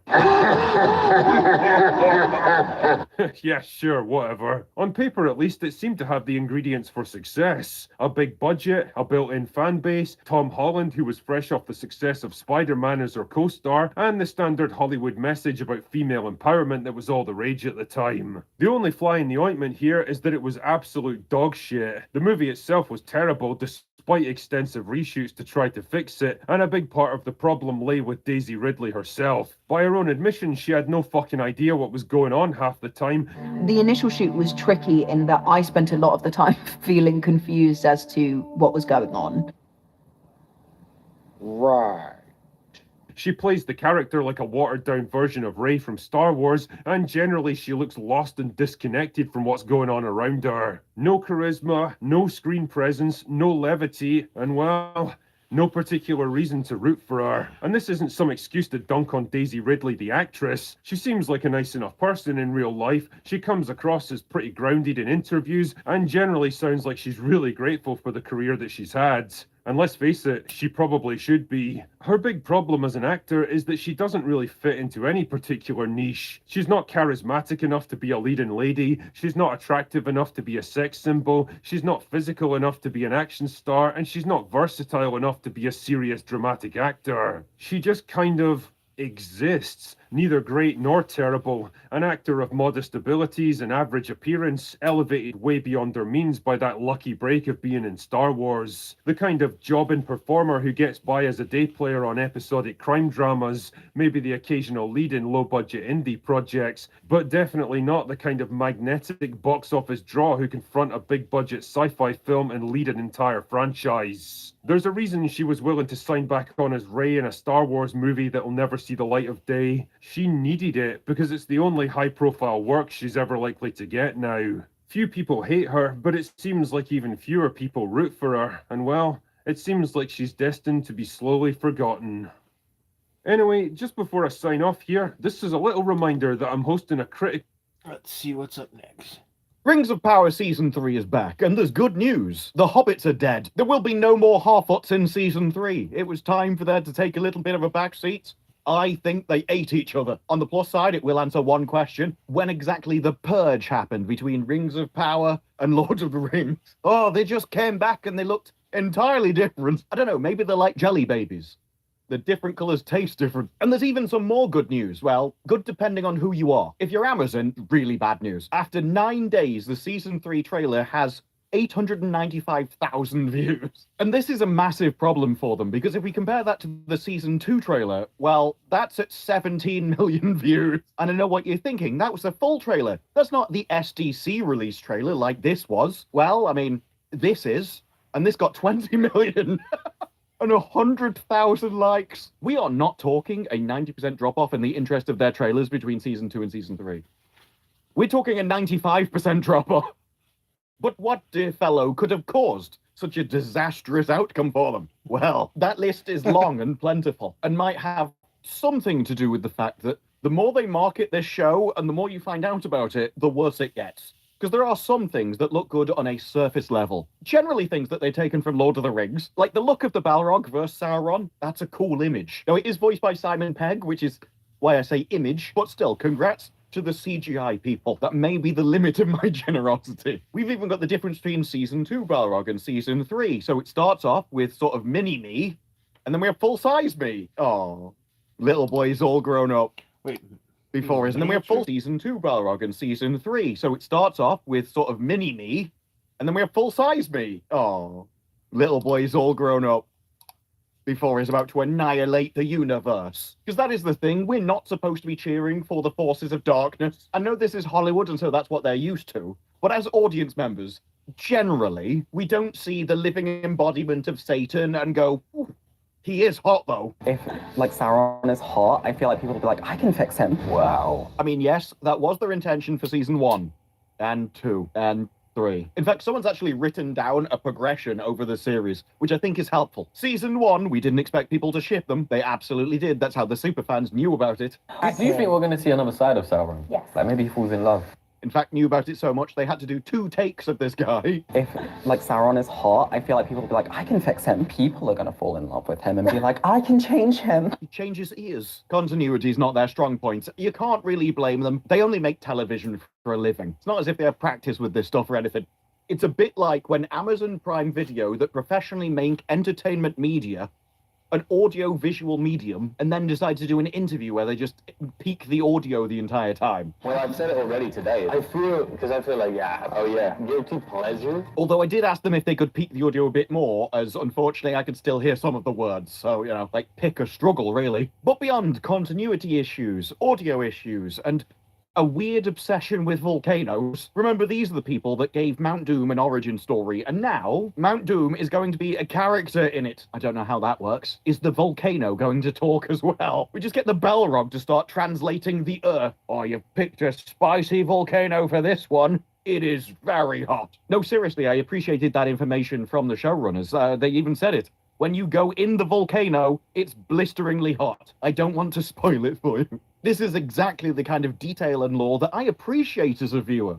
Knowing that volcanoes are hot really shows the depth of insight they put into their world building. If you tell me the temperature of your snow next, I'll do my best to remember it. File it away in one of those sort of lore vaults. I just want to make clear to put it in a vault, not to keep it safe, but so nobody ever has to read it ever again. Because I don't know if you've seen the trailer, but this year, Celeborn is finally appearing. That's right, Galadriel's husband.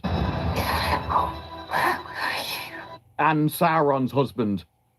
Maybe the Balrog's husband. I'm not joking. I mean, this news was greeted with excitement from fans. In fact, some of the fans were so excited, it made them want to puke. Bless them, even talking about how much Rings of Power respects Tolkien. Isn't that nice? Sauron, Galadriel, and Celeborn are in a love triangle, says Rings of Power showrunners. I still think the Balrog's in with a chance myself. Like I say, ooh. They haven't put any clothes on him and he is very hot. I can fix him. If you thought the Galadriel kissing Elrond was weird, or getting with Satan was a bit of the cliterature, then you have seen nothing yet when Sauron gets with Celeborn. No, I think that is on the cards. I mean, either in front of the camera or behind it, either's possible, but it's one of them's happening. Now, what is this supposed to mean? Sometimes the side chick isn't even a chick. May I present to you the target audience for Rings of Power, sir? There they are. Chilling with the boys, arm on his leg. Who doesn't love a funny elf? Funny. Well, Sauron. As happens all the time. This is like a picture from one of those bro magazines. Remember what they tried to convince everyone of a few years ago? Remember when a new study finds that straight dudes in bromances often hug, kiss, and share their most intimate secrets? That came from Queerty. 2017, when you couldn't tell the satire from the serious article. And look, I know I may not be taking this seriously, but I've got to be honest, it is the only way to enjoy this show. Some of the most fun I had in Rings of Power is when I started to ship everybody, except the people they were shipping. Like, if they tried to split people up, that's when I started shipping them. Like that woman that got scared of her husband who built her a house. He asked the gods to keep our love strong as long as the home stood. Some people were like, that Bint needs a divorce. I was like, that Bint needs to live happily ever after. I always thought his kindness was what love felt like, but when he said it, I felt ill. Settled in a marriage she can't stand. That's why I got pleasure from the show. And so as we march forwards into a love triangle, I'm like, a love triangle doesn't just go to Galadriel. Each point connects with each other one, otherwise it's not a triangle. It'd be an arrowhead, a bracket. And the showrunners are like peak excited about this, right? It's not just, oh, we thought we'd add it in. No, this is like their most excited. I haven't seen them this excited for anything else in the show. So at SDCC, Benjamin Walker asked Celeborn, actor, you've been in Middle-earth equivalent of sadistic Alcatraz for 1,000 years. So he's definitely been broken then, right? Who knows what Sauron's been doing with a hot poker for 1,000 years? Well, I've said it already today. I can fix him. But you come out after 1,000 years and realize that Sauron has slid into your wife's DMs. I mean, I said I wasn't taking Rings of Power seriously, right? But I'm not at SDCC interviewing the cast. I don't think I should be taking it as seriously as that guy. Really does highlight the difference in interview quality. So recently, Christopher Nolan got interviewed about The Odyssey by China. We live in an age that demands apology from greatness. Yeah. Great storytellers, when they portray greatness, and Homer celebrates it. We circle around it, we dance around it, we turn greatness into privileges, and we demand apologies for it. That's a fact of Hollywood, and I'm just wondering, how do you approach greatness? Very professional, very respectful. It's an insightful question that could lead to an interesting answer if it had been asked to a different person. And then over here we get, oh, hasn't Satan been banging your wife? And the crowd goes wild. Speaking to the cast and showrunner after the panel, I took these thoughts to correctly frame the relationship between Celeborn, Galadriel, Sauron, and the Balrog as a complicated relationship triangle. Indeed, I say, it might be a little bit of a love triangle. And to that, Rings of Power showrunners offer me yes. And then they take a beat and confirm. The answer to your question is yes. Absolutely. And yes, folks, I did literally say love triangle. The Balrog would make it a square. Just because they haven't mentioned it doesn't mean it's not possible. I don't think that these showrunners can count to 4, let alone know the corresponding shape. To them, a quadrilateral would be a muscle that you pull when you're banging Satan. But that's how we get season 1. We didn't expect people to ship them. Doubt. Season 2, okay, we get it. And we'll lean into it for promotion. Season 3, Galadriel, Celeborn, Sauron, Balrog, Love Cube. Things, folks, are about to get awkward, although not quite as awkward as when you ask the showrunners of Rings of Power what they think about a Warner Brothers production of Lord of the Rings. This is not the last of Lord of the Rings. The movie, The Hunt for Gollum, obviously coming out. Are you guys sneaking on set, talking to Andy Serkis, trying to find out what's going on over there? My favorite part about this is the showrunner has absolutely no idea what to do, doesn't say anything. What's going on over there?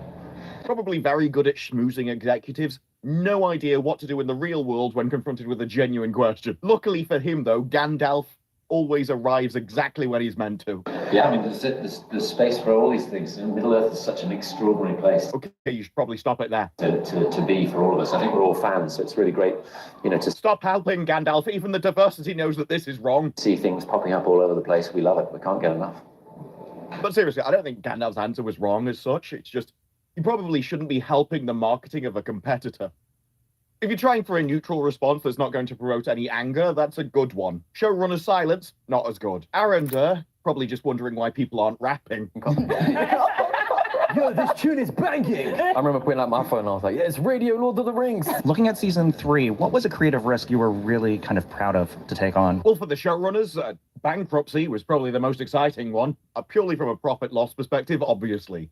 Amazon has infinite money. It's the only way people like that can get jobs. Talking Balrog. I mean, I actually think talking Balrog is definitely it. It is a very stupid idea, I'll agree. Still largely because of Simon Pegg, to be honest. Still think Joe Pasquale would have made a better voice actor than Simon Pegg. Well, meet that doom! Like, there's a lot of ways that could go wrong.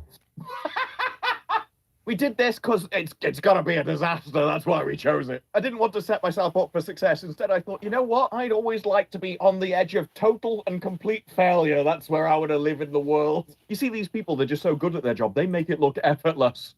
I'm not one of those. I always want to be 5 seconds away from just crawling around in the filth and the dirt. Just thought of a joke I can't say. Just think of something very TOS. You'll get it. But having Simon Pegg as the voice of the Balrog?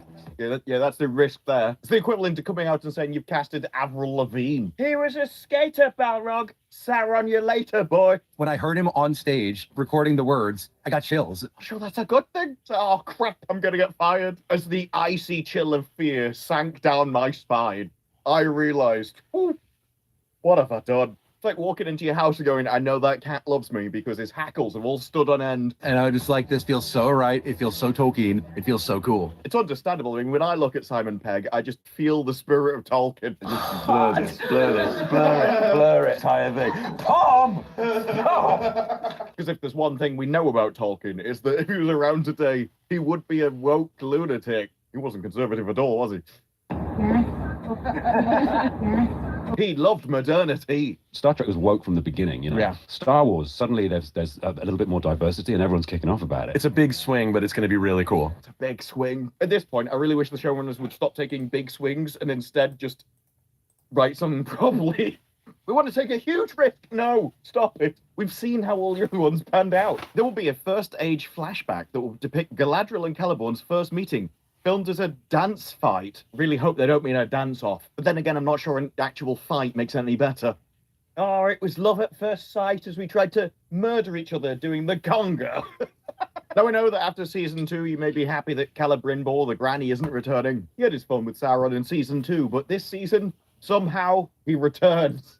Spoiler alert, the wonderful Charlie Edwards actually comes back as in the form of kind of the memory or the ghost of Celebrimbor. But rather than actually what he tells us about the show, I actually think this line tells us more about the showrunners themselves. And there's a line that I find really haunting where he says, the work simply isn't in you. That's good. I do actually really love the response to everyone around them. They're all amazed. It's like, okay, is that because you think the work isn't in you or the work isn't in the guy speaking? That's good. Because that definitely resonated with them. We're just not sure who for. I think that's something that every artist at some point struggles with. Is it? Oh yeah, we all do this, don't we?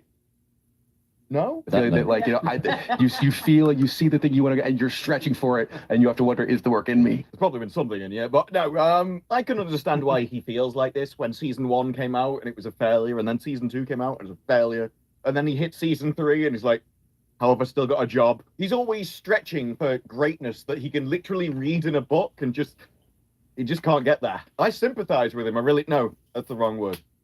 Pity. I didn't even hear that in the context of the show. I get it with her as well, to be honest. And I feel like that's going to reverberate in my brain. And It was the first time for everything. What was a creative risk you were really kind of proud of to take on? I wanted to show a bit more of a softer side. How? You already fight and pull your bow like a ballerina. It's like Elton John coming out and saying he regrets his toxic masculinity. Open up, be softer, be more vulnerable. I honestly don't know how he's going to achieve it, unless he starts just like smashing Caliborn right there. Allow himself to feel, to take fellowship in friendship. Quick, say something, Lord of the Rings. Fellowship, Balrog, spiders. That wasn't romantic, was it? Friendship with Lady Galadriel. Sorry. Did you have a stroke? Galadriel. Now, obviously, there's an English text. Lots of it was inspired by English culture. I can only assume that pronunciation was inspired by heavy drinking. I could pronounce her name properly. I would just have to be slurring a lot at the time. Galadriel. Galadriel, who has been fangirling for thousands of years, essentially. I don't think anything says Tolkien more than fangirl culture. I want to see Arendelle walk. I've been standing you for ages and shipping you. No, with Satan. Alive for thousands of years, so they're not just gonna go from here to there. They're gonna do 3 turns, a split, and then they're gonna do that thing. So, Being alive for thousands of years didn't mean they showed off in battle. They weren't intentionally showing off. It was, when you've lived for thousands of years, you practice something so much you are just fluid. It just comes naturally. They move like water because they're so used to it. It's meant to be just sort of peak mastery of warfare. It's not like, oh, we're going to spin around for absolutely no reason whatsoever. Not unless they're intentionally trying to show off to somebody. You know, rub it in the face of a dwarf, for instance. So I was like, let's do it. We're elves. Let's do it for the gram. There is a level of cutting, sarcastic cynicism that seems to bubble up for Gil-galad. Okay, now that's English. I think after 3 seasons, we finally hit on something that's English. That there's just a point where you ask people to do the right thing so many times and they don't do it. That you just want to see them get what they deserve. No, this is speaking my language. You're like, finally, he's got fired. It's not, probably not what he's talking about. That it's just, all you can do is grit your teeth and say something snarky. Okay, this really speaks to me, actually. You know what, when he said before... It reminds me of my favorite Tolkien quote. Evil cannot create anything new. I thought he was taking the piss out of the fans, but maybe this guy's self-aware. Either way, one thing we know for sure for season 3 is it's gotta be a laugh. It's always a laugh. Rings of Power is the same equivalent of watching people fall downstairs. Look, we all know it shouldn't be funny, but it is. My favorite part of it has always been the showrunners' interviews because they're desperately trying to imitate something which they can't comprehend and can't reach. It was why the perfect metaphor, yeah, the work it's just not in you, is it? The work simply isn't in you. We are simply talking about an IQ gap that cannot be scaled. And so all you end up with is kind of like an accidental satire. It comes across as if they're taking the piss because they just don't know what they're supposed to be writing. This scene was genuinely one of the funniest parts of television for me. I always thought his kindness was what love felt like, but when he said it, I felt ill. Because it's so against any of the ideals that That's he such wants bad to represent acting. in his books. I just couldn't help but laugh. And the more sincerity that they try and instill in this, the more it's like, no, we're going back to the book. Back to the book. I was like, oh my God, it's taken 3 seasons, but I actually believe you. I actually think you're trying. And this has always been one of the issues with Hollywood. People think that it's like, oh, they're just throwing out any old trash because they don't care. I think it's worse. I think they are trying. I think this is genuinely the best that they can do. And because it's come across like a puppy picking a fight, they just have no idea how small they are. It's kind of adorable. That's why Rings of Power hit that kind of level where it's still fun. It's still entertaining. For the same reason that whenever you're watching the show, you're always kind of waiting for the other shoe to drop. It's like, at one point, one of them's going to go, you must be one of those Lord of the Rings. One ring to rule them all. Where every scene, every interview is like the next comedy sketch. So I hope you'll join me for that. But for now, that's it from me. Let me know your thoughts down in the comments below. Like your video, like video, subscribe. More videos like this in the future, and I will see you in the next one. Bye-bye. Nice, okay. In 3, 2, 1, go!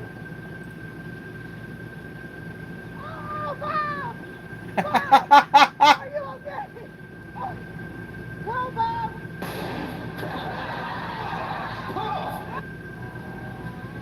Gundam. He's just a... The WNBA is a joke. If you watch clips from the games, you'll quickly find that the boys' high school basketball team, on average, is a better display of skill. 3 or 4, there you go. Cutting the lead down to 7. Ooh, deeper, come on now. When you see women wearing shirts saying, "Pay us what you owe us," while the league itself loses millions of dollars a year, and you watch a woman double dribble her way to the basket without the refs doing a damn thing about it, it's shocking. Hell, I've seen Neon cook a WNBA pro player. Neon, the dude who's stuck in a 12-year-old boy's body, for Christ's sakes. Hell, Playboy Max Cardi, whatever the hell his name is, the dude is like 5'6", and he beat a 6'9" pro female basketball player. It's no wonder that people only pay the WNBA attention when there's drama involved. The one sport women excel at. Like Dildo Gate, for instance, where people were launching dildos on the court. It was the most fun everyone's had with the WNBA. See the object, the block right there, the object comes, that green thing bounces, and it goes to the sideline. We're not exactly we're not sure where it came from. No room for any of that type of... Now we're in the Sophie Cunningham arc of the WNBA. Basically, she pointed her finger at a black player, which was a cardinal sin apparently. White women in the WNBA are to be seen and not heard. They are to placate and talk about how black women have moved the sport forward. With the life that I have now, as a white woman who leads a black-led sport, and celebrated here, I want to show a light on black women. They don't get the media coverage that they deserve. Trust black women, they lead the way. Trust black women, they lead the way. White women, stop abandoning your sisters. And maybe occasionally get knocked around. Such is the case with Caitlin Clark, the most hated woman in the WNBA because she isn't total dog shit. It started in 1996. First games played in 1997. It's 2024, and we're just really now talking about it. And so if Caitlin Clark is the vehicle that will bring this sport that I have loved so much and so long to little 5-year-old girls playing in Harlem, I say yes, bravo. I have no problem with that.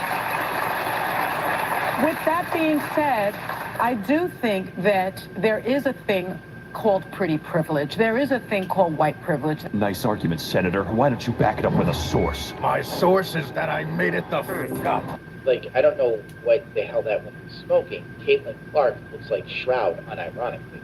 I take it back. She looks like Kevin McDonald from The Kids in the Hall. Called pretty privilege. Anyway, Caitlin Clark gets knocked down again. This happens all the time. And then Sophie Cunningham began to start pointing at a black woman. And this woman, I will admit, had the nicest weave on the court. That must have been young Asian woman here in her head. Hurry up and fight! I was just kind of pointing, and she's like, don't you point at me. And I was like, oh, shouldn't have said that. And I didn't say a word. Sophie pointing while the black woman crashed out was incredibly funny. It then inspired memes that swept the internet in early July. This is the most interesting thing to happen since Dildo Gate. The meme basically took off massively, making Sophie Cunningham a huge star almost overnight. She goes to girls' camps, all the little kids run up, they want to take pictures with her pointing. It was white girl summer, children. You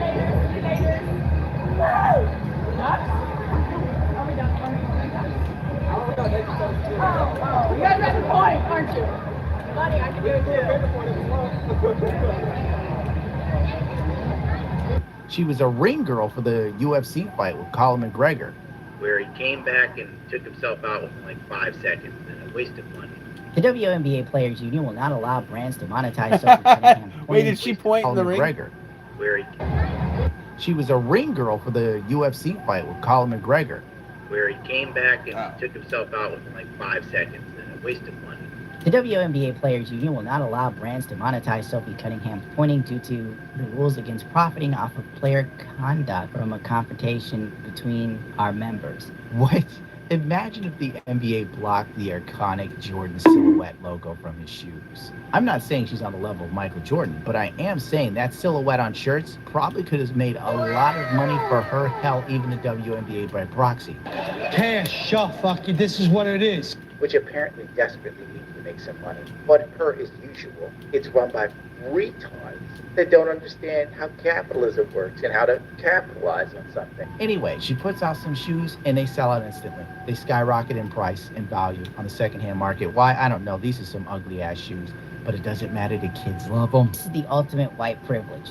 We've never seen an inconsistent role player get a shoe. Literally, the biggest thing she's ever done was pointing at a black woman.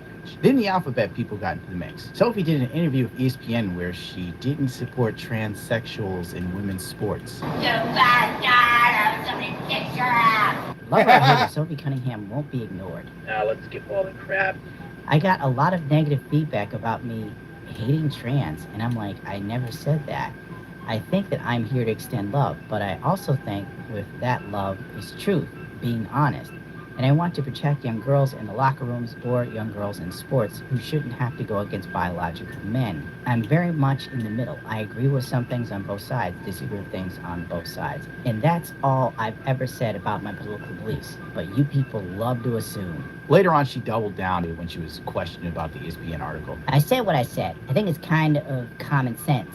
And I think I'll always believe in that. I think it's really important to protect children, and that's little girls who are also involved in the category. I stand on what I said. Hate crime, hate crime.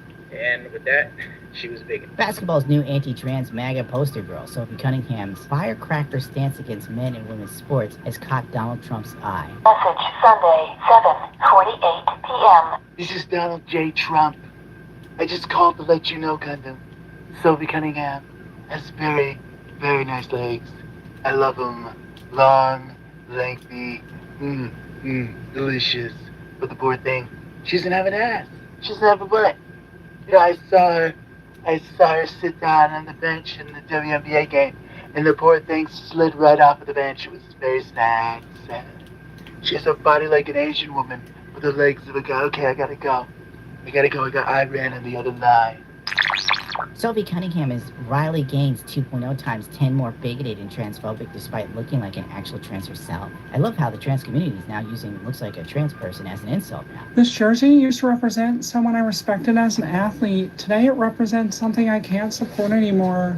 Sports have the power to bring people together, but when someone uses their platform to demonize or marginalize an already vulnerable community, I have to decide where I stand. So today I'm not burning a person, I'm burning my support. As a trans woman, I've spent years fighting just to exist authentically. I won't spend a dollar or another minute or another ounce of energy supporting people who contribute to making that fight harder.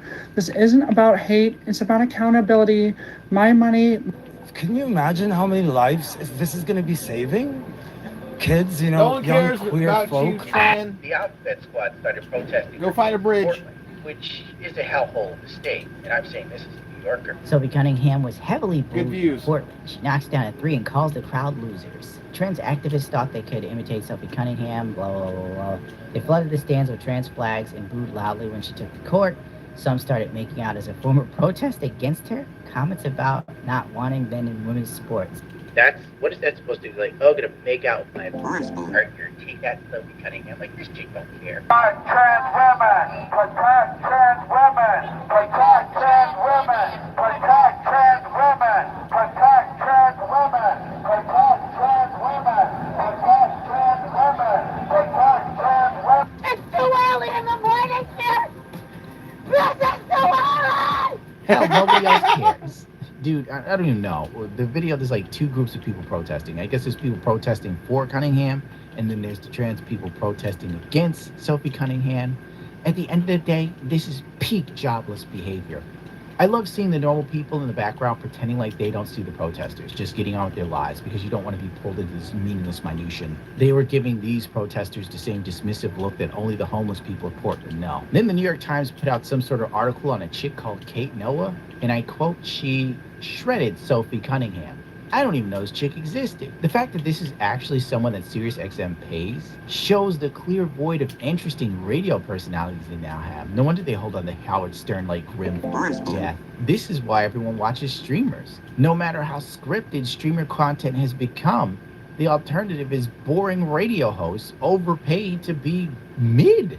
In many contexts, but I think the most recent one was when she barefoot contested her way across the UFC octagon at the Conor McGregor fight. A guy who has been found, make sure I get the words right, Brady, civically liable.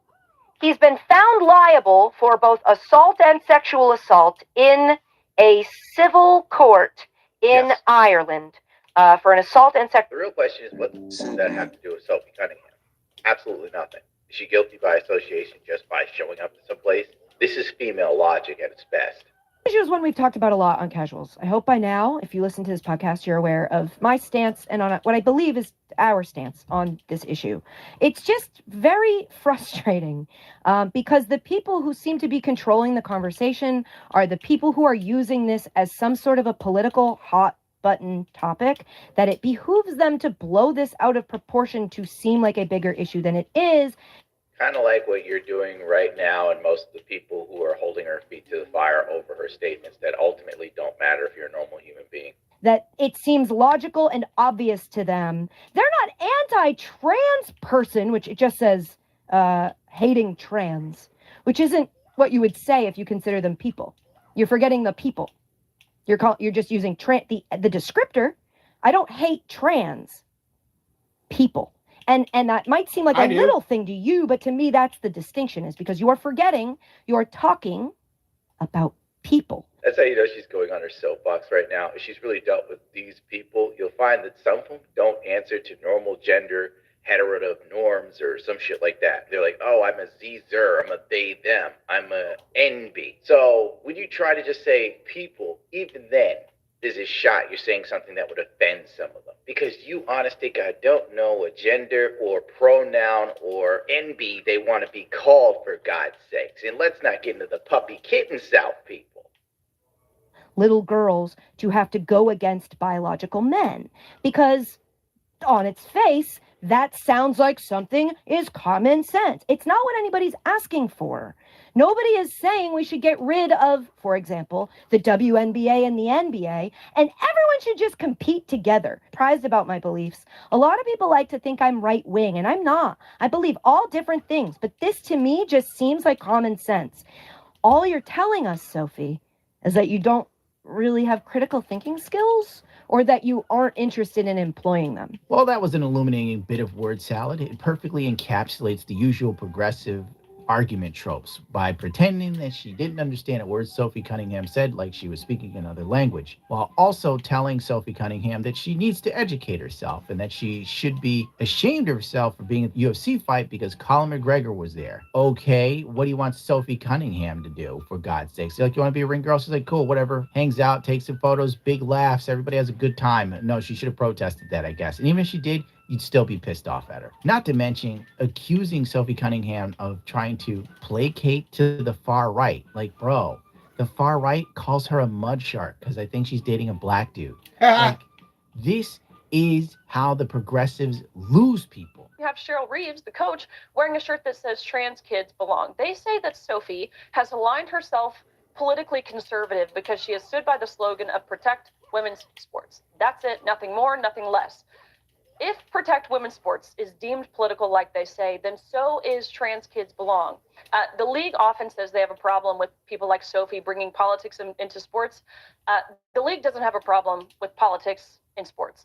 They have a problem with conservative politics in sports. They cast them out into the ether for a difference of opinion and then call them the biggest monsters that ever existed. And you know what's bad? When Bill Maher and other political pundits from the left are starting to turn their back on the Democratic Party because it's being overrun with communists now. I am not going to be in the same party with Hassan Piker. I can tell you that right now. If he becomes a force in the Democratic Party, I'm out of here. This all reminds me of J.K. Rowling. That woman is on board with everything else the progressive left is shooting for, but one thing. And that one stance she drew the line in the sand for has made her a Nazi and a social pariah for the political left. And I guess basically, my point is nobody cares about the WNBA outside of drama. And usually that drama centers around two white women, which makes the black lesbians really angry.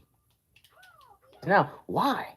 The dialogue box is a very important aspect to understanding and unraveling this story's mystery. Now, the High Priestess signifies a figure or a force that answers the various questions in life regarding religion, faith, and the self. Does that sound familiar? Right before this scene in the forest, we have Lila trying to mind F ego death William. And now all we have left, are we already almost out of freaking battery? Now all we have left are the final two endings in the normal gameplay group of endings. Let's move on to the Empress reversed. Finally, we'll be exploring that lead we got from the telephone, from the fact that we no longer have Will's reel, we simply need to interact with Lila's reel to remove it. Now nothing is projecting onto the perceiver. Perceiver kind of sounds like receive. But it's probably best I wait before revealing this. With the strange wheel inside the projector, projecting or perhaps perceiving the image of William inside... You know what? Looking at the CCTV footage now. He was never there. You know what? It's probably best I wait before revealing this. With the strange wheel inside the projector, projecting or perhaps perceiving the image of William, we walk to a boat. This boat is familiar. In fact, the whole forest is. This is the forest and boat that faded onto the footage of the dancing people when Will danced with Lila. Oh, There's an interesting link between dancing and the prince we'll explore far later in this game, but it's just coming to me now. If this is the realm of the High Priestess, or the realm of Lila, it would make sense that this is the image that was transposed the moment Lila emerged, or re-emerged, when Tanya reminded Will of Lila. We take a calm little boat ride, and while we're on this river, I'd like to point out that this was the moment I fell in love with this game. Before we move on, let me point something out. The oar's symbol is that of Lilith's sigil, a crescent with a cross underneath it. Lila, Lilith, perhaps something will come of this connection. And that would make sense regarding the owl in that dance scene. Lilith in Hebrew can mean a nocturnal creature, so the owl would be fitting as a motif that calls Lila forward. We also see Will walking away from us as we approach this electrical pylon. Although we see the same thing in all three endings of this forest branch, I think each ending has a different implication for who is walking away from us. Also, if we have the Tomiho palette on, there's a chance we can also see Tomei or Tomiho, the Tea-Gachi girl. We won't get into her place in all of this until much later, but keep her in mind. And of course, we pass under the electrical pylon. Thus is the Hanged Man ending, my favorite of the tarot cards. We enter Yu's office once again to discuss the Hanged Man ending. I thought you'd be gone after that. Well, it takes a bit more than getting rid of that stupid reel. That film reel was created by William, but I'm not contained in it. It only resembles me a little bit. Just like that bitch Tanya.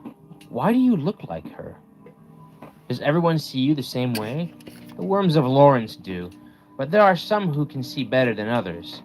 We seem to have exhausted the cards to talk about. We can go over them again if you'd like, but we don't have to. Lila refers to the Lawrence fraternity as worms. Now don't worry, we'll have a clearer picture as to the relationship between Lila and the fraternity soon enough. She says that her reel does not actually contain her, but simply vaguely represents her, mimics her. And that's kind of interesting when you combine the fact that the image of Lila or Will is not being projected by the projector, but projecting into the projector. So now I have to ask the question, is the projector us, the player? Is it William's body? What exactly is this? Lila's reel being only a vague representation of her could also be a reference to the fact that maybe all of this is sort of a recollection of a story rather than the actual story itself.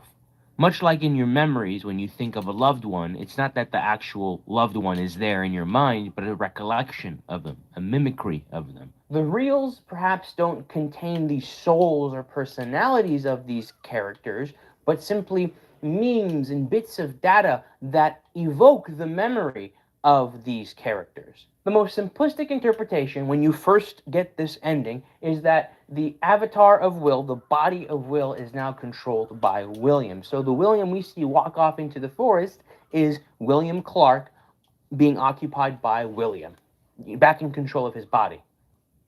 That's the simplistic interpretation. The relationship between the Hanged Man ending and the Hanged Man Tarot is interesting.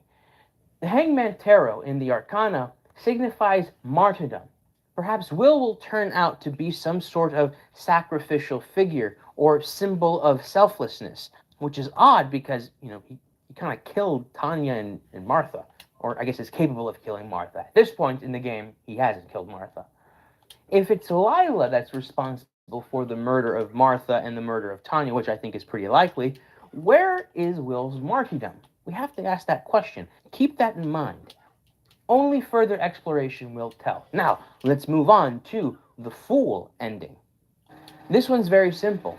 Now that we no longer have Will's reel, we simply need to interact with Lila's reel to remove it. Now nothing is projecting onto the perceiver. Perceiver kind of sounds like receiver.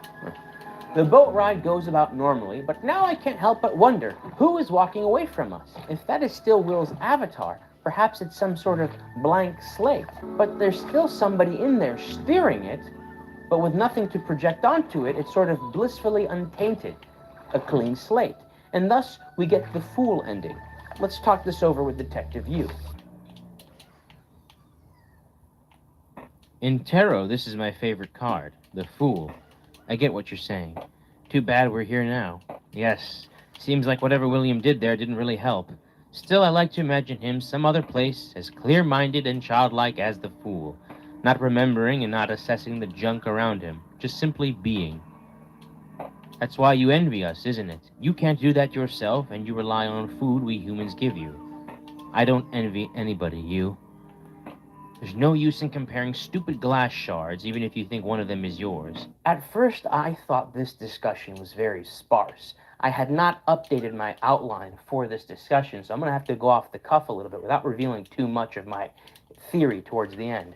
Detective Yu says that the Fool is his favorite of the Tarot Arcana, and Lila responds in a kind of an odd way. She says, one of these stupid colored pieces of glass or bits of reel or endings isn't any more special than the other just because you think it's yours.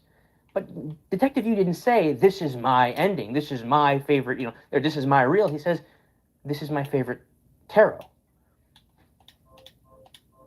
Keep this in mind.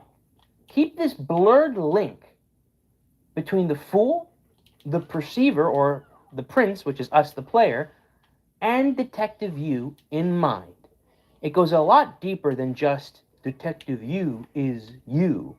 The Fool in Tarot Arcana signifies a blank slate and that freedom and optimism that comes from that limitless potential. So, obviously there's that link.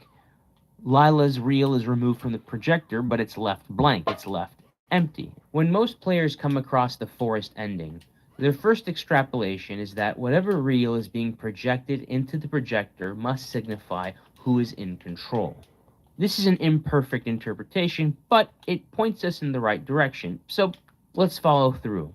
Keep this idea of a blank slate husk of William's body, a sort of vessel or avatar for us, the player, to inhabit in mind. Normally when I make a new discovery during the editing process, instead of whipping out the camera and, doing a green screen or a whiteboard segment, I'll just pipe in my voice with microphone. But this next point is very important. So important that I need to be on camera for this. The Fool may very well be the most important of all of the Who's Lila endings. Think back to when we first meet Detective Yu. Lila says, "You are not like those other fools." When you first hear this line, you're thinking, oh, she's saying you're not like those other characters, those other people in this story, NPCs, if you will. And in a way, that is what she means. But if we apply what we learned with the Fool ending, the Fool being emblematic of a blank slate will, an empty vessel will, perhaps the will that we have been playing as all this time, this links Detective Yu somehow to the Fool. Detective Yu, you are not like those other fools. Something about Detective Yu is different from all those other, dare I say, iterations of William's vessel. All those various forms of William that we have played throughout all of these different playthroughs of this game. This won't be relevant until the very end when I give my final theory. That is the hazardous mystery of who's Lila. We'll continue on with the High Priestess ending. This one's even more simple. Just simply don't touch the projector and hop on the boat. With Lila's image projecting onto the perceiver, I think it's safe to say that the will that we see walking off is being steered by Lila. Remember, this is the first time the game is being played in first person. I believe this is telling us that we are now at that point not playing as William or this husk that looks like William, but we're actually playing as ourselves, the prince, the player. If I haven't pointed it out already, I do want to point out the significance in when we are ascending up the stairs, we are seeing William and Lila conversate with each other. So in the very same room, in the same sequence, we see what I believe to be this avatar of Will, this vessel, empty vessel we're controlling, which can be considered the fool. We see Lila, which is the high priestess, and we see William, which is the hanged man. The nature of the projector still perplexes me. One of the key aspects is that it's not projecting the image.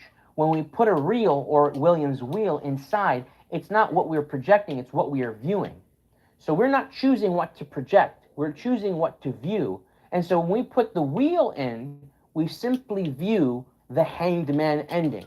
When we put Lila's reel in, we simply view the high priestess ending. And if we put nothing in there, it's just us, the player. And so somehow that ties in with the fool, a blank slate. The flimsiness of my understanding of the projector is something I'm kind of concerned about, but by the end of it, I think we'll still have enough pieces to put together a consistent theory and framework for that theory. Nonetheless, keep this concept of the images not being projected by the projector, but projecting into the projector in mind. And with the High Priestess ending finished, let's talk to Detective Yu.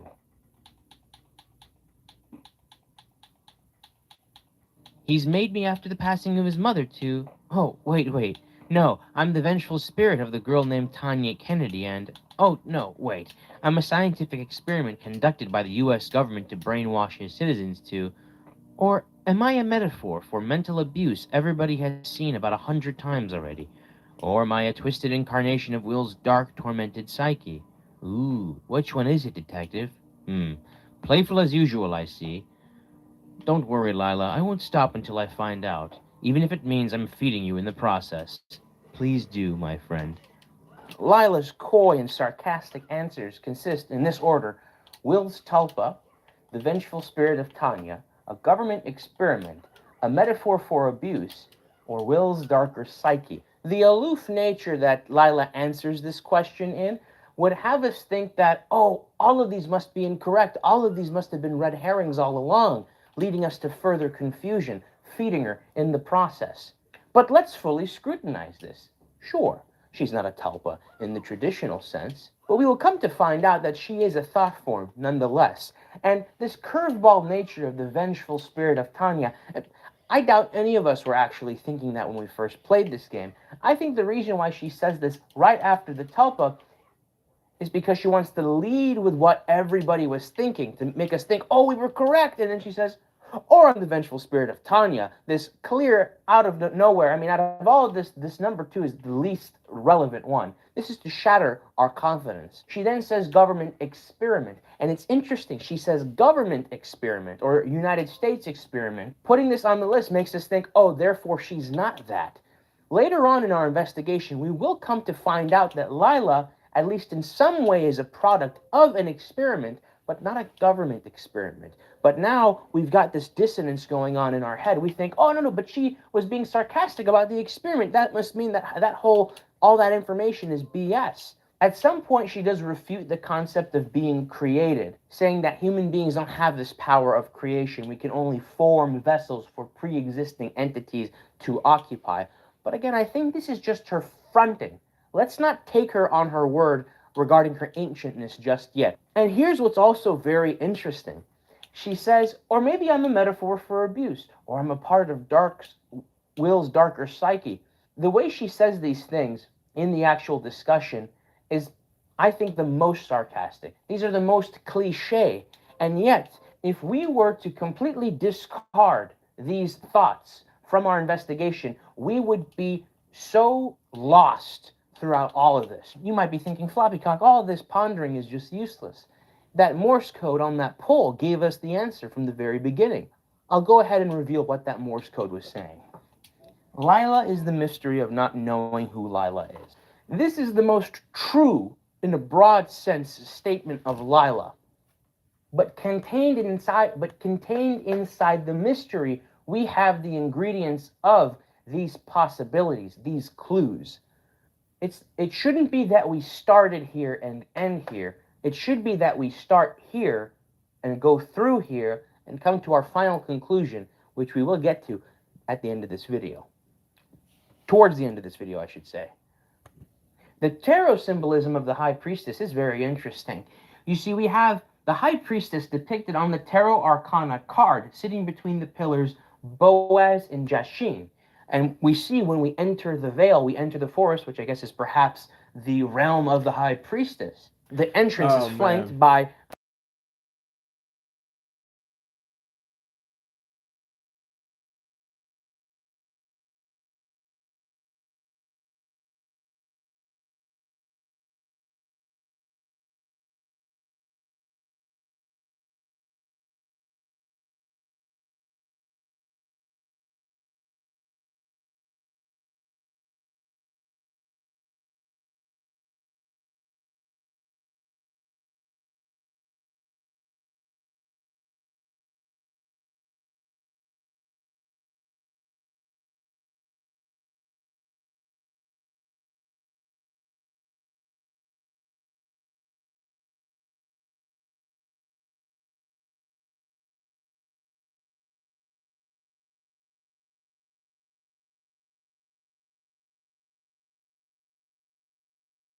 group of endings. Let's move on to the Empress reversed. Finally, we'll be exploring that lead we got from the telephone from the fellow Lawrence associate. Remember, we know that Will is a part of this group. They suffered from a fire at their headquarters that was in an apartment building, and Lila refers to them as the Worms of Lawrence. Also, keep that lady in the boiler in mind, the one from the Death and Wheel of Fortune endings. Before we go, let's finally dig into that diary. We can find the code on the Steam library banner. July 13. I've been helping out at the little farm near Father Lawrence's church. I'm not sure what he needs all those animals for, though. No one from the Brethren seemed to be eating them, yet some animals disappear after time. Is he breeding them and selling them or something? It's confusing. July 13th, around a month after Will was inducted into the cult, he starts noticing them collecting animals. Being that this is a cult, if they aren't eating them, perhaps they are sacrificing them. July 14th. They say I'm pretty good with Lila's enforcement. Father Lawrence told me not to write her name down, however, but I'd rather trust her than him. I think the others may be jealous since she started talking to me so quickly.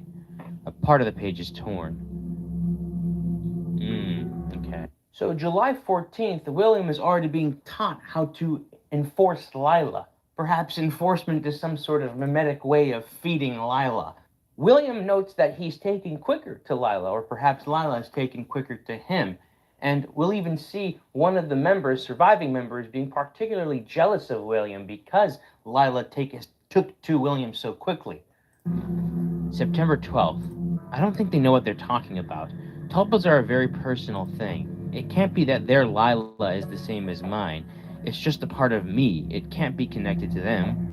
We are not connected. William knows enough about tulpas to know that the tulpa themselves are contained in the person thinking of them, that they're a very personal thing. So how is it that this tulpa has spread or is being invoked by all these different members, including William? He assumes that perhaps Lila is different for every single member, that they can't all be connected somehow. September 15. She scared me today, by the way. Lila did. She started talking about the prince and stuff.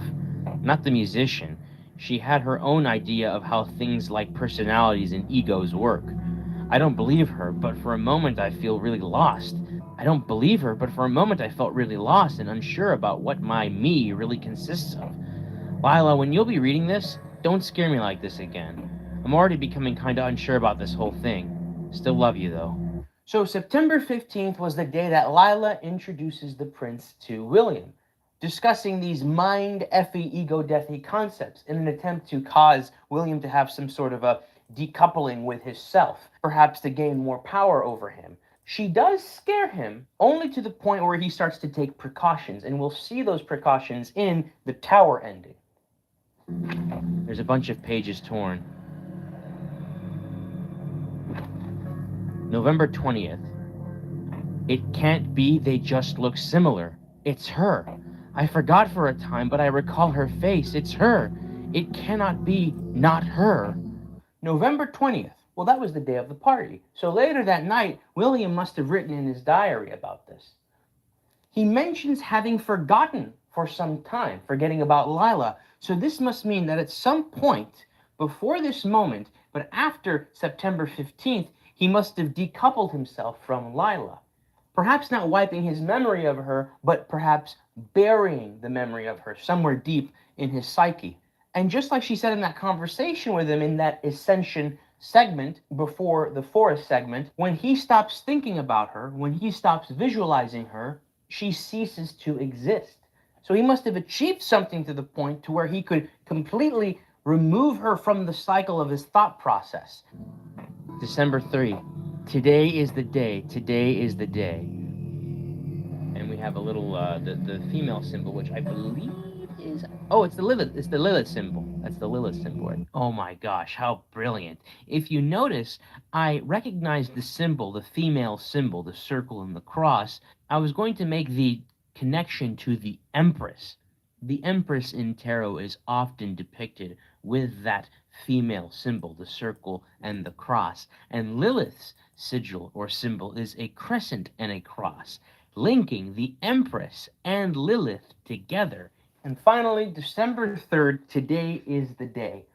I'm going to lend you a hand here and say that I believe that this is referring to the day the game takes place is December 3rd. Now, when first playing this game, you might have thought, no, the maniacal way this is being written makes me think that today is the day. That was the day that William killed Lila. But we'll come to find out that Lila was killed. The date that Lila was considered gone missing happens before December 3rd. That date is more or less a week before December 3rd. So I kind of sort of put together that December 3rd, today is the day, should be interpreted as literal. Today is the day. Also, note on the page is the symbol of Lilith. Wonder what the implication is there. And I'm not being coy, that's something I just realized. With our picture becoming ever clearer, we head to the train station to meet our fellow cultists. We approach Strupnev, one of the only other surviving members of the Fraternity of Lawrence. Hey, kid. Hi, Strupnev. I can't see you too well. Can you move closer? He smells weird. A little bit like old people smell. And something else like black tar. Kid, don't you want to ask me something? You called me on the regular phone, didn't you? Whatever. No use for the throwaways anymore. Kids' toys. Well, there's no one left now but me. And you. I've seen fires in my life, but that one's just effing insane. Nothing's left here. Well, what do we do without Father Lawrence? Did he leave anything behind? Is she talking with you? What? She stopped talking to me after the fire. Lila did. Is she still talking to you? So Strupnev is particularly distressed from not being able to commune with Lila and is suspicious of Will. If only he knew who he was really talking to. Also, keep in mind the implication that's made here. After the fire, all the surviving members stopped hearing from Lila, similarly to Will having temporarily ceasing Lila's power by not feeding her. Keep this in mind for when we get a better picture of the timeline and the nature of Lila in the scheme of Lawrence's flock. Responding with sadness doesn't change the course of this ending, but Strupnev does seem to believe us at first. Is she still talking to you? No. You make a sad face. So you too then. I guess we are in the same boat, kid. Fuck. After I got out from the slammers, I haven't had any luck. With anything, pretty much. I thought I had someone left. It's now you and me, William. Worm. What did you say? Nothing, Strupnev. Must be my imagination. He left something behind for me, by the way. Lawrence left something for you in a depot. A depot? Just over the bridge, an old train depot. Well, what did he leave? You'll know when you see it. If we choose to respond with a scared face, or if we're playing on the normal difficulty and allow Will's face to naturally contort to being scared, we get this response. No, you look scared. Why are you shaking, kid? Are you cold? No, not real. There's no need to lie to an old dog like me. Interesting. Old dog. I see it in your eyes. She's still talking to you, isn't she? Maybe even right now. Effing kid. You never deserved this. If you knew what we did to boys like you, back when I was behind bars.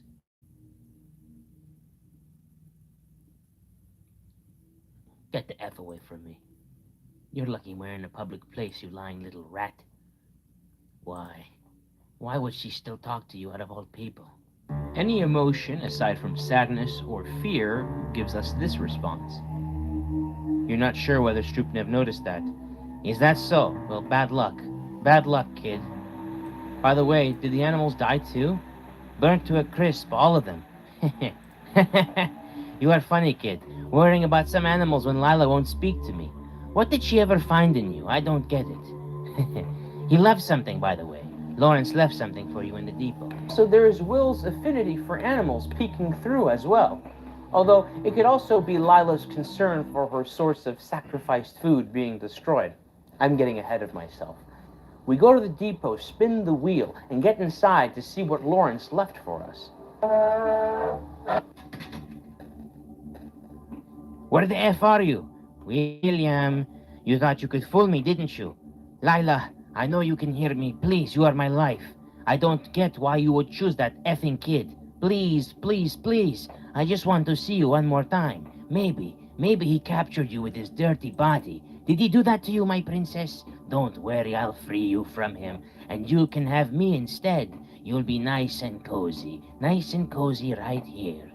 Kid, how dare you effing steal her from me? I'll cut her a way out. I'll carve out of you.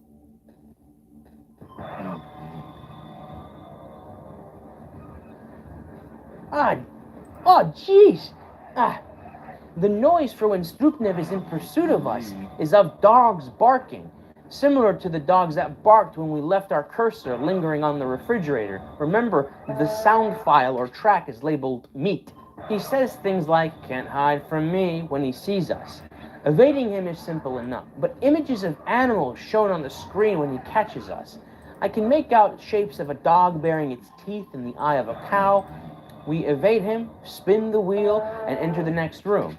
It's interesting how he seems to teleport into a new position in the next room, but it could just be video game logic. The scenery begins to look less like a depot and more like the inside of the boiler room. I can't help but wonder, are we running from him or are we baiting him? We evade him in one more room, then make it to the catwalk, where he almost catches up to us. All right, let's... This party started. We hear that strange reel noise again. This, of all places, doesn't seem very fitting for that noise. It's the most odd instance of it. We reach the door, spin the wheel, and get the confirmation that Strupnev wasn't chasing us. We were simply leading him to his demise. It's her again. What? So you want to see so badly? Well, feast your eyes, Strupnev. Strupnev gets consumed by the Empress, the lady in the boiler, this being that is somewhat linked to Will's mother. I don't know if it actually is his mother, though. She hid in the boiler again. Well, are you satiated now? Oh, Lila, you are such a naughty, naughty girl.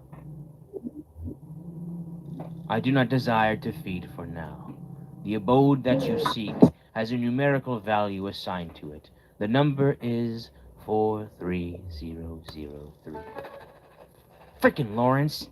And William has hidden this one so well. Your endeavors amuse me, but now it's time for us to cease.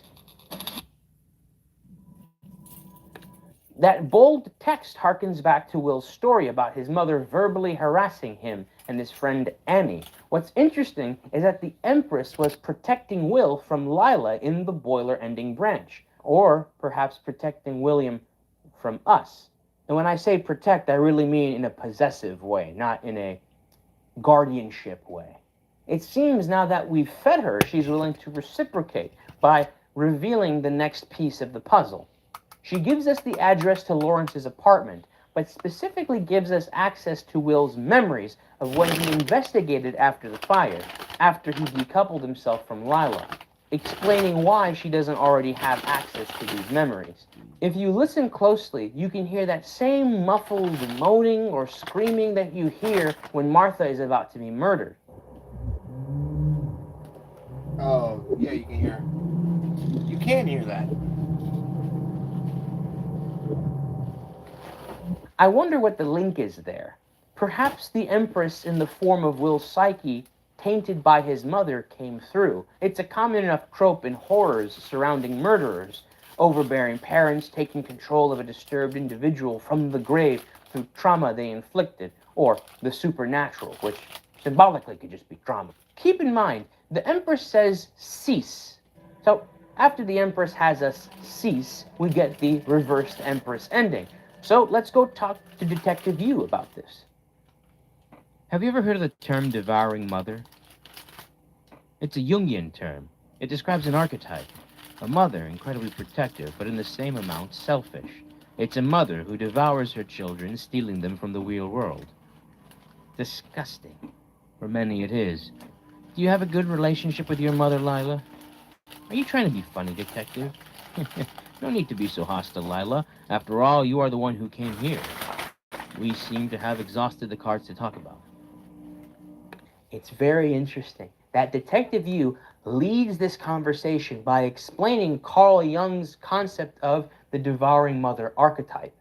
You could get this ending right from the beginning. And so the game could, as early as your first ending, front-load this concept of the Jungian model of this of explaining the psyche and the collective unconsciousness. Let me pull back for a second. All of these different endings are modeled after the Tarot Arcana. Now, there are two kinds of practitioners of Tarot Arcana. There are those who see tarot as a form of divination, telling the future, and there are those who see the value in tarot as simply telling a possible story. These cards are made up of archetypes that we see commonly shown in human behavior, human history, and fiction. I mean, after all, who writes fiction? Human beings, derived from our brains, things that we want to see happen, stuff like that. Art mimicking life, life mimicking art, all that stuff. Carl Jung and all the various Jungians posit that these archetypes stem from something called the collective unconsciousness. We'll get into what that is later in this video, God willing. I used the term collective unconsciousness quite a few times in this video before I finally give an explanation for it. Kind of a critical mistake on my part. So to correct that, I want to explain to you in my personal sort of layman's reductive terms what the collective unconsciousness is. So you have your personal unconsciousness, your blind spots, the way you sort of unconsciously react or digest things mentally. But there is something that unites us all as humans called the collective unconsciousness. In all the various cultures, religions, and epics and stories and fictions and historical accounts, we always see these recurring symbols, recurring archetypes. Many religions, faiths, and pantheons have themes of martyrdom, a martyr figure, a judgment day, a Ragnarok, some concept of a Mother Earth, a fatherly godhead. Even before the term the hero's journey was coined, human beings had this affinity for patterns in their fiction, patterns in how they went about their own adventures and their real-life stories. It seems no matter where you go on planet Earth, most human beings have this affinity for the rise and the fall, the start, the climax, the ending, and peppered throughout all of our different fictions that we write or histories that we experience, there are these archetypes that emerge from the psyche of the humans who write these stories or live through this history. Just like no matter where you go on planet Earth, beavers build dens, Or if you separate a chick from its flock and raise it in captivity, it recognizes dangers in the sky. Human beings, no matter where we are, have these affinities, these archetypes that tend to emerge from within our psyches. There is some sort of unifying code, consciousness, X factor in all humans can very well be the reason why we can identify patterns in behavior, tropes, and stereotypes unconsciously emerging in the stories we write. That is the collective unconsciousness. Now, mind you, the collective unconsciousness is only one facet to Jungian psychology, which is its own discipline in the grander discipline of psychology. Listen, I'm sure that there's plenty of literature out there that refutes the existence of this grand unconsciousness, of this collective unconsciousness. And trust me, even in my cursory research of Carl Jung, there are stuff that I just sort of raise an eyebrow at. But for the sake of symbolic edification and appreciation of the game Who's Lila, I bring forth to you this explanation of the collective unconsciousness. Hopefully I did a good job, so let's move on. The devouring mother is emblematic of everything opposite to the upright tarot of the Empress, which is why this ending is called Empress Reversed. Lila seems to be upset when asked about her relationship with her mother. Maybe she has a rough relationship with this Empress. Or maybe she thinks that Yu is joking, perhaps because she herself is a mother of sorts. We'll get into that later in this video. This is a straightforward conversation. The tarot symbolism isn't much more than what we've already gone over. We encounter and feed this boiler entity. This boiler entity, I think, is certainly the mother of Will, but is she also the mother of Lila? Nonetheless, I believe the boiler entity is interchangeable with the Empress. The upright mother signifies a generous mother figure, someone who is giving, sacrifices so much of her life for the betterment of the people she loves. Whereas the reverse doesn't always mean selfish. See, even the devouring mother can be toxically generous, as in smothering. Perhaps there's a tit for tat. Think of the mother who is very giving to her children, but downplays or justifies the pain she causes her children because of how much she's given them. I give you a home so you could feel security and catharsis, and you let me hurt you so I could feel security and catharsis.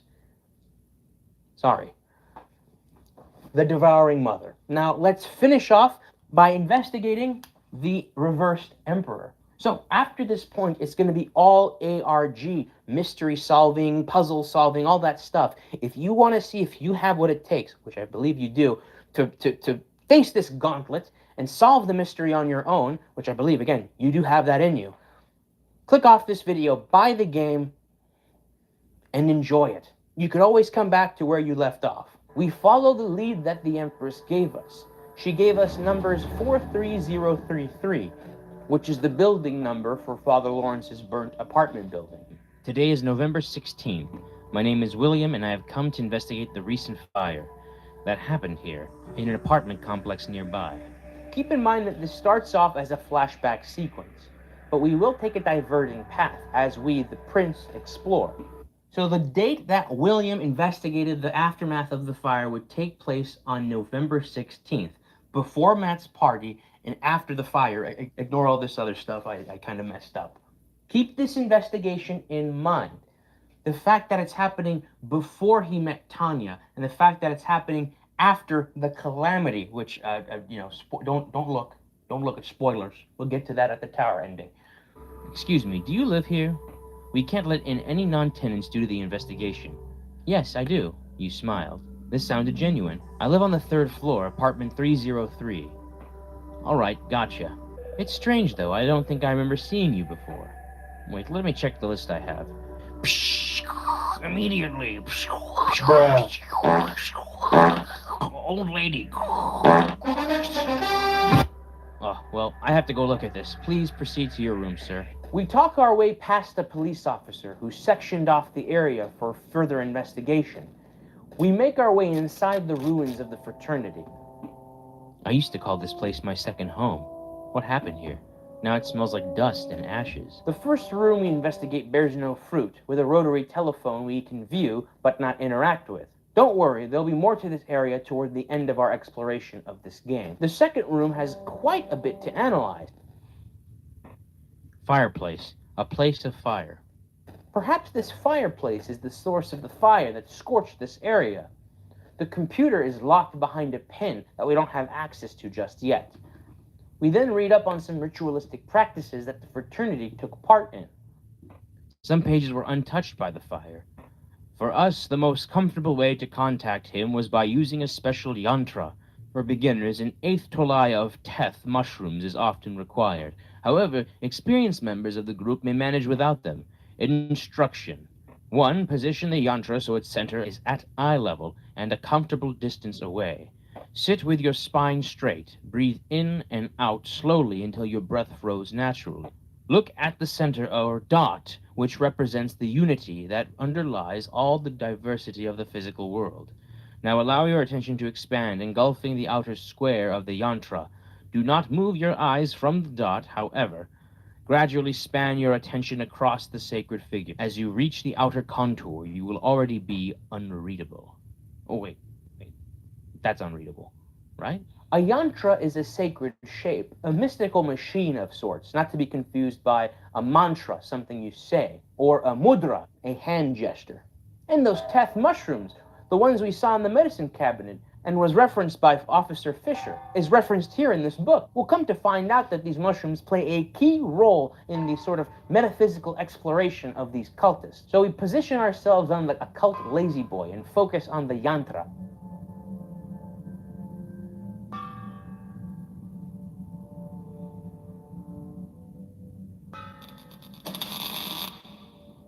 We're back at the mysterious forest again, but it's a bit different. The track playing is called Twisted Forest or Warped Forest. This. You unlock new palette, Lucid Dream. We explore a bit to find a little figure of the Garage Heathen mascot. Now that I think about it, it's very fitting that we find this here. Unlocking the palette Lucid Dream. Also very fitting. Keep this concept of this forest realm being a form of dream realm in mind, specifically for when we explore another game by Garage Heathen called Shastie. We make our way down to the water and come face to face with the stranger. A statue of sorts. It looks familiar. It looks so familiar. It may be made of wax. So lifelike it is. Does it talk? It looks so familiar. His face is like a mirror, isn't it? You cannot help but gaze at it.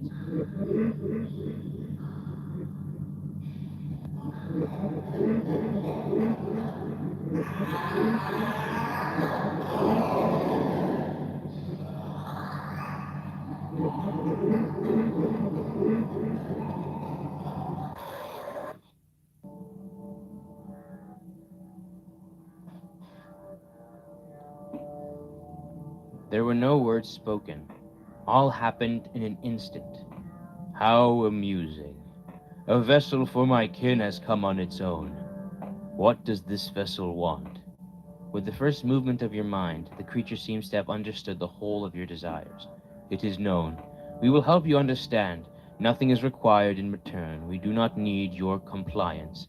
You may seek help from my servitor, the daemon. You must acquire him separately. He was uploaded as an addition to this reality. I shall give you a link to his location. Listen carefully. The link is now copied to your clipboard.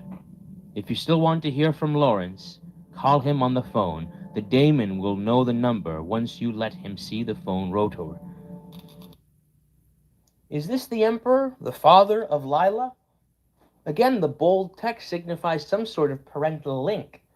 We'll get confirmation throughout our investigation that any sort of image of a monkey with a mushroom head or snake eyes is some sort of personification of Garage Heathen, the developer. So, I mean, it makes sense. The developer, the creator of this game, this world, would be personified in this game as the Emperor, as the god of this world. And in another one of Garage Heathen's creations, we have Tigachi. She makes references to a daddy figure. So keep this concept of a less than stellar father figure in mind.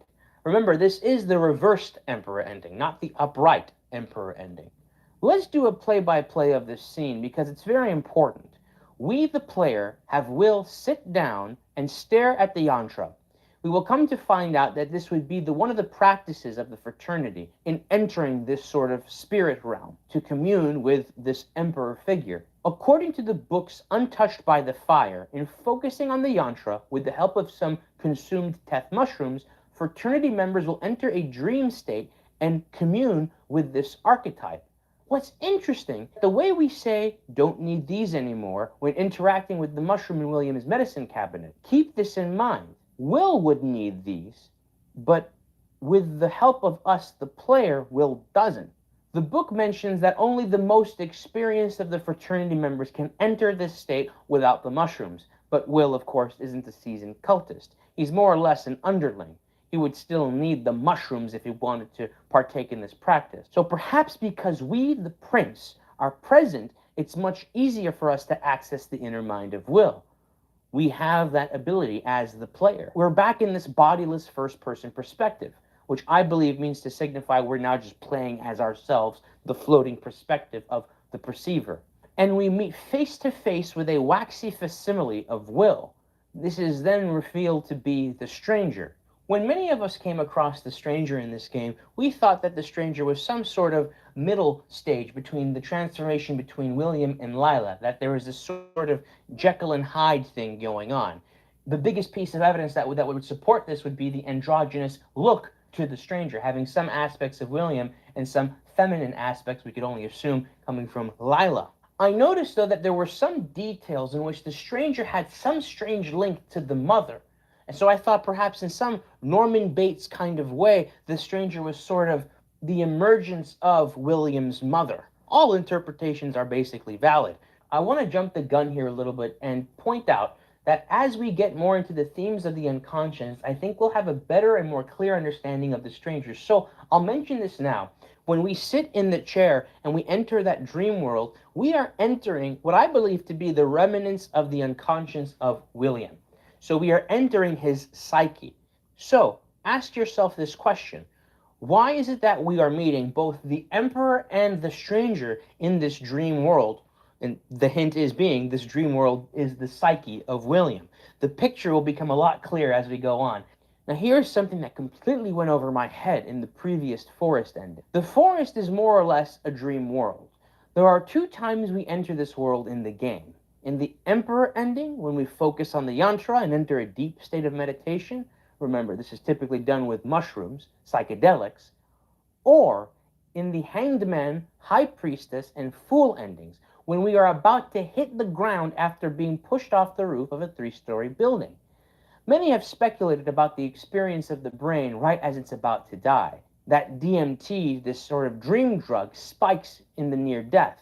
So it's only fitting that we enter the same state right as we are about to die in the forest ending.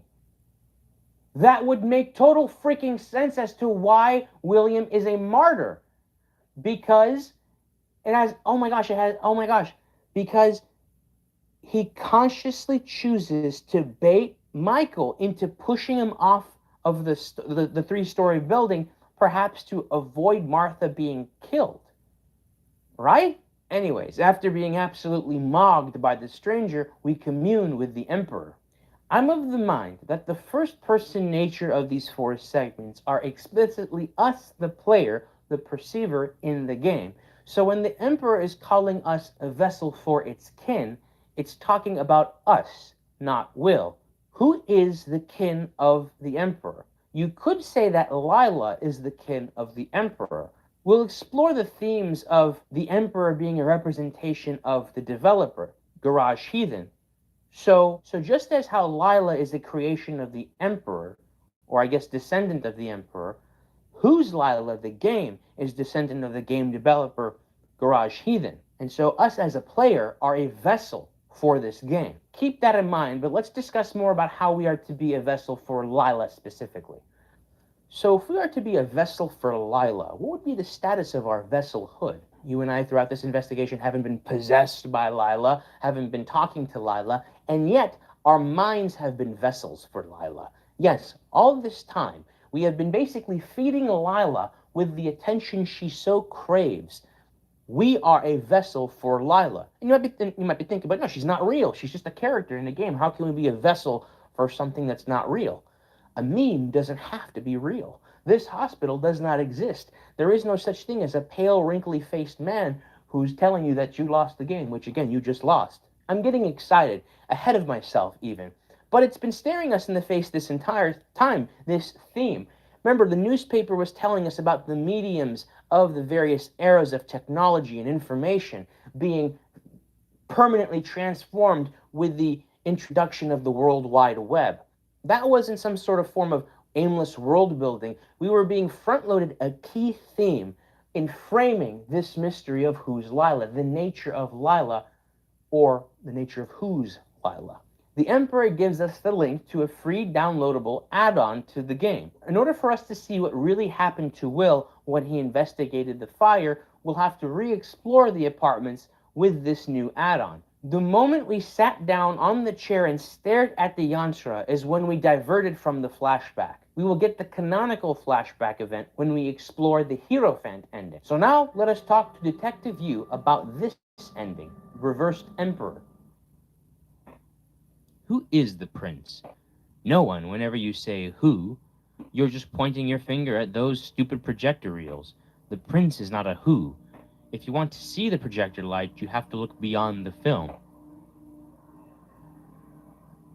Why do you yourself need a reel, then? It's an anchor through which you humans can understand me. Lawrence's worms tried to make an instrument out of it. They made a reel artificially. Too bad it had my face on it. I couldn't help myself. I always come when someone calls. But I was here before all the reels, just like my father was. It threw me for a loop that after the Emperor ending, Detective Yu leads with the question, so who is the prince?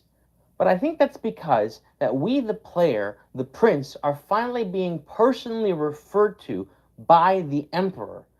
We're essentially making our sort of debut in the game, our canonical debut in the game. So it is fitting that Detective Yu would ask the question of who is the prince in the discussion of the Emperor ending, when it's solidified that you, the player, are the perceiver, the prince, the vessel. Now, the tarot significance of the reversed Emperor kind of threw me for a loop. We meet a deity, and it offers its helper, this Daemon DLC tool, free of charge, nothing in return. This is kind of benevolent. This is something a good leader would do, help you for nothing in return. So why is it that we have a reversed emperor, a tyrant or weak ruler? Perhaps there's an ulterior motive to this deity, that something about solving this mystery isn't exactly going to give us the catharsis or triumph that we think it's going to get us. There's something oddly self-aware about all of this. Not sure if I already mentioned it, but I'm certainly going to mention it later in this video. Throughout this video, I'm going to be operating on the idea that this emperor is a representation of Garage Heathen. In a cynical way, having you get hooked on this mystery bolsters the game development and career of this creator of this realm. While it might seem benevolent that this game developer would give us a free DLC to help us solve the mystery, what will end up happening is we will be even further enthralled in the mystery. So perhaps this emperor isn't exactly benevolent. I mean, Garage Heathen is a great developer. I'm not saying that, he's a tyrant or a weak ruler, But I am obsessed. Lila says that the prince is no one. That when Detective Yu asks who is the prince, the who is just him pointing to the projector reels.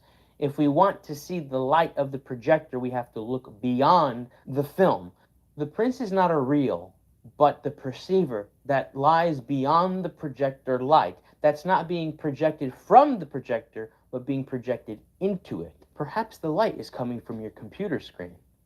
Okay, I'm getting jiggy with it, but it's pretty interesting, isn't it? Perhaps this world's creator and its sustainer are two different beings. Garage Heathen is the creator, but we, the player, the prince, sustain this game by playing it. We, the player, are the prince to the emperor. So long as there is a perceiver to perceive these reels, they never stop. The world never dies.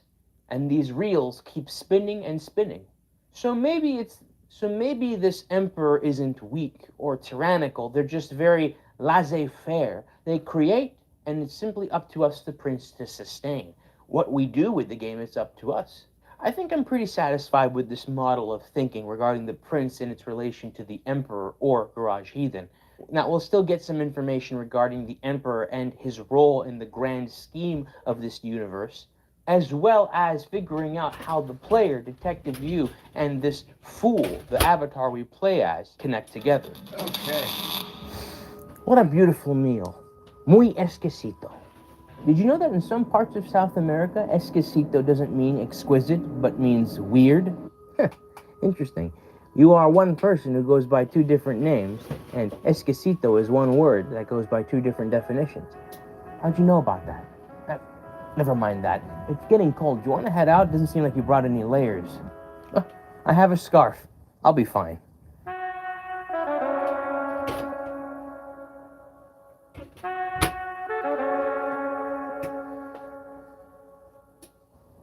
How about we order some coffee? ¿Quieres café? Surge guzes? I'm feeling less Dale Cooper and more Log Lady. Tea! Ooh, yes, I could use a good tea right now, yes. Wonder what they've got on their tea menu. Come on, babe, quit being such a cocktease. Did you just hear what that guy just said? I did. I didn't know this restaurant served cock teas. In a public restaurant. What? I like a hot Earl Grey cock tea. What the hell is a cock tea? It's chicken broth mixed with tea. It helps you get through the cold weather with all the antioxidants. Why the hell is it called cock tea and not chicken tea? Probably for the same reason we call it chicken broth and not cock broth.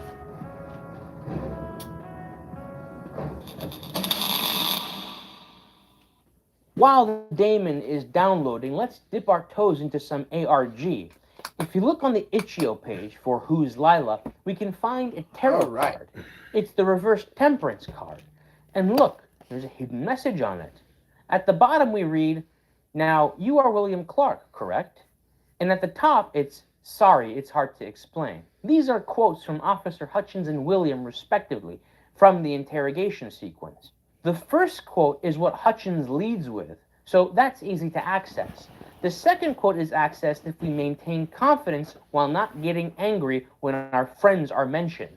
I only know that off the top of my head because I've explored the crap out of the investigation segment. However, if you're not a freak like me, you can get a hint by looking closer at the temperance card. We get a hint as how to access this secret temperance ending. Confidence signifies how to get to William's quote, and disgust is the emotion we must show when prompted at these moments. This is the secret reverse temperance ending. It's an ending signified by its achievement, but it isn't an in-game tarot card we can discuss with Detective You, which is interesting. This is what happens when we respond to Hutchins with a disgusted face. All right. Now you are William Clark, correct? You look disgusted. Yes, that is correct. However, that's not really my name. Excuse me? My name is Lila. His name. Can you elaborate? It's Did Lila. you change your name? No. The name Lila was assigned to me by the worms of Lawrence, although I've been known by many names since the dawn of humanity. Could you elaborate? A child is born, and with him comes the shadowy figures. Each child has a roughly similar set of them. Some of the shadows are hazier, some take the form after some time. The children never see us, but we are always there, pulling the strings. And when a child invites me in, I can't resist it. So are you saying this is not William I'm speaking to right now? It is not, but do not worry. You know who I am. After all, you were born with me as well. I am the one snatching children from their sleeping mothers. I am the nocturnal queen, the one known to cast both nightmares and dreams of lust. Excuse me, I'm not sure what happened just now. So you're claiming to be some kind of demon, or... You don't seem to understand. I want to talk to Detective You now. Look, bud, there's no detective here by that name, which is interesting because previously, the other detective, Fisher, said to save that crap for Detective You. Now let's go back to what we were discussing. Do you know this girl? Of course. She is the reason I'm here talking to you. And why is that exactly? because she looks exactly like me, and because my little William slaughtered her. William being this boy's assigned name, William Clark. He was the one to invite me in. I see, so you are saying that I am now talking to some being inhabiting the body of William Clark? You know, Will, this is a very common thing guilty people do. They come up with those stories to clear their consciousness. But it was you who did it, wasn't it? William did this, yes. But you are William. I want to talk to Detective Yu. I already told you there isn't a detective by that name here, so backtracking a bit. All right, if Will did this, how did he do it? I don't know everything. He was able to tire me out, to keep me hungry long enough, so I didn't look through his eyes anymore. But I remember him meeting this copycat girl. The spark of remembrance was nutritious enough for me to catch a glance of her. It all happened in a room full of people. There was music. Are you by any chance talking about Matt Hurley's party? Then I could catch glimpses more often. They talked about silly things, and then he must have started remembering. I saw clearly. She looked just like me. Not nearly as beautiful, but I see why William would confuse us two. He thought I came back for him. He thought she was me. So that's why he slaughtered her. How did he do it? He strangled her, and then... It's hilarious. He cried like a little infant, the stupid guy. He couldn't take it in, the thing that was unraveling before his eyes. Delicious. So I had to step in. All in all, it was a happy coincidence. I had to clean up after him, though, cut the body to pieces. We have found a book about tulpas in William's drawer. Would you claim that you are his tulpa? The worms like to call me that. They thought they had control. But they are no gods. You humans can't create anything new.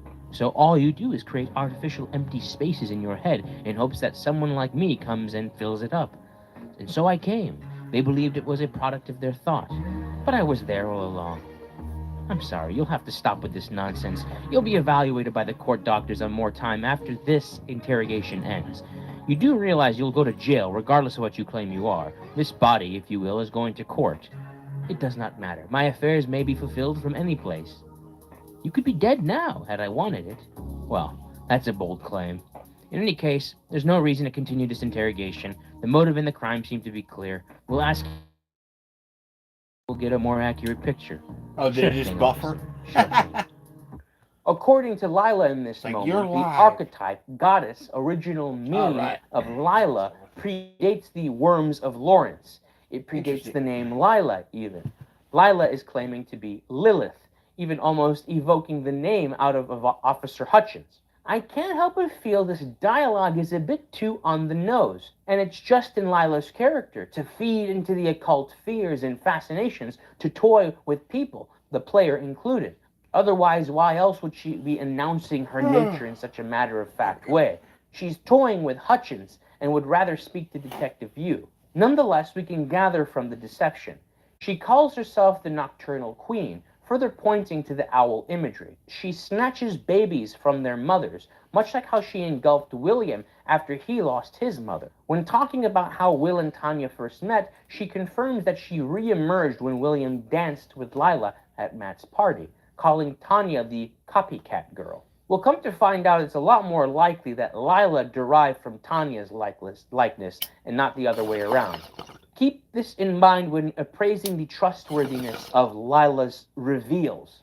She also claims that it was William who killed Tanya. Specifically, he strangled her, just like how he ends up strangling Martha. Her reasoning is because since Tanya looked like Lila, William thought she was Lila, and so he killed her, thinking he was killing Lila. And then Lila claims that she only arrived to clean up the mess afterwards. This will turn out to be a dubious account, but keep this in mind for when we explore the lover's end. Lila claims that she isn't a tulpa, that she wasn't created by the worms of Lawrence. They created the space in their mind for Lila, and this already pre-existing being came to occupy that space, fooling them into thinking they created her with their thoughts. This is the hard-to-explain dialogue, if we say it with a disgusted face.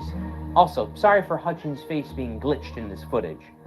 I'm sorry, it sounds strange, but it felt wrong, like it wasn't really her I was kissing, but, I don't know, an effigy of something I knew, or someone else I knew, or something. I'm not sure I understand what you mean, William. Sorry, it's hard to explain. You look disgusted. William. William. You keep calling me that. However, that is not really my name. Excuse me? My name is Lila. Can you elaborate? Did you change your name? No. The name Lila was assigned to me by the worms of Lawrence. Who are the worms you are referring to? I'm talking about the pathetic wretches gathered by Lawrence. By Lawrence, you mean Professor W.A. Lawrence? Yes, him. You were part of his group, correct? William was, indeed. That's how our collaboration started. That's when he saw me for the first time. What were the aims of that group? Well, that's easy. The Brethren may be stupid, but Lawrence has always suspected the satanic and deeply occult nature of our world's order. The streams of social will are, in fact, supported by this one thing. You see, there have always been works of art, music, poetry, and prose that would live on outside the will of their creator. These works were able to capture something so deeply suppressed, something shared so universally between people, that they were able to live on without the author's control. With the introduction of the World Wide Web, such works have been digitized. Lawrence was simply seeking a way to birth such digital artifacts on a regular basis. I was supposed to be the generator of them, the animals. I'm sorry, you'll have to stop with this nonsense. You'll be evaluated by the court doctors on more time after this interrogation ends. You do realize that you'll go to jail regardless of what you... In the second possible temperance ending secret, she says her collaboration with Will started in the fraternity, not since birth. This is somewhat inconsistent with her comments in the earlier temperance secret. He saw her for the first time while he was in the fraternity. She then explains the aims of Lawrence as wanting to harness the satanic powers of mimetic control. Again, leaning into the dramatic, the satanic panic, if you will. And if you notice, she's lifted her talking points on mediums and the World Wide Web effect on those mediums straight from the newspaper. Again, there's something insincere, derivative about all of this. But just like the High Priestess You discussion, I think there are bits of truth or value in her thinly veiled deception. We will come to find out that Father Lawrence is attempting to manufacture memes. For what reason, we will soon find out. But the satanic occult edge is simply a front. Perhaps the worms buy into it, but Lawrence and other colleagues of his see this as a scientific experiment, playing with consciousness and phenomenology. She does mention animals before being cut off by Hutchins. That's right. I remember Will mentioning animals disappearing in his diary and showing concern for their well-being after the fire with Strupnev. This is the odd bit that undermines the idea that Lila is purely a mimetic man-made creation. We don't make sacrifice to Ugandan knuckles, but we do to deities, principalities, pantheons, and whatnot. And just when I thought the lines were starting to get clearer, they start to blur again. Well, let's press on and keep all of this in mind. Good old It is Ugandan interesting knuckles. that this particular ending, You know which the is way? signified by a respective achievement, doesn't get a Detective You discussion. It seems like even Lila is expecting a Detective You discussion. All right, it's time to end this stream. 3:38.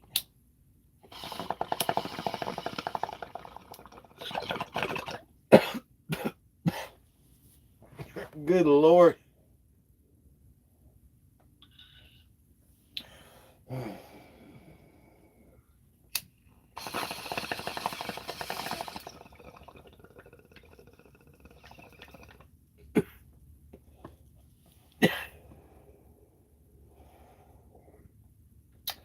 All right, I'll get you folks again later. Goodness gracious.